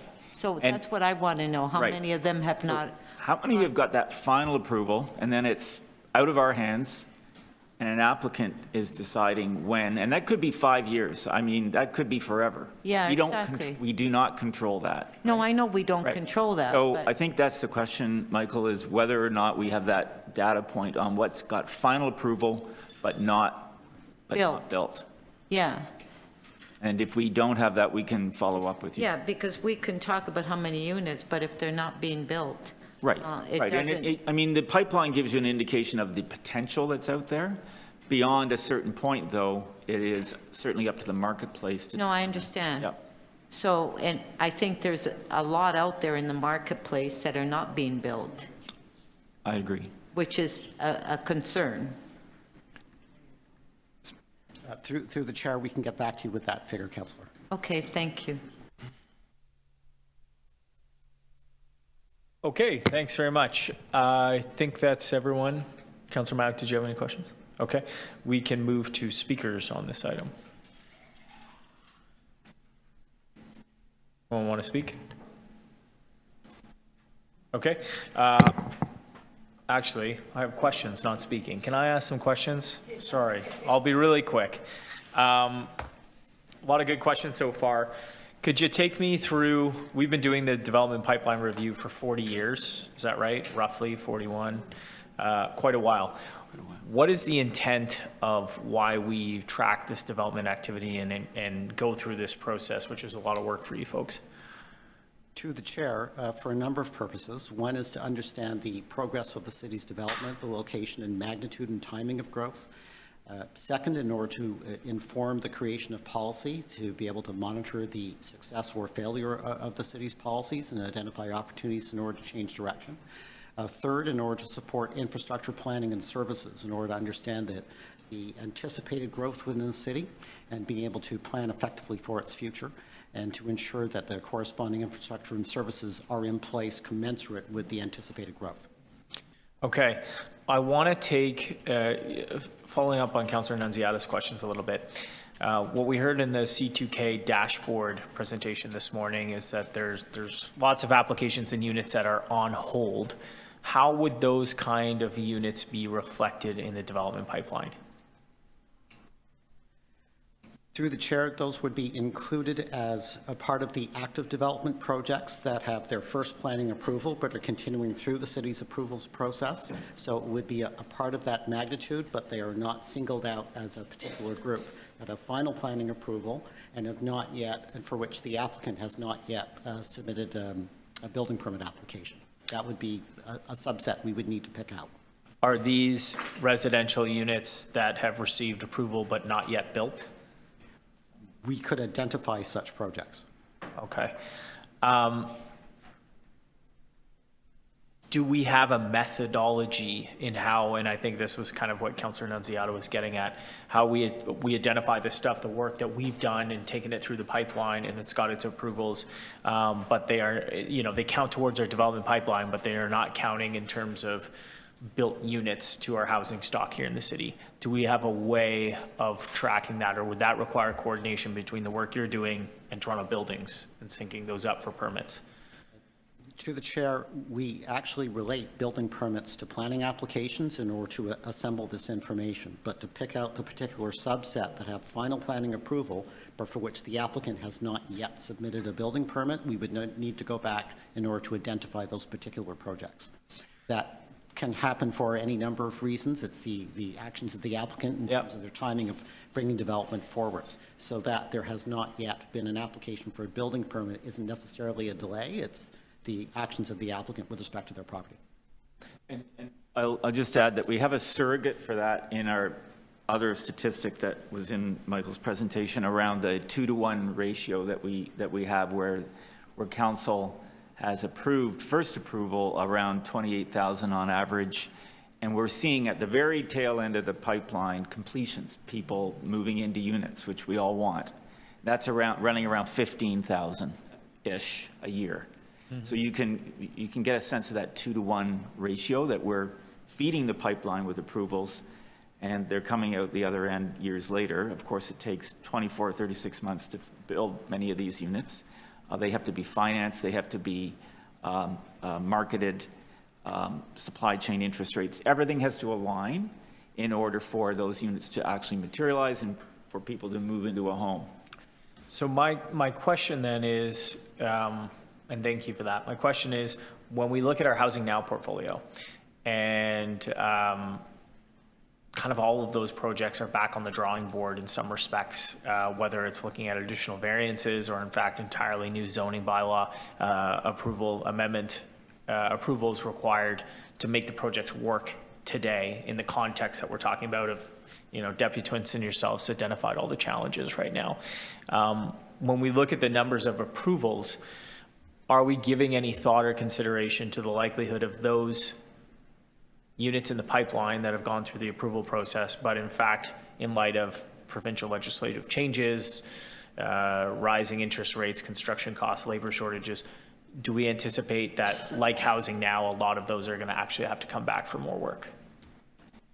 I mean, you'd almost need a line-by-line analysis to determine how many had their final approval and then came back for a second round, if you will. And it may be, as you're pointing out, that circumstances have changed or assumptions were wrong. From what I've appreciated from the development industry over the years is that it's important to actually get an approval and build in the same business cycle, because the assumptions that are being made for that pro forma rely on assumptions of interest rates and other factors, which ultimately determine go, no go in that business cycle, because your assumptions that you've relied on are relative. You can be confident about those assumptions. And I think with changing assumptions in the business cycle that we're in, it's giving a lot of pause to the actual, performance of those various pro formas. Okay, I'm out of time. Thank you for answering my questions. Any speakers on the item? Okay, I will just take a second to acknowledge Michael and Candace and Sally and everyone for your hard work on this. I know we missed you last year and you're back with a very comprehensive report. I enjoy it. I know everybody does here. It's really important work, and the continuity of that over the decades here in the city is actually super important and valuable. I think we're hearing that there might be some ways that we could look at that in a go-forward basis that translates into what's happening in the city right now. The information is useful for that.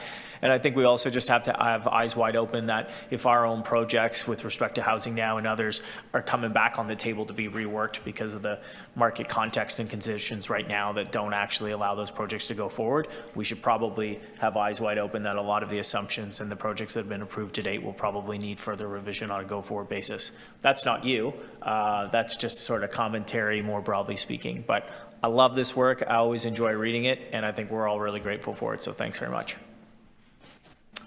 Motion to receive? Motion to adopt. Okay, Councillor Nunziata, all in favor? Carried. Thank you.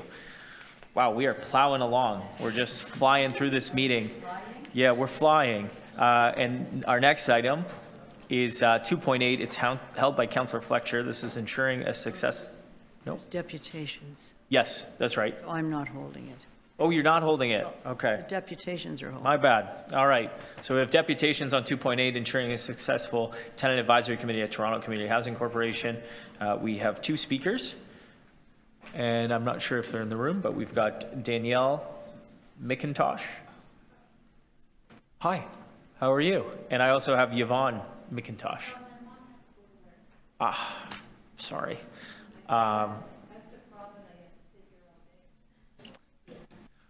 So this is you, and this is your time, Danielle, if you'd like to come up. I'll just get you in the chair there. Thanks so much for coming down today. And so when you're ready, you've got 5 minutes to address the committee, and we're here to listen, and then might have some questions for you afterwards. So whenever you're ready, I'll start the clock. Okay, thank you, Chair and councilors. And is your microphone on? Red button? Yeah. You might just have to lean in, and there you go. We got you. Okay.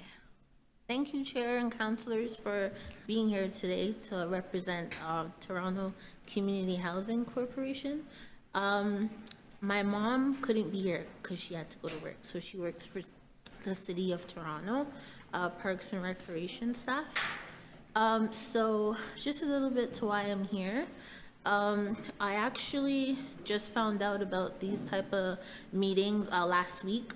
I was just browsing on the internet, and I was actually admired by Paula Fletcher, the way how she like is outspoken and she targets certain agendas.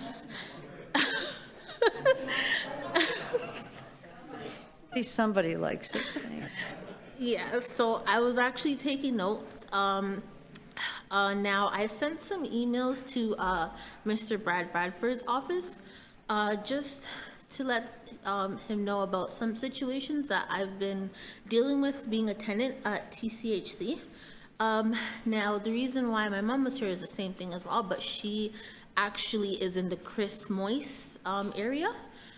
So I got accepted to housing last year, September. Unfortunately, there's some issues, like some serious water issues in the walls in my apartment. I do a lot of like reaching out to legal services, like trying to get my voice heard to different people, and my mom as well. However, we're not really heard. Like most representatives who actually work for TCHC, they just kind of, goes in one ear and out the other. But it just depends on the tenant to push their case further to get themselves heard. So that's the reason why I came here today. Now, my mom's situation, she lost her son, which is my brother, 2020 to fentanyl. So it's been pretty hard because we found him. So we were kind of just dealing with that mental side, I guess, of life. And it's been up and down. I reached out to some community services, just trying to get some help to see like what can be done.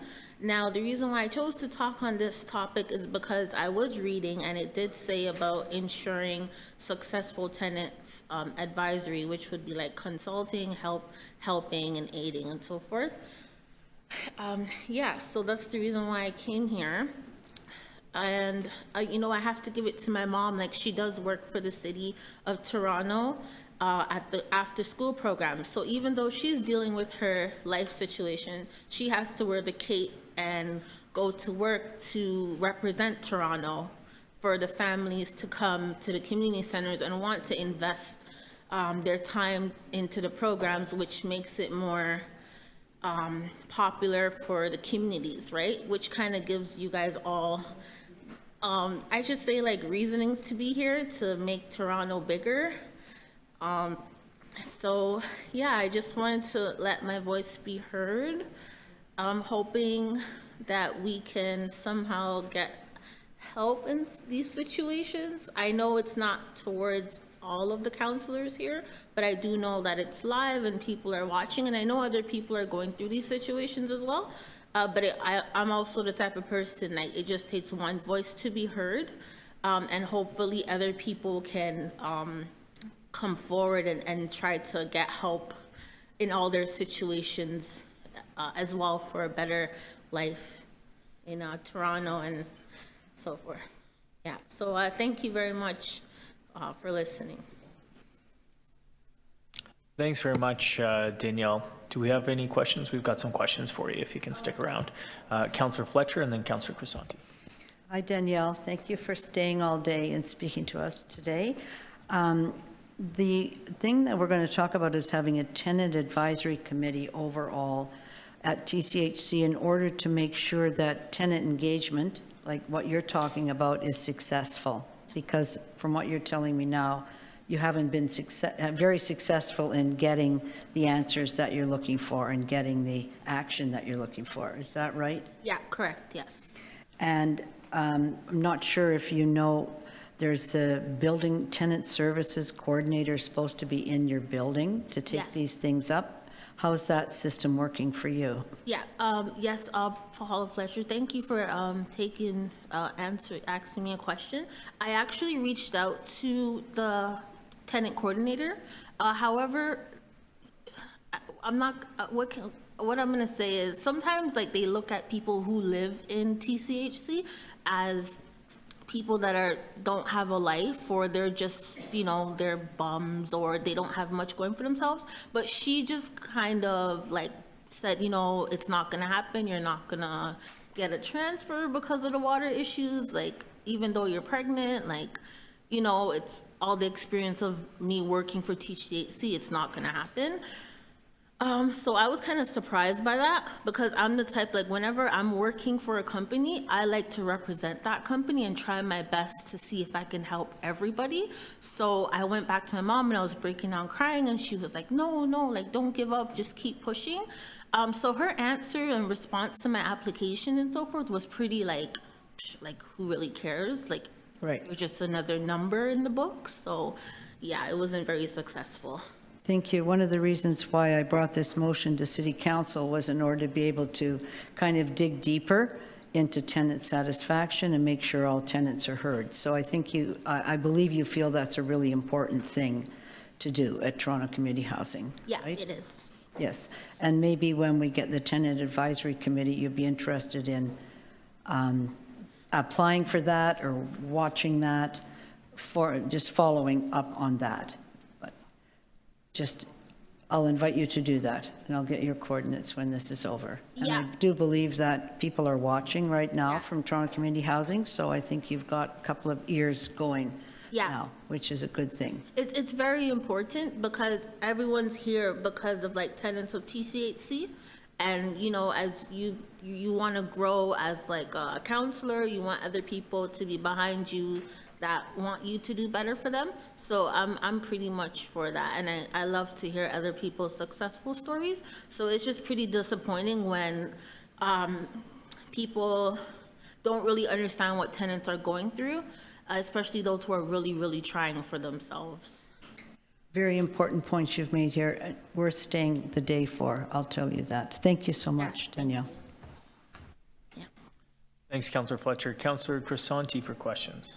Thank you for coming out today, and I just wanted to ask you, did you say your counselor is Councillor Moyes? No, my mother's counselor is Chris Moyes, and my counselor is Brad Bradford. Okay, and so who's got does your mother have the issues with the water problem? Was that your issue? I have water problems. My mom has like infestation of mice, like so bad. But she couldn't be here to talk about that. No, I understand. So anyway, so Councillor Bradford is your counselor. He's here. He's heard everything. Did you present your particular issues to Councillor Bradford? I sent everything through email. Okay. And well, he's aware of it, yeah. Because just so you know, I mean, when all else fails, then you go to your counselor. You come to us. Then we step in and we assist. So that should really help you moving forward. And particularly in your mother's case, she's got infestation and issues there. Encourage her to reach out to Councillor Moyes as well. Yes, she did. All right. Yeah. All right. Thank you. That was it. Thank you very much. Any other questions? Okay, Councillor Myers. Hi, thanks Danielle for coming in. I just want to add, I grew up in TCHC too, so I know the struggle and what it's like to not be taken seriously when you bring up issues to management that are obvious to the people living here, but maybe not obvious to people who aren't living that experience. So I just wanted to know, how long have you been dealing with this water issue now? Since December 15th. So every single time it rains, my bedroom smells like mold and the water comes through the walls. So I've been on them. I've put in complaints since that date till now. My doctor sent in some letters because I've been having some like depression issues, and because I'm 7 months pregnant, so I'm pretty much there. And right now, I also had told them, like, I guess because the building has like a lot of drug users, so because I'm on the highest floor, like the drug smell, like the crack smell, come under my door, and I usually have to be like freaking out using Febreze oils to like get rid of the smell. So I've been dealing with these issues on and off all the time. But I just decided today to make my voice be heard, so at least people can know, like, tenants are actually going through these things. No, thank you. And it really does make a difference for you coming here and sharing your story. So thank you very much for that. And just so we know, is there any actual mold in the apartment? No, it's just when it rains, you can smell the dampness in the room, like really strong. So I have to always sleep with the window open and a fan going around in the room so I don't smell it. Got it. Yeah. Thank you. Sorry to hear that this is your situation. Yeah, I understand, you know, you just have to try to put yourself out there so you can be heard to get help. So that's what I'm doing. Thank you. Any other questions? Okay, Councillor Nunziata. I'm surprised that they haven't responded. If you have water coming through the walls and that, and you're pregnant. Do you think if Toronto Housing came to all the buildings and came to your building and had a tenant meeting, invited all the tenants, and the tenants could express their concerns and issues directly to TCHC, do you think that would help as well? You know what? I honestly feel like it would help.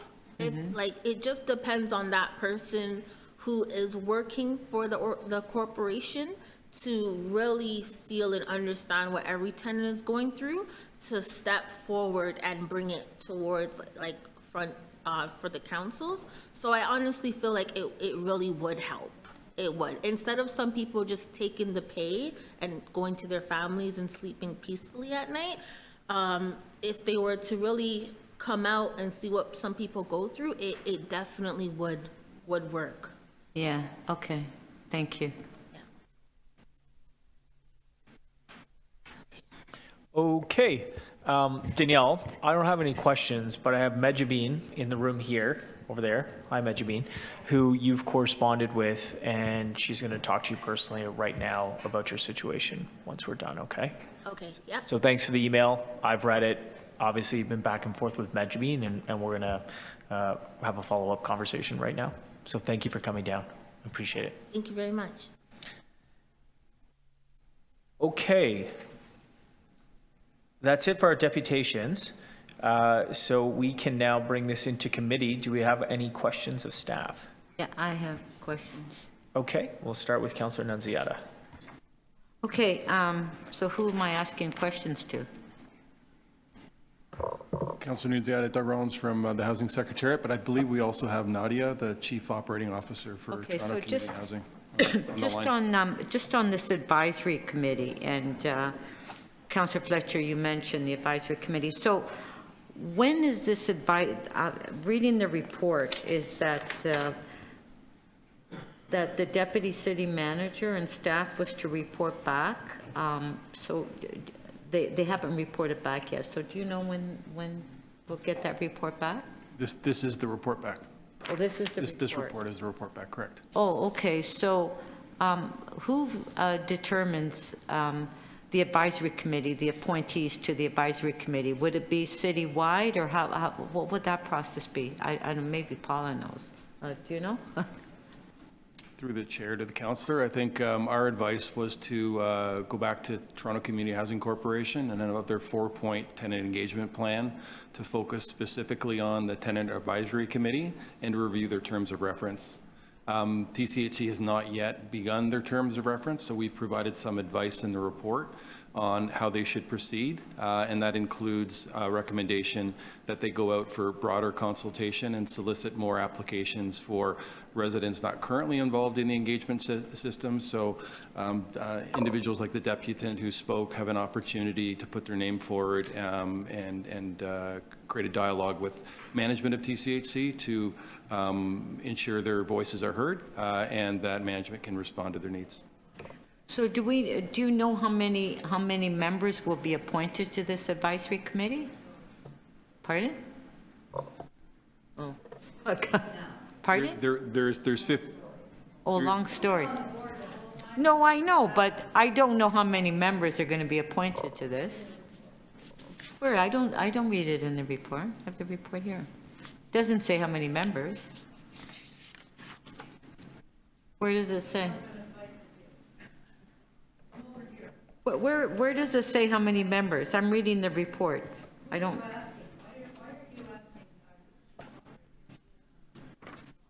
Oh. Sorry, I didn't see that. How many, okay, I don't read in the report how many members, unless I'm missing it, Paul, I don't see it. How many members?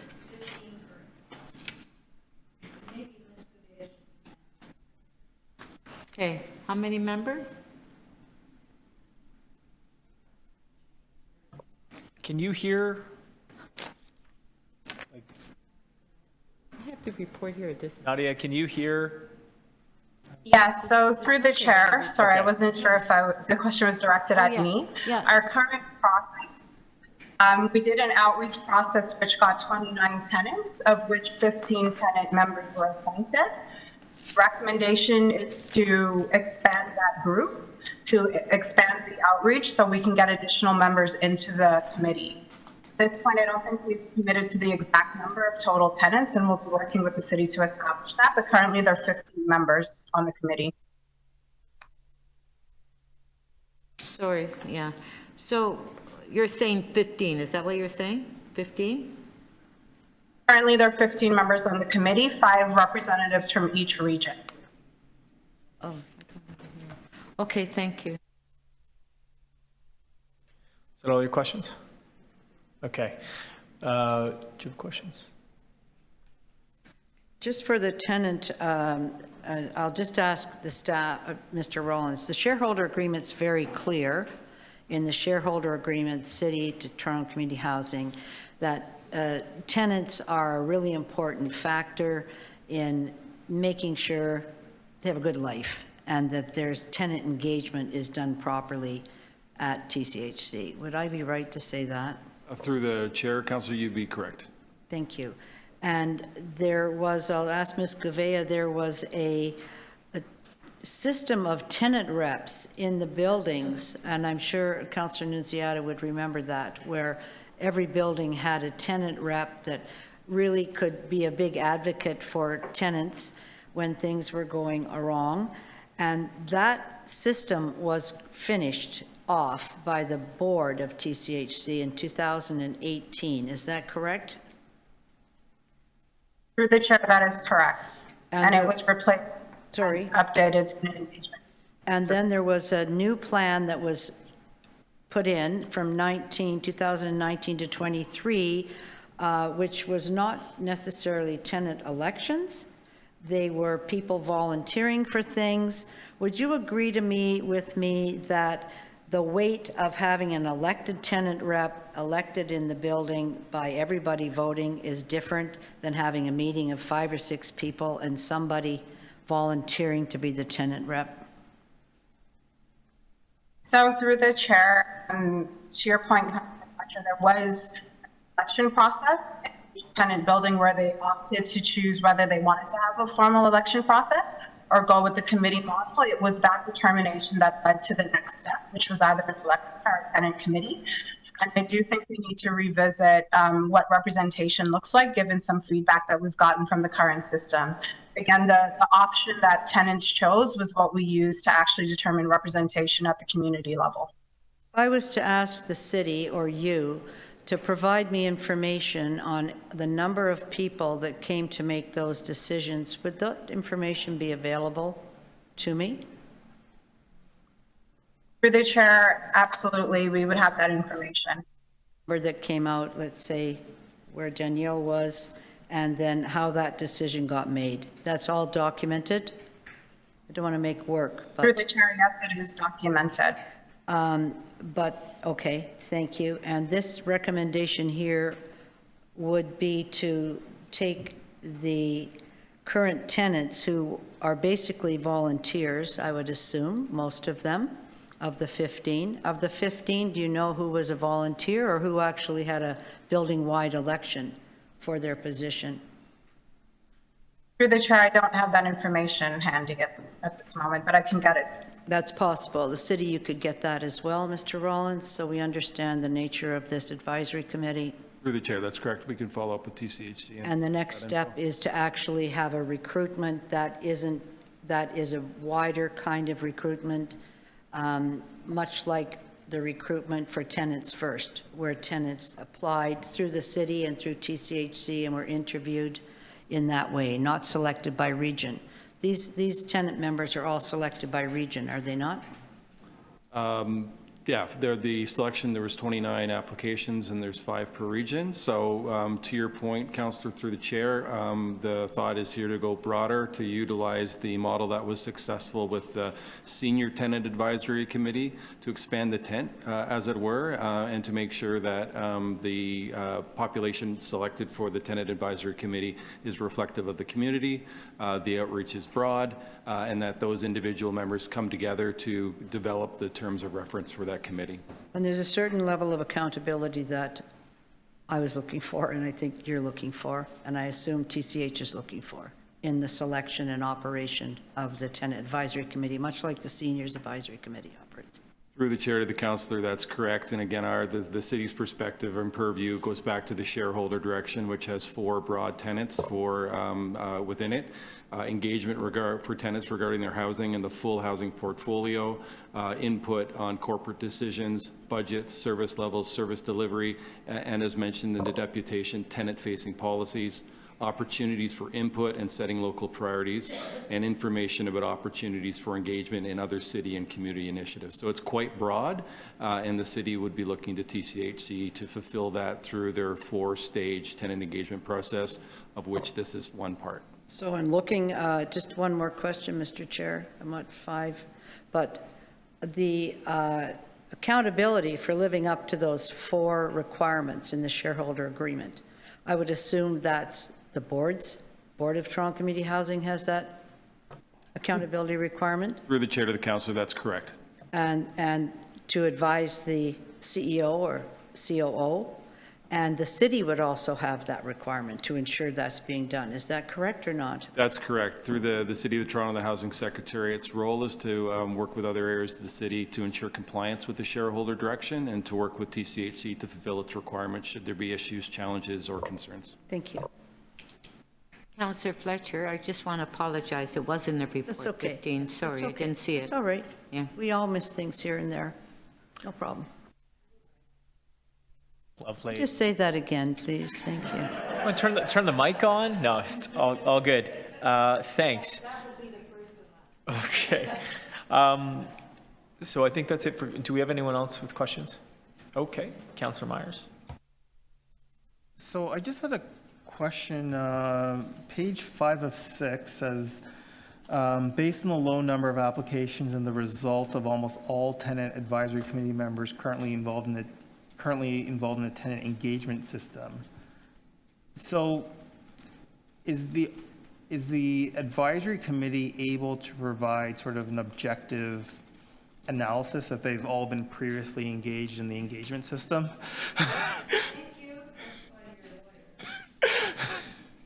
Through the chair to the councillor, I think you just hit on one of the limitations we found during our review, that we, to really get a good cross-section of tenants, you needed to broaden the tent a little bit more. And through our work through the Seniors Tenant Advisory Committee, and I think it's improvement over the last few months, we saw that broadening the tent to make sure there were a number of voices and opportunities for new voices to come forward served to better the engagement overall.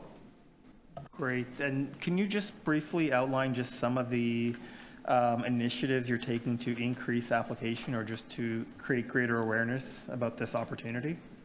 Through the chair to the councillor, that's to be determined. So we'll work to piggyback on some of the work we did with the Seniors Tenant Advisory Committee, but it is significantly different than the broader TCHC. So we'll work with Nadia and the TCHC team to make sure that there's broad communication through a number of channels and outreach to all the buildings in the portfolio. Thank you. And just one final question for Nadia. It was disappointing to hear Danielle's experience. Is that sort of the norm in TCHC now, where if you have that type of complaint, you're stuck in that situation for 2 months? So through the chair, I wouldn't describe it as the norm at TCHC. We do have occasional escalations and concerns and complaints. We take all of our complaints very seriously. We are already following up with the deputant. We'll hear from staff if not today, tomorrow. So that type of issue is not a usual occurrence. And so we want to continue to work with her to provide supports as required. Thank you. And so is that, I guess, behavior or reaction to the complaint, is that sort of an outlier in terms of how these issues are supposed to be resolved? So through the chair, we focus heavily on customer service and supporting our frontline staff to be able to support our tenants. And so it was incredibly disappointing for me to hear of the experience of the deputant, and I will absolutely be following up with the regional team and the local team to find out what happened here. So that isn't commonplace. We would want to ensure that she doesn't have that experience again. Great, thank you. And finally, could you just sort of give a brief overview of the training that you give to staff who are in these positions to sort of, I guess, unconscious bias training, so they don't sort of make these assumptions on the applicant or the tenants when they're making these requests, and maybe don't take them as seriously as they would had these been like market rentals?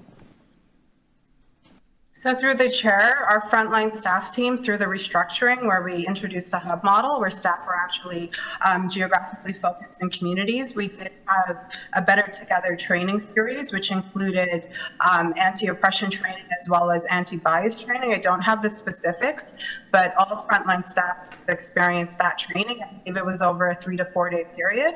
So I can get additional specifics, but I know the training was delivered to the team. Great, and just to confirm, you track that staff are actually taking the training, and which staff members have and have not taken the training? Through the chair, absolutely. We have tracking on all the staff that participated, and we'll also confirm that the staff member implicated was also involved. It might have been a new staff. I don't know the details. I'll have to follow up, but we absolutely track that. Thank you. Thanks, Councillor Myers. Any other questions? Okay, great. We can move it into speakers. Do we have any speakers on the item? Councillor Fletcher. Yes, I have a motion, item 4, along with the 3 recommendations. There's a 4th one, which is to come back in the first quarter of 2024 on the progress of the Tenant Advisory Committee and actually have the terms of reference there provided. And I would think at that time, if there was any changes, we would have to make them then. I thank you very much for the staff for undertaking the work from the motion. If you may recall, those of you who were here before, that would be myself and Councillor Nunziat and Councillor Bradford, that we had to do the same thing for the seniors corporation, established through the city's governance, tenants who would be able to advise on all the 4 pillars that Mr. Rollins read out that are in the shareholder agreement. So it wasn't a self-selected. I think that Councillor Myers has really kind of hit the nail on the head, that the Tenant Advisory Committee on tenant engagement, et cetera, are all people that were put together out of this system that is to be reviewed. So there may be a problem with a bias on their part, rather than an objective look at, was this the best way to do it? And I'm flagging that here because that will now be the first question.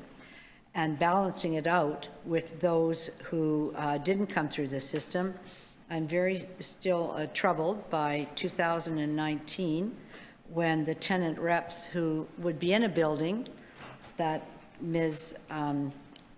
McIntosh should go to, they're no longer there with that kind of authority with the staff. They were taken out, and I would have to say, and I would hope this would be looked at as to whether the new self-selected folks or volunteers, if they are truly able to fulfill that important role that I know that elected tenant rep when you're running in an election, as all 5 of us do here today, very different from being selected.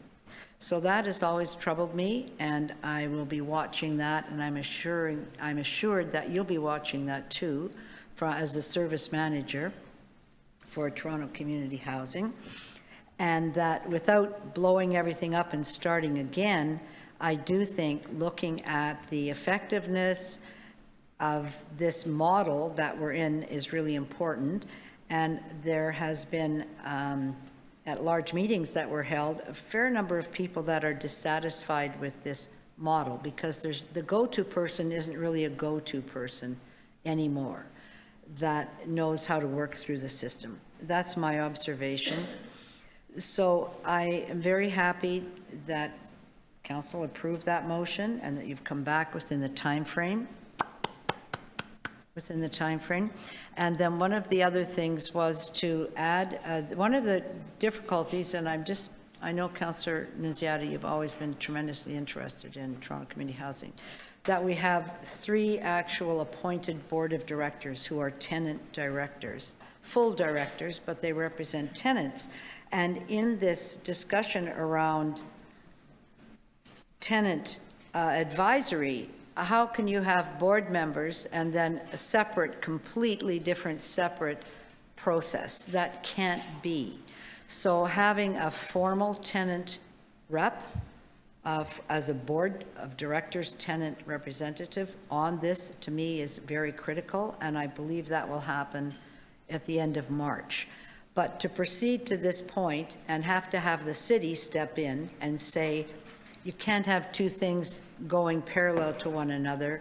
Either the tenant directors have authority as tenant directors, we want to know what they're thinking, they're there because of their expertise, then that expertise needs to be on any tenant advisory committee as well. They can't supplant the role of tenant directors. So I'm not going to go on and on about it, but I think everybody knows how I feel. But I'm very happy that we've moved the needle this far. Thank you very much. Okay, any other speakers? Councillor Nunziata. Yeah, just briefly. I thought, I support the advisory committee, Councillor Fletcher, and you're right, I was on the TCHC board for a while, and I thought when we brought the in-house management and that would make a difference as well in some of our buildings. But what really concerns me is hearing the deputant is that she's waited for over 2 months, and she has a very serious issue in her unit. And, we should be responding to these issues. It disturbs me that people have to wait for months to get some action in their unit.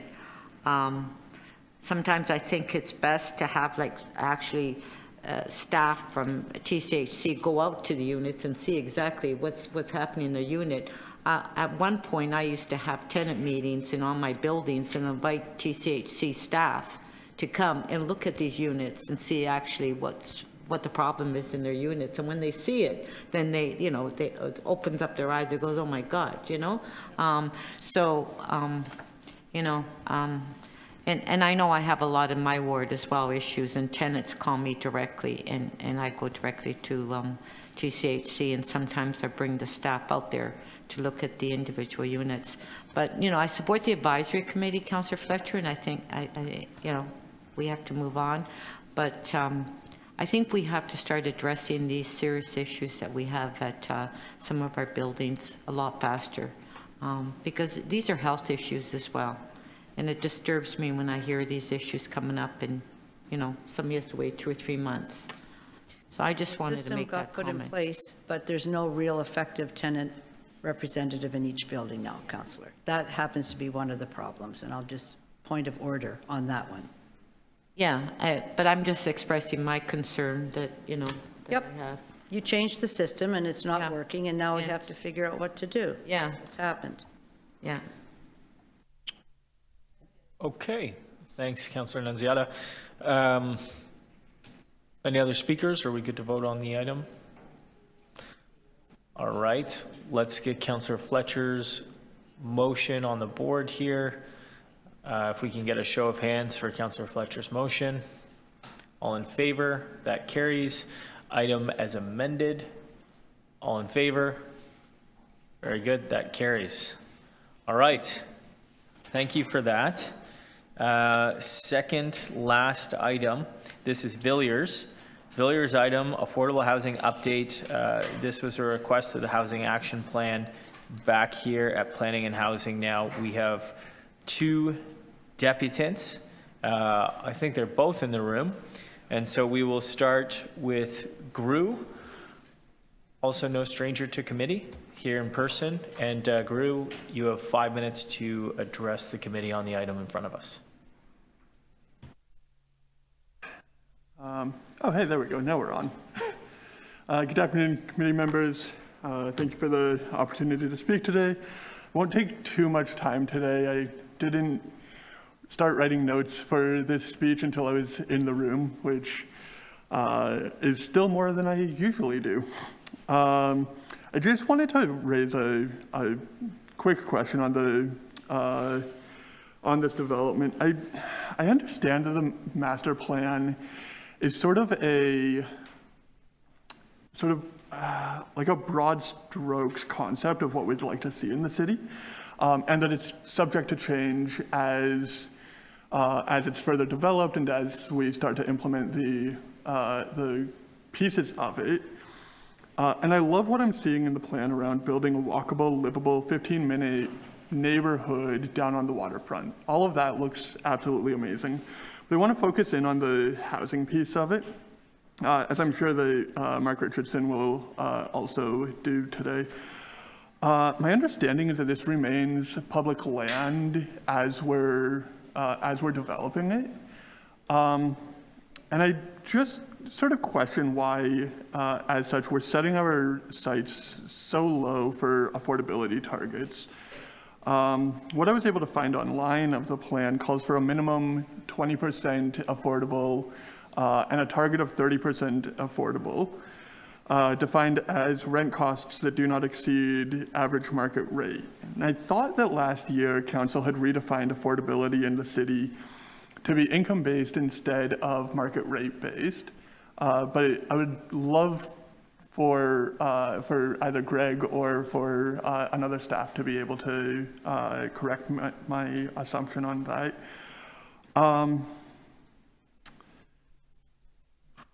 I guess the part that I'm struggling with is that the plan also talks about 790 affordable units out of 4,865, which by my math only comes to about 16%, not the 20% that we're talking about for a minimum. And I mean, much less the target 30%.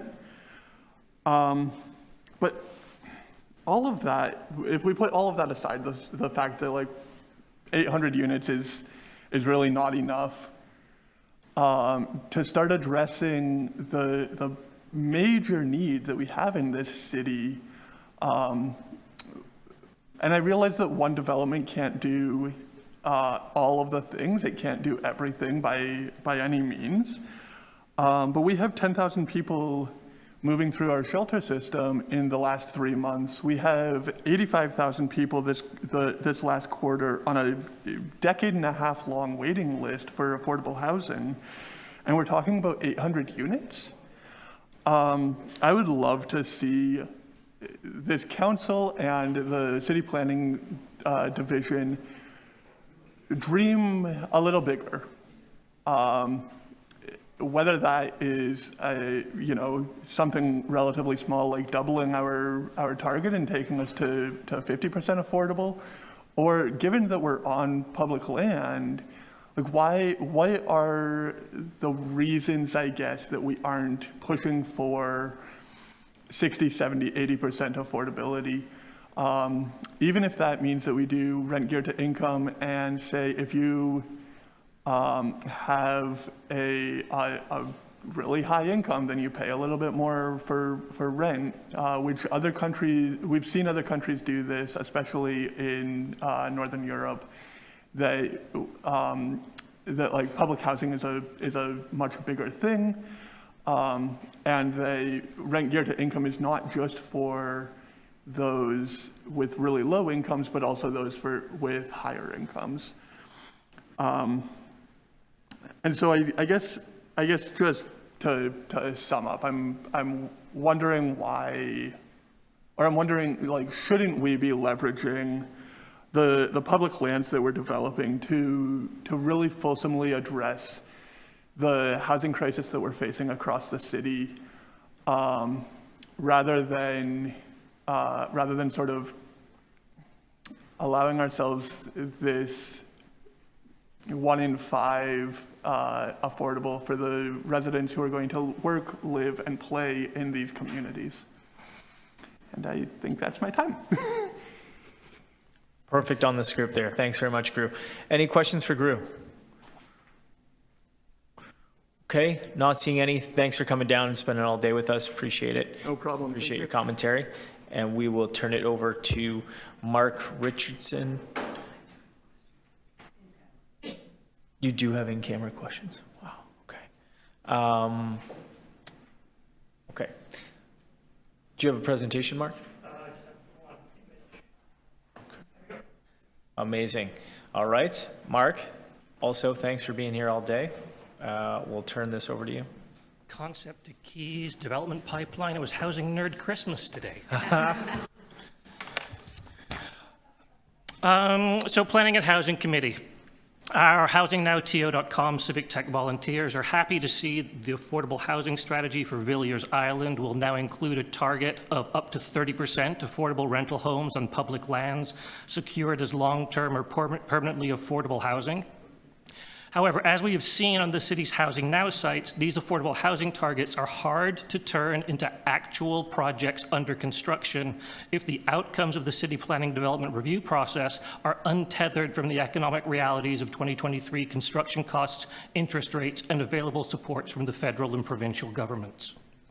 Today, the old 2017 Villiers precinct plan is not fit for purpose if the city's focus and priority during your 2023 review is to achieve that target of 30% affordable rental homes on public land within the next decade. We agree with the staff report that the height and massing on Villiers will need to increase density on the lands within public ownership by at least 30% above the 2017 precinct plan. The difference, as you can see on this image, between the proposed use of public lands and the proposed use of private lands, which in this case is a 309 Cherry Street, are clear in the image from future model TO based on current submissions and plans. In 2023, the added density on Villiers Island will likely need to be multiples of the 2017 precinct plan rather than the suggested 30% increase. The city is likely to be looking at an approximate 150% increase in the density over 2017.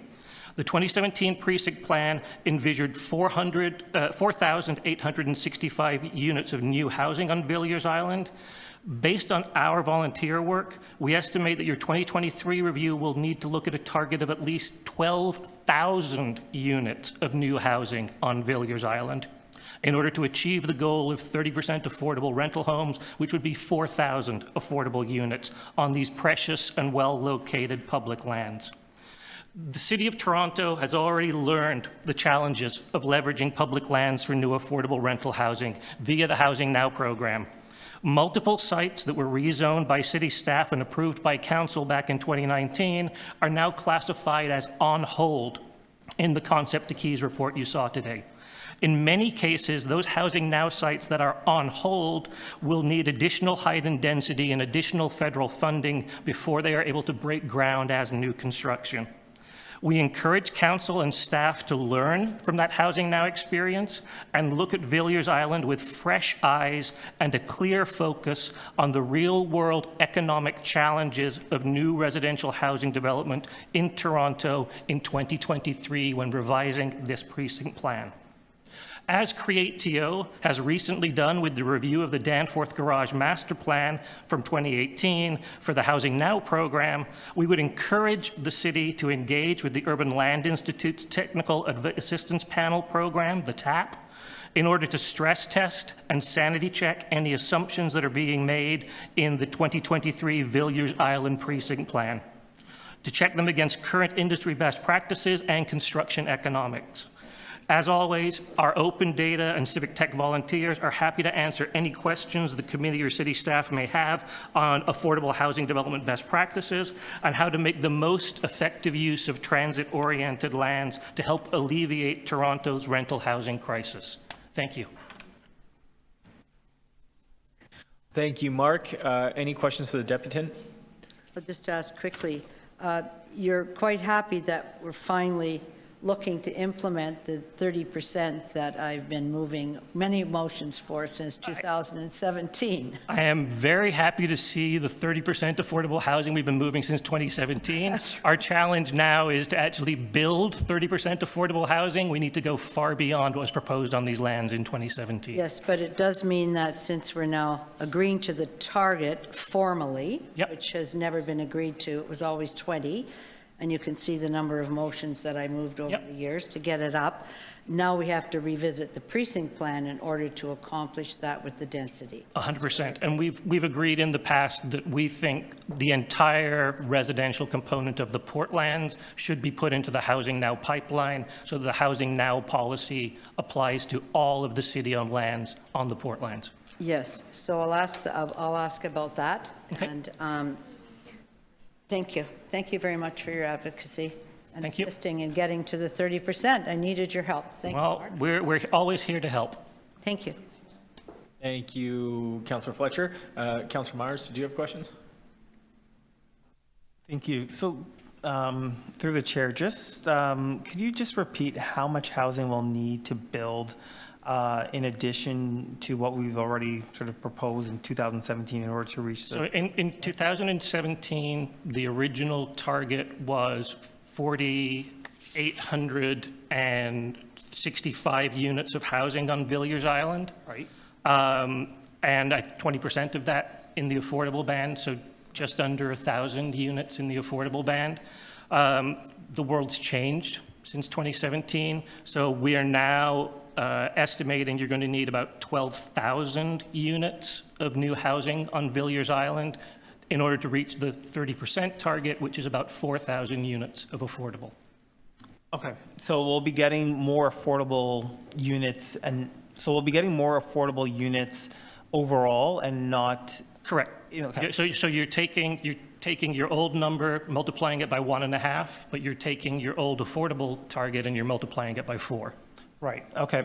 And just so, what are the numbers based on, like current interest rates or? So we're basing this on some of the experience of the Housing Now sites that we've looked at from 2018, 2019, when the Housing Now sites came along. We're also taking a look at Quayside, which is a version of the Waterfront Toronto development on a much smaller parcel of land that has recently gone out to market. People have bid on it.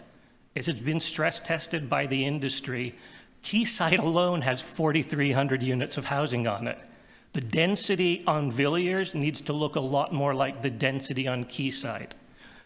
We can't act like it's 2017 anymore. You know, interest rates are 3 times, 4 times what they were in 2017.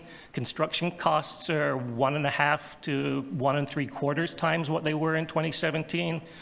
The economics of affordable housing is very different now, and we kind of need to design to meet, if we want to get to 30% affordable housing, as Councillor Fletcher has advocated for years, these are the trade-offs that city planning, urban design, Waterfront Toronto will need to make to get to a viable, buildable, fundable program on Villiers Island over the next decade. Thank you. And one final question. The number that you proposed, is that the maximum number of units that could be supported in this development? Or is that on the I would defer to city planning and engineering on the capacity there. You're only doing LRT, you're not doing subway, so there's a finite amount of capacity to get people in and out of that neighborhood based on its location. Also, because of where it is close to the water table, you're not doing a lot of parking. You're having to do things that are much shallower in their foundations, or you're having to go down all the way to bedrock. So at the moment, given the current economics, given the example of Quayside, 12,000 units, 4,000 affordable is what we think needs to be carried on that site to make the affordable housing math work with today's context. Great. Thank you very much. Okay, no further questions? We're good? Yep. Okay, thank you very much, Mark. Great as always. We are going to take it into committee. Are there any questions for staff? Councillor Fletcher, Councillor Malik. Okay. Can I start? I just really, and I'm sorry I have my back to you, but really the last point that was brought up regarding the LRT and the importance of transit to unlock this whole area, where is that at? And what would the sequencing be? Through the chair. So the goal is to obviously build the transit. The transit will take a number of years to construct. The transit work is currently in a 30% design process. Public engagement is planned for April of this year. Staff are working on design issues and TPAP requirements, and an update report will be provided in May or June of 2023. Sorry, and would that include the required financing for this new line? It'll be certainly an update on that. An update on the financing, because we're looking at the, correct me if I'm missing anything, but we're looking at the quayside units. We're looking at the Villiers Island, which, by the way, we need to look at changing the name of Villiers Island, something more appropriate. And then we're looking at units at the Cadillac Fairview site. So that's like a small town already, bigger than Peterborough by the time we're finished. I'm going to look up and see how many towns have 20,000 people. And right now, there's not any transit there, right? Nothing. Nada. Not a bus, nothing, except for the 72 commissioners. But it doesn't go along Lakeshore. Yeah, that's correct. There are a few buses, but one of them goes down to Cherry Beach. Some of them are seasonal. And is there any issue with height restrictions in the Villiers Island area due to the island airport? I've often heard this, and I'd like to have that clarified publicly. We are discussing with the Ports Toronto about the impact of higher towers in Villiers Island on the operations of the airport, and we're meeting with them pretty regularly, and we'll be consulting with them about the engagement in the report. So what have they told you so far? That they have to analyze specific models and scenarios, and we have to work with them on those. Is the flight path for the current island airport, the Hearn has a very, very large stack. How does that jibe with the flight path for the island airport? Could you bring us, I suppose this is going to council, would you be able to bring us the flight paths for landing and current conditions there too, please, such as the stack, the Hearn stack, the McCleary stack? Through the chair, this is actually coming back to this committee. It's coming back, so. It's coming back here. We can certainly include that. I'd really like, I think, yeah. The area of the Portlands, by recollection, is under airport zoning regulation from the federal government. This area is covered, I believe, in part by a direct flight path and a missed, what's called a missed approach. So they're governed height limits for structures within that zone. We can certainly update you on exactly where that is vis-a-vis the height of the Hearn and any other tall towers. So when this comes back around again, we're going to be looking at some of those objective conditions around increasing the density for achieving the 30%. And then Mr. Richards has spoken about achieving the 30% on all of the city-owned lands, if that's feasible or not. And then I'd just like a comment, because he mentioned the bedrock, and I happen to know it's like 60 feet down. It's very deep. Are there other kinds of issues regarding the servicing that we need to take into account when we're talking about this particular location?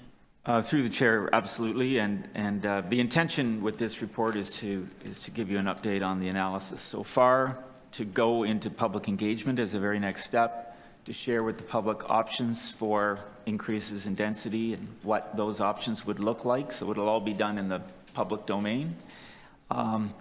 Taking into account the issues that you're raising in the questions, as well as many other issues, including the capacity of servicing that would be required for various levels of density. Correct. And how to, through the business implementation plan, how to pay for all that. Because it's easy to say we need, with all due respect to Mr. Richardson, 12,000 people to live here, but we need to pay for the affordable housing component, which is actually a write down in land value, or somebody has to pay for it. And we have to pay for the servicing and the LRT. So there's a sweet spot, if you will, with density, with all of our objectives, with the financing and the servicing that has to come together. We have an overall objective: increase the amount of affordable to 30, increase the overall density, and we've got to find that sweet spot. So, Mr. Chair, I'm sorry. I'm sorry. I did try to cut in on you, but I just let you go. What I would really like to make sure is for the public consultation that those things are also included. This is not necessarily a land site, it's a landfill site. Who knows what's down there? But that some of the LRT is there, the airport path is there, the servicing requirements, which of course you would agree would extend throughout broader area of the Portlands. Yes. In McCleary District, South District, all the other districts at some point would be the beneficiary of whatever servicing goes in. Yes, But those are objective issues in dealing with our movement here towards a 30%. Yes, some of the servicing, of course, is what we would call regional. In other words, it's not only helping Villiers, but more than Villiers. Some of it will be more localized, but we'll bring all that forward in the presentations. Thank you so much. Thank you. Questions, Councillor Malik? Yeah, thank you. Along those lines, I was heartened to see the letter from the Waterfront BIA and the East Waterfront Community Association expressing their support for the East Waterfront LRT. It's already been identified as a priority project critical to the waterfront revitalization in areas along the East Bayfront Precinct, Keating Channel West Precinct, as well as the Portlands. So I guess really specifically focusing in on that, will any study of density increase in Villiers Island include review of the planned capacity and operations of the LRT to ensure it's designed to meet the needs of those communities? Yes, through the chair, the report refers to a minimum increase in density of 30% overall. And part of that is because when you look east over to Yonge, there's been a general 30% increase in the planned densities that have happened so far. So we're kind of doing a stress test and saying, okay, if you could do 30% more over there, can you do at least 30% more over here? And that's the process that we're going through. Part of that will be the capacity of the transit system. Part of it will be, there are only so many roads in and out of Villiers Island. So it is an island. So all of the hopefully non-vehicular transportation that's needed to support daily life there. All the services, I mean, we planned at least for one school, I believe, maybe more, but if you quadruple the number of people, do we need another school site? And on and on and on. So there are a lot of complexities to beyond just drawing a number of more tall buildings that have to be worked through in optioneering all of these ideas. Did I just make up a word? Thank you. I really appreciate that. And I guess I just want to confirm that good transit becomes even more important as we focus on creating opportunities for affordable housing, and particularly in this area, and having visited the Portlands flood protection, creating climate positive communities, especially in Villiers Island. Through the chair, absolutely. I mean, I think great example in Amsterdam, for example, of islands built without any automobiles, and people are able to gain access to the city very easily. And that kind of climate positive, responsive planning is where we are right now in the waterfront. So very much so. Great. And would you say that demonstrating commitment in increasing housing density, especially affordable housing in Villiers Island, would assist with our work to secure funding partnerships with other orders of government for a project like the LRT?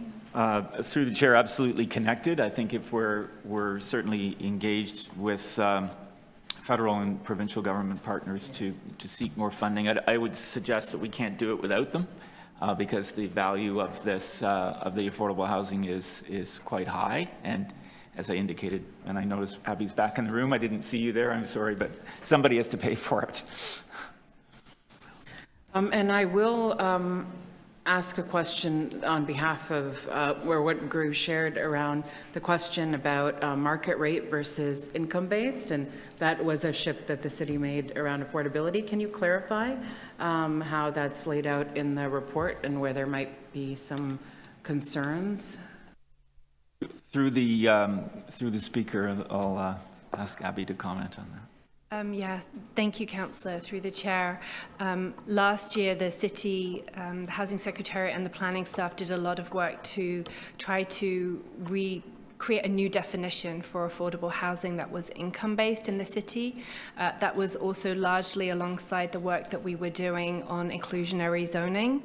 As we have seen, changes in the recent bill have shifted back to a rent-based definition rather than an income-based definition, and so the city has to, I think, review as to whether we can continue along the path to create an income-based definition whilst we have other levels of government that remain committed to a rent-based definition. So we're in somewhat of a different situation, although I would acknowledge that it has always been a key goal for the city through Housing TO to create an income-based definition, and we recognise why that's important to residents in our city. So we'll continue to do some work on that and hopefully be able to report something back to council later this year. That's helpful, and I guess just underscoring how important it is to for us to hold the integrity of that work around income-based and the difference that it makes to our communities, and especially in embarking on such an ambitious project and how critical that is. So thank you. Okay, any other questions? All right, we can move into speakers. Do you want to speak to this? Nope. Okay. I will be very brief. I do have a motion I'd like to move on this. I was going to ask questions, but Councillor Malik's provided all the answers there through questions, and it really had to do with how do we land on the number of the minimum percentage of density increase. And the answer to that is the work that's been done in terms of understanding the infrastructure requirements, the servicing requirements, the transit requirements. All of that work that's been done to date is informing the numbers that they came forward with. But I think what we've heard from folks here today in committee and beyond is that we ought to be doing more. The motion here speaks to trying to achieve the maximum amount of housing, thereby increasing the number of affordable homes that can be created on Villiers, and you know, to Councillor Malik's points, working in collaboration with the federal and provincial governments to unlock all of those broader citywide objectives like transit, like complete communities. I think, you know, we've heard loud and clear from folks that we need to be bolder, that we need to make those public lands work harder and do more when it comes to unlocking housing opportunities. There's been a lot of change if you go back to 2017 when we originally started with the Villiers Precinct Plan to where we are today. The need in the city is greater. The housing challenges, the market pressures, inflation, cost of construction, all of that makes it harder and harder to deliver housing. We see that in our own Housing Now sites. You see that with respect to the pipeline numbers that we got coming forward today, applications approved but not yet built. And the direction that we have at Villiers is no different. You know, it's a waterfront community, but it's important for Toronto as a whole. And, you know, we spend a lot of time talking about all the different city-led affordable housing sites that we're driving forward. And there's certainly a lot more that we need to be doing as a city. And this is a prime opportunity. We only have one shot at building Villiers up on a go-forward basis. And we just need to be hyper conscientious that we're doing it right and maximum leverage of those lands to deliver housing and more affordable housing. So staff, as we've heard, will be coming back And basically the distance between now and I think the fall when that work is going to be coming back, they are going to be crunching the numbers. They're going to figuring out the size of the conduit and the pipe that is needed to service more housing and what that looks like. You know, working with the province, I believe it calls for 1 school in the area right now. If we're increasing more housing, more supply, we're going to need more schools. We need to understand that when it comes to our intergovernmental relationships and our asks of other levels of government. And transit, as we've heard over and over again, this cannot happen without higher order transit. That must be unlocked with collaboration and investment from other levels of government. So everything that we see here today in this report is a minimum. It's a baseline of where staff were comfortable today, knowing what we know right now, what we could approve and go forward with. And that's the 30% increase. But we all know that we ought to be striving for more. And so I think they will take the next few months to kind of sharpen the pencils on that. It will be advantageous for us to go to other levels of government and say, hey, you know, you want to see these kind of numbers, these types of units, these number of units on this site, well, here's what we need to unlock that. And I think it strengthens our position from an intergovernmental ask perspective to clearly articulate what could be there, but what pieces are missing to get there. So that's the intention of the motion. Want to thank staff, David Stonehouse, Eric, Greg, everybody for all their hard work on this, and of course, Councillor Fletcher for her advocacy over the years, and everybody's comments today. Thank you very much. And if we're all okay, we can move that motion. Very good. Show of hands on the motion. Very good. That carries. And then item as amended. Okay, that carries. Amazing. So with the blessing of committee, I would ask that we reverse the order. Councillor Fletcher has held number 10 there, and I think we need to go in camera. For the sake and consideration of folks who have been on the line for quite a while on item 14, that's 3377 Bayview Avenue. I'd like to see if we could do that now, hear from those deputants, and then wrap up the meeting with the in-camera component. Is that okay with everybody? Yep, okay, very good. So we will do item 14, 3377 Bayview Avenue, notice of intention to designate a property under Part 4, Section 29 of the Ontario Heritage Act. And we have a number of speakers, 4 speakers on this. And the first one is Jim Dungan, followed by Christina Chen, Loretta Murphy, and Bill Wong. So we'll start with Jim, if we can get Jim online.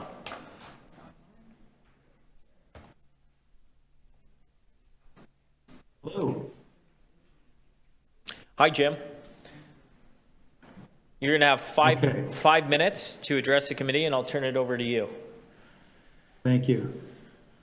Chair and committee members, thank you for the opportunity to speak with you today.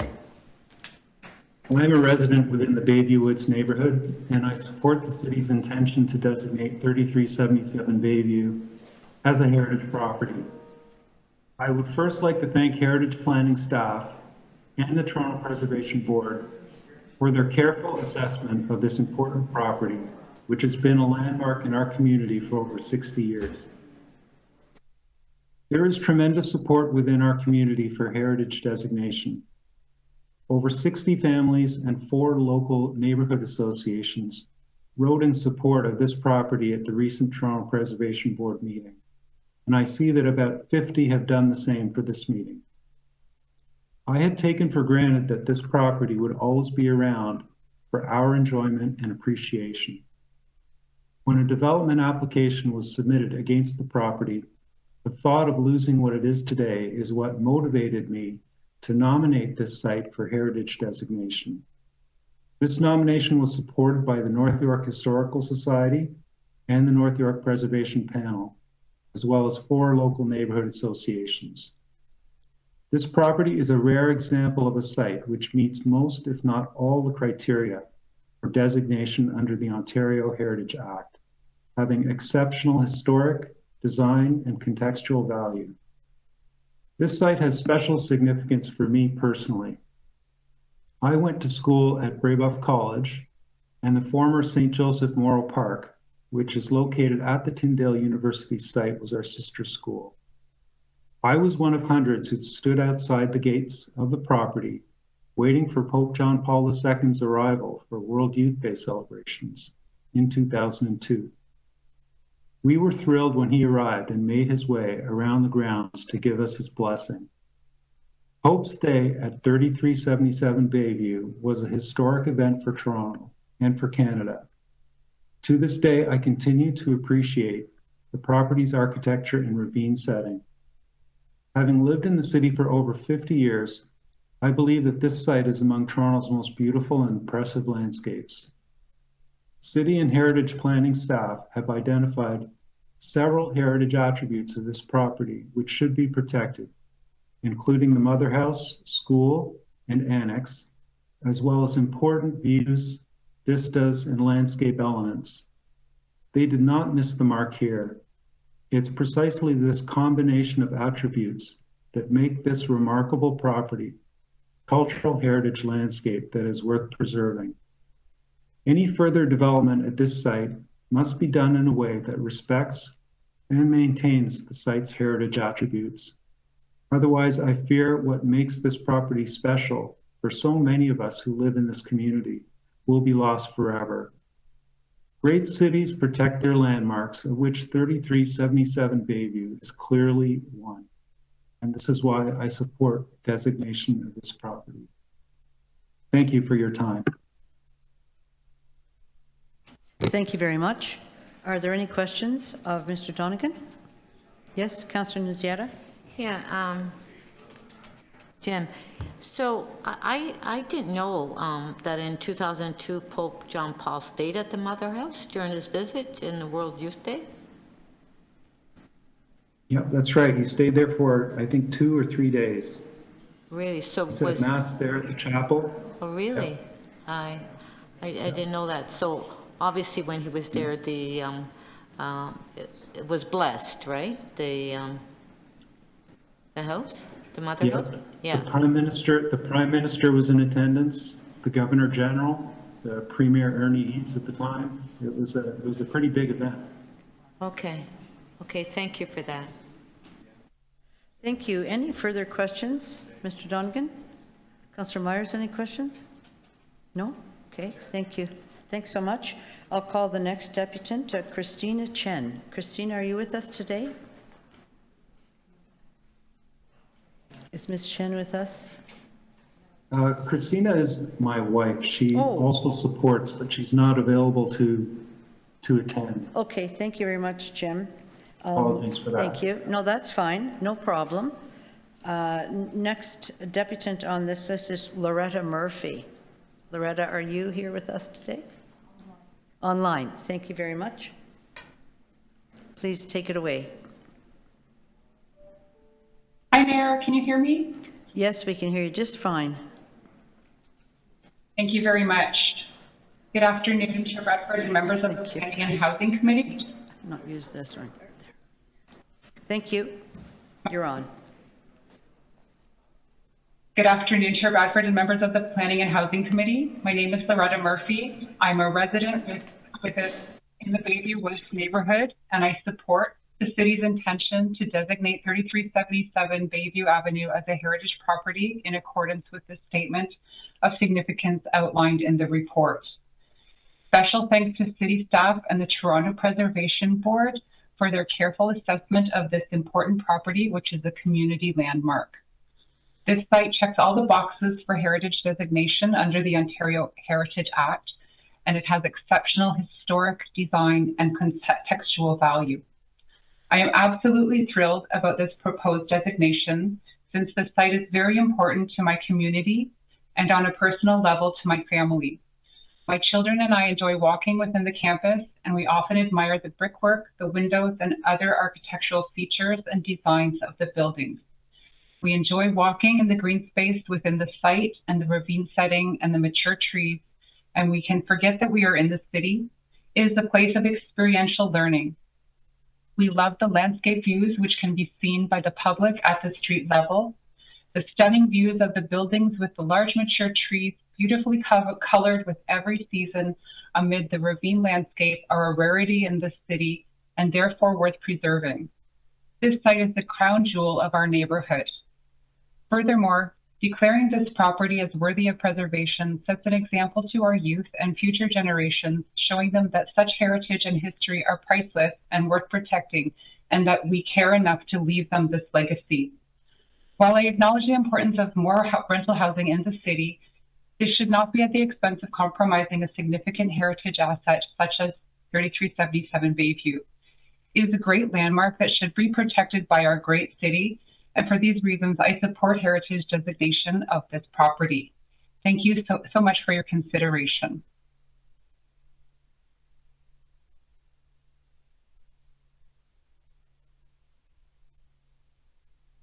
Thank you very much for your deputation. Do we have any questions for the deputant? Not hearing any. I will thank you for your time and being online today, and thanks for the feedback. And we can move to, is this Bill now? Or Loretta? Yes, Bill. Very good. Do we have Bill Wong on the line? Yes, we do. Bill, thanks so much for joining us. I'm going to reset the clock there. You'll have 5 minutes to address the committee. And are you connected? Can we hear you? Great. Yes, I can hear you. Can you hear me? We've got you loud and clear, Bill. 5 minutes for you with the committee. Please take it away. Thank you, Mr. Chairman, committee, for allowing us to speak. I do not have to repeat what our previous speakers have already said, but certainly this property has significant historical, cultural, spiritual significance for our community. The number of respondents shows how important this is for us and our interest as well. It's certainly a beautiful area. It's adjacent to ravine lands right next to the German Mills Creek. And this is an area better suited for parks and recreation development, in my opinion. There's quite a varying elevation as you walk along Bayview in a north-south route. The sight lines of the actual building are difficult to see depending on where you are because of this elevation change. The building itself is about, I looked at it, about 700 feet long, about the size, the same diameter as Rogers Center. The front footage is about 1,100 feet, which is about 330 meters. So it's quite a large property. And the heritage city workers did acknowledge that there's certain sight lines that will enable one to actually see the mother house better. But I think that the whole building itself is of great importance. And you cannot see the whole building if you stand on one part of Bayview. You have to actually walk north-south along Bayview to see the enormity and the grandiose nature of this property as well. So I believe that preservation of this aspect of the property is not just a building, it's actually a site. It's actually a large tract of land is right next to the ravine. It's very important for the community. And access by the community is also important. There's no benefit of making a property a heritage property unless the people can actually see it, can access it, and appreciate the story around the space. And yes, the Pope did live there when he visited us in 2002 for World Youth Day. He actually landed by helicopter. It gives you an idea of the enormity of the space. And then he got into his little Popemobile. It was a different time then, and he came right up to the fence where there were hundreds of people waiting to see him. People of all faiths were there to see this famous and very important person who's now been canonized as well. So just to reiterate, the heritage designation is very important for the community, very important for Toronto, very important for Ontario.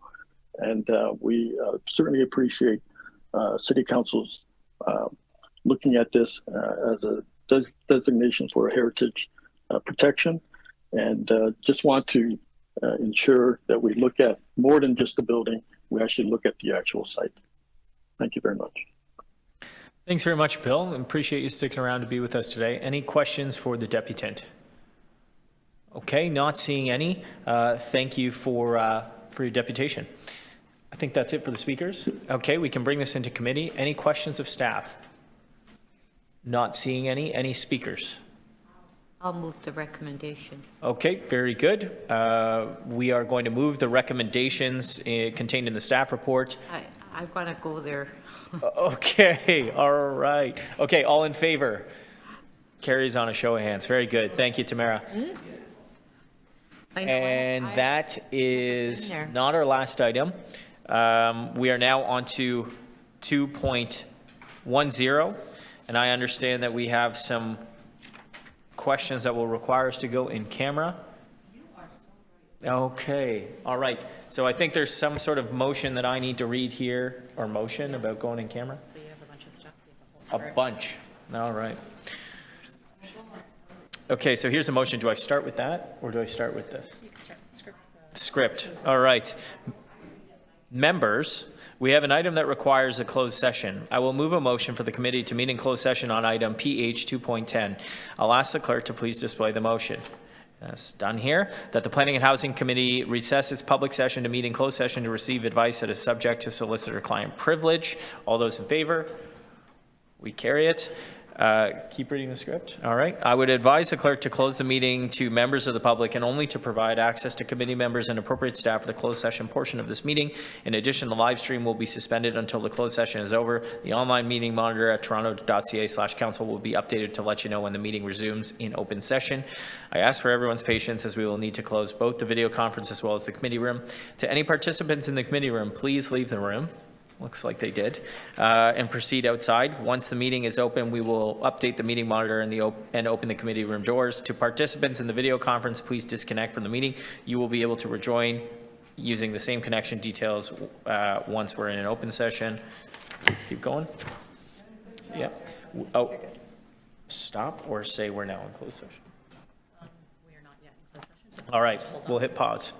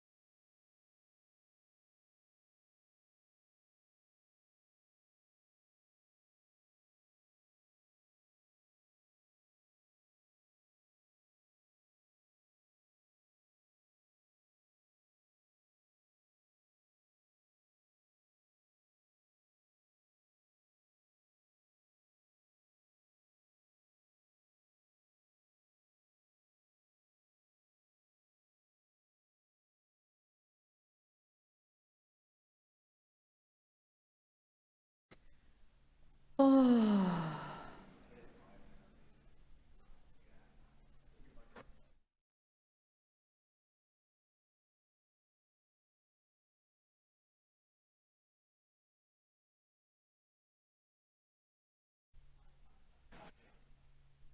Okay, welcome back, everyone. Thanks for your indulgence. We are back in public. This is not on the script. We're just back. All right. Welcome back. I'm sure we didn't lose anyone. So we have questions of staff in public or just statements? I'm going to have a question or two. The current role for the housing commissioner is nested in the ombudsman's office, correct? Through the chair, I don't know that that's a question we can answer at PHC. It may be something that we have to confirm for you. You have to stop touching your microphone. It's making all that noise. Thank you. Sorry, Councillor. It's okay. That may be something we have to confirm to you at council. Thank you, but there was an intention for it to be there. An intention for it to go to the ombudsman's office, and in the budget, there was a staff complement, a deputy ombudsman that would be overseeing the role of the housing commissioner, although I'm not sure that role has been ever properly defined. Would you agree with that? Through the chair, we're expecting, as you said, a report back from the ombudsman on the functions that relate to the housing commissioner. I thought it was from the city manager on the functions that relate to the housing commissioner. I may have to confirm to you. Okay. Councillor, thank you. Okay, thank you. I'll get the chair back. Where were you? We've wasted 4 seconds. I'm holding up the meeting. Okay, great. Any other questions? Okay, wonderful. Comments? Just going to forward this. Councillor Fletcher. I have a comment because in reading this, and it's confidential, so I can't discuss the contents. But I think what I really want to focus on, I'm going to send this to the city manager to be considered in the report that's coming on the 21st of March to the executive. Can I just forward that off? Do I need to have a written motion? I'm sorry. Are you moving a motion? Yes, I just want to forward this to the city manager as part of the discussion on So you'd like a motion that the report be forwarded to the city manager? As part of the deliberations on a housing commissioner. That would be, I'm sorry, I didn't write that down, but it's all just coming to me. And I feel a lot of pressure from the chair to hurry up.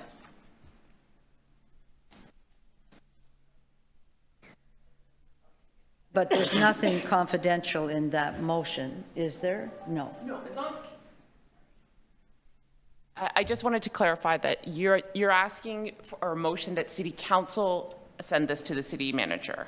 Oh, I have to do that? City Council is the client who has the control over confidentiality of a solicitor-client advice. Okay, then we have a little problem. So, because City Council will meet at the same time as, City Council's already meeting. So we'd have to send it to the city manager at that time. Right, so so this would go to the next City Council meeting, and what you're saying is that that is the same time the report you're talking about is coming? Yes. I see. That's what I'm saying, and this report should inform the March 21st executive report. Sorry, Councillor, we don't need you anyway for that report. So unfortunately, though, City Council is the one who can say that a confidential piece of advice from the city solicitor can be forwarded onwards. So I think we have to think about coordinating the timing on that, Councillor. So the city solicitor could not give this to the city manager outside of council forwarding it, is what you're saying. Okay. I'll just speak about it then. I can't. You are. We're looking to see if they are. They're trying to figure out if I can do a motion. But I just want to say this, and I really hope in this committee we understand what's happened. We have a report here that is a very high-level report about something that could happen regarding housing in the city of Toronto. I believe that a housing commissioner function would be the function that would look at something of this nature. And I don't believe that the ombudsman's office or a deputy ombudsman has that purview. So I'm finding that we have a little problem now in having determined to send this and make this only an ombudsman issue, because I don't believe that it's not a complaint-based issue. It's more of a systemic issue that is not a systemic issue for the ombudsman to figure out. So I'm a little at 6s and 7s here, but I will draw this to the attention of the authorities in the city, because I think we found a problem with attributing the housing commissioner's role only in the ombudsman's office, given the nature of this systemic issue that we've seen now in camera. And that's what I'd like to say. Quite seriously concerned. Thank you, Mr. Chair. I don't think I can move a motion. I've been overruled by the city solicitor. No, I think you're going to get something. I think. Thank you. Because I do think from this committee, we should formally put this notion forward that this is something that needs to be taken into account when we're looking at the role of a housing commissioner. This is exactly what a housing commissioner would be looking at, protecting housing. We're just waiting on the printer to show you the motion so you can look at the motion and Thank then you. move the motion. And We have quorum if you need to go, Councillor. I know, I'm just looking after you. Always. Yes, it's perfect. Thank you so much. heartfelt thanks to clerks and legal. Thank God our clerks and Yep. lawyers are so smart. They keep us The speaking has been happening for 5 minutes. Here's the motion. Thank you. That is the motion. Planning and Housing Committee requests the city manager review the contents of the report in the context of deliberations on the Housing Commission. Wonderful. Thank you. Okay, thank you. Thank you for your help, Mr. Chair. No problem. Any other speakers? Oh, okay, it looks like we can call the vote on Councillor Fletcher's motion. All in favor? Okay, pass it on, showing of hands. And item as amended, all in favor? Carried. And that's it. Another day of business for the hardest working committee at City Hall. Way to go, everyone. Thanks so much to planning staff and everyone who's in the room. Housing secretary, yeah, motion to adjourn. Oh, is that you moving that? Carried, and our wonderful team at clerks. Fantastic. Thank you. See you next month.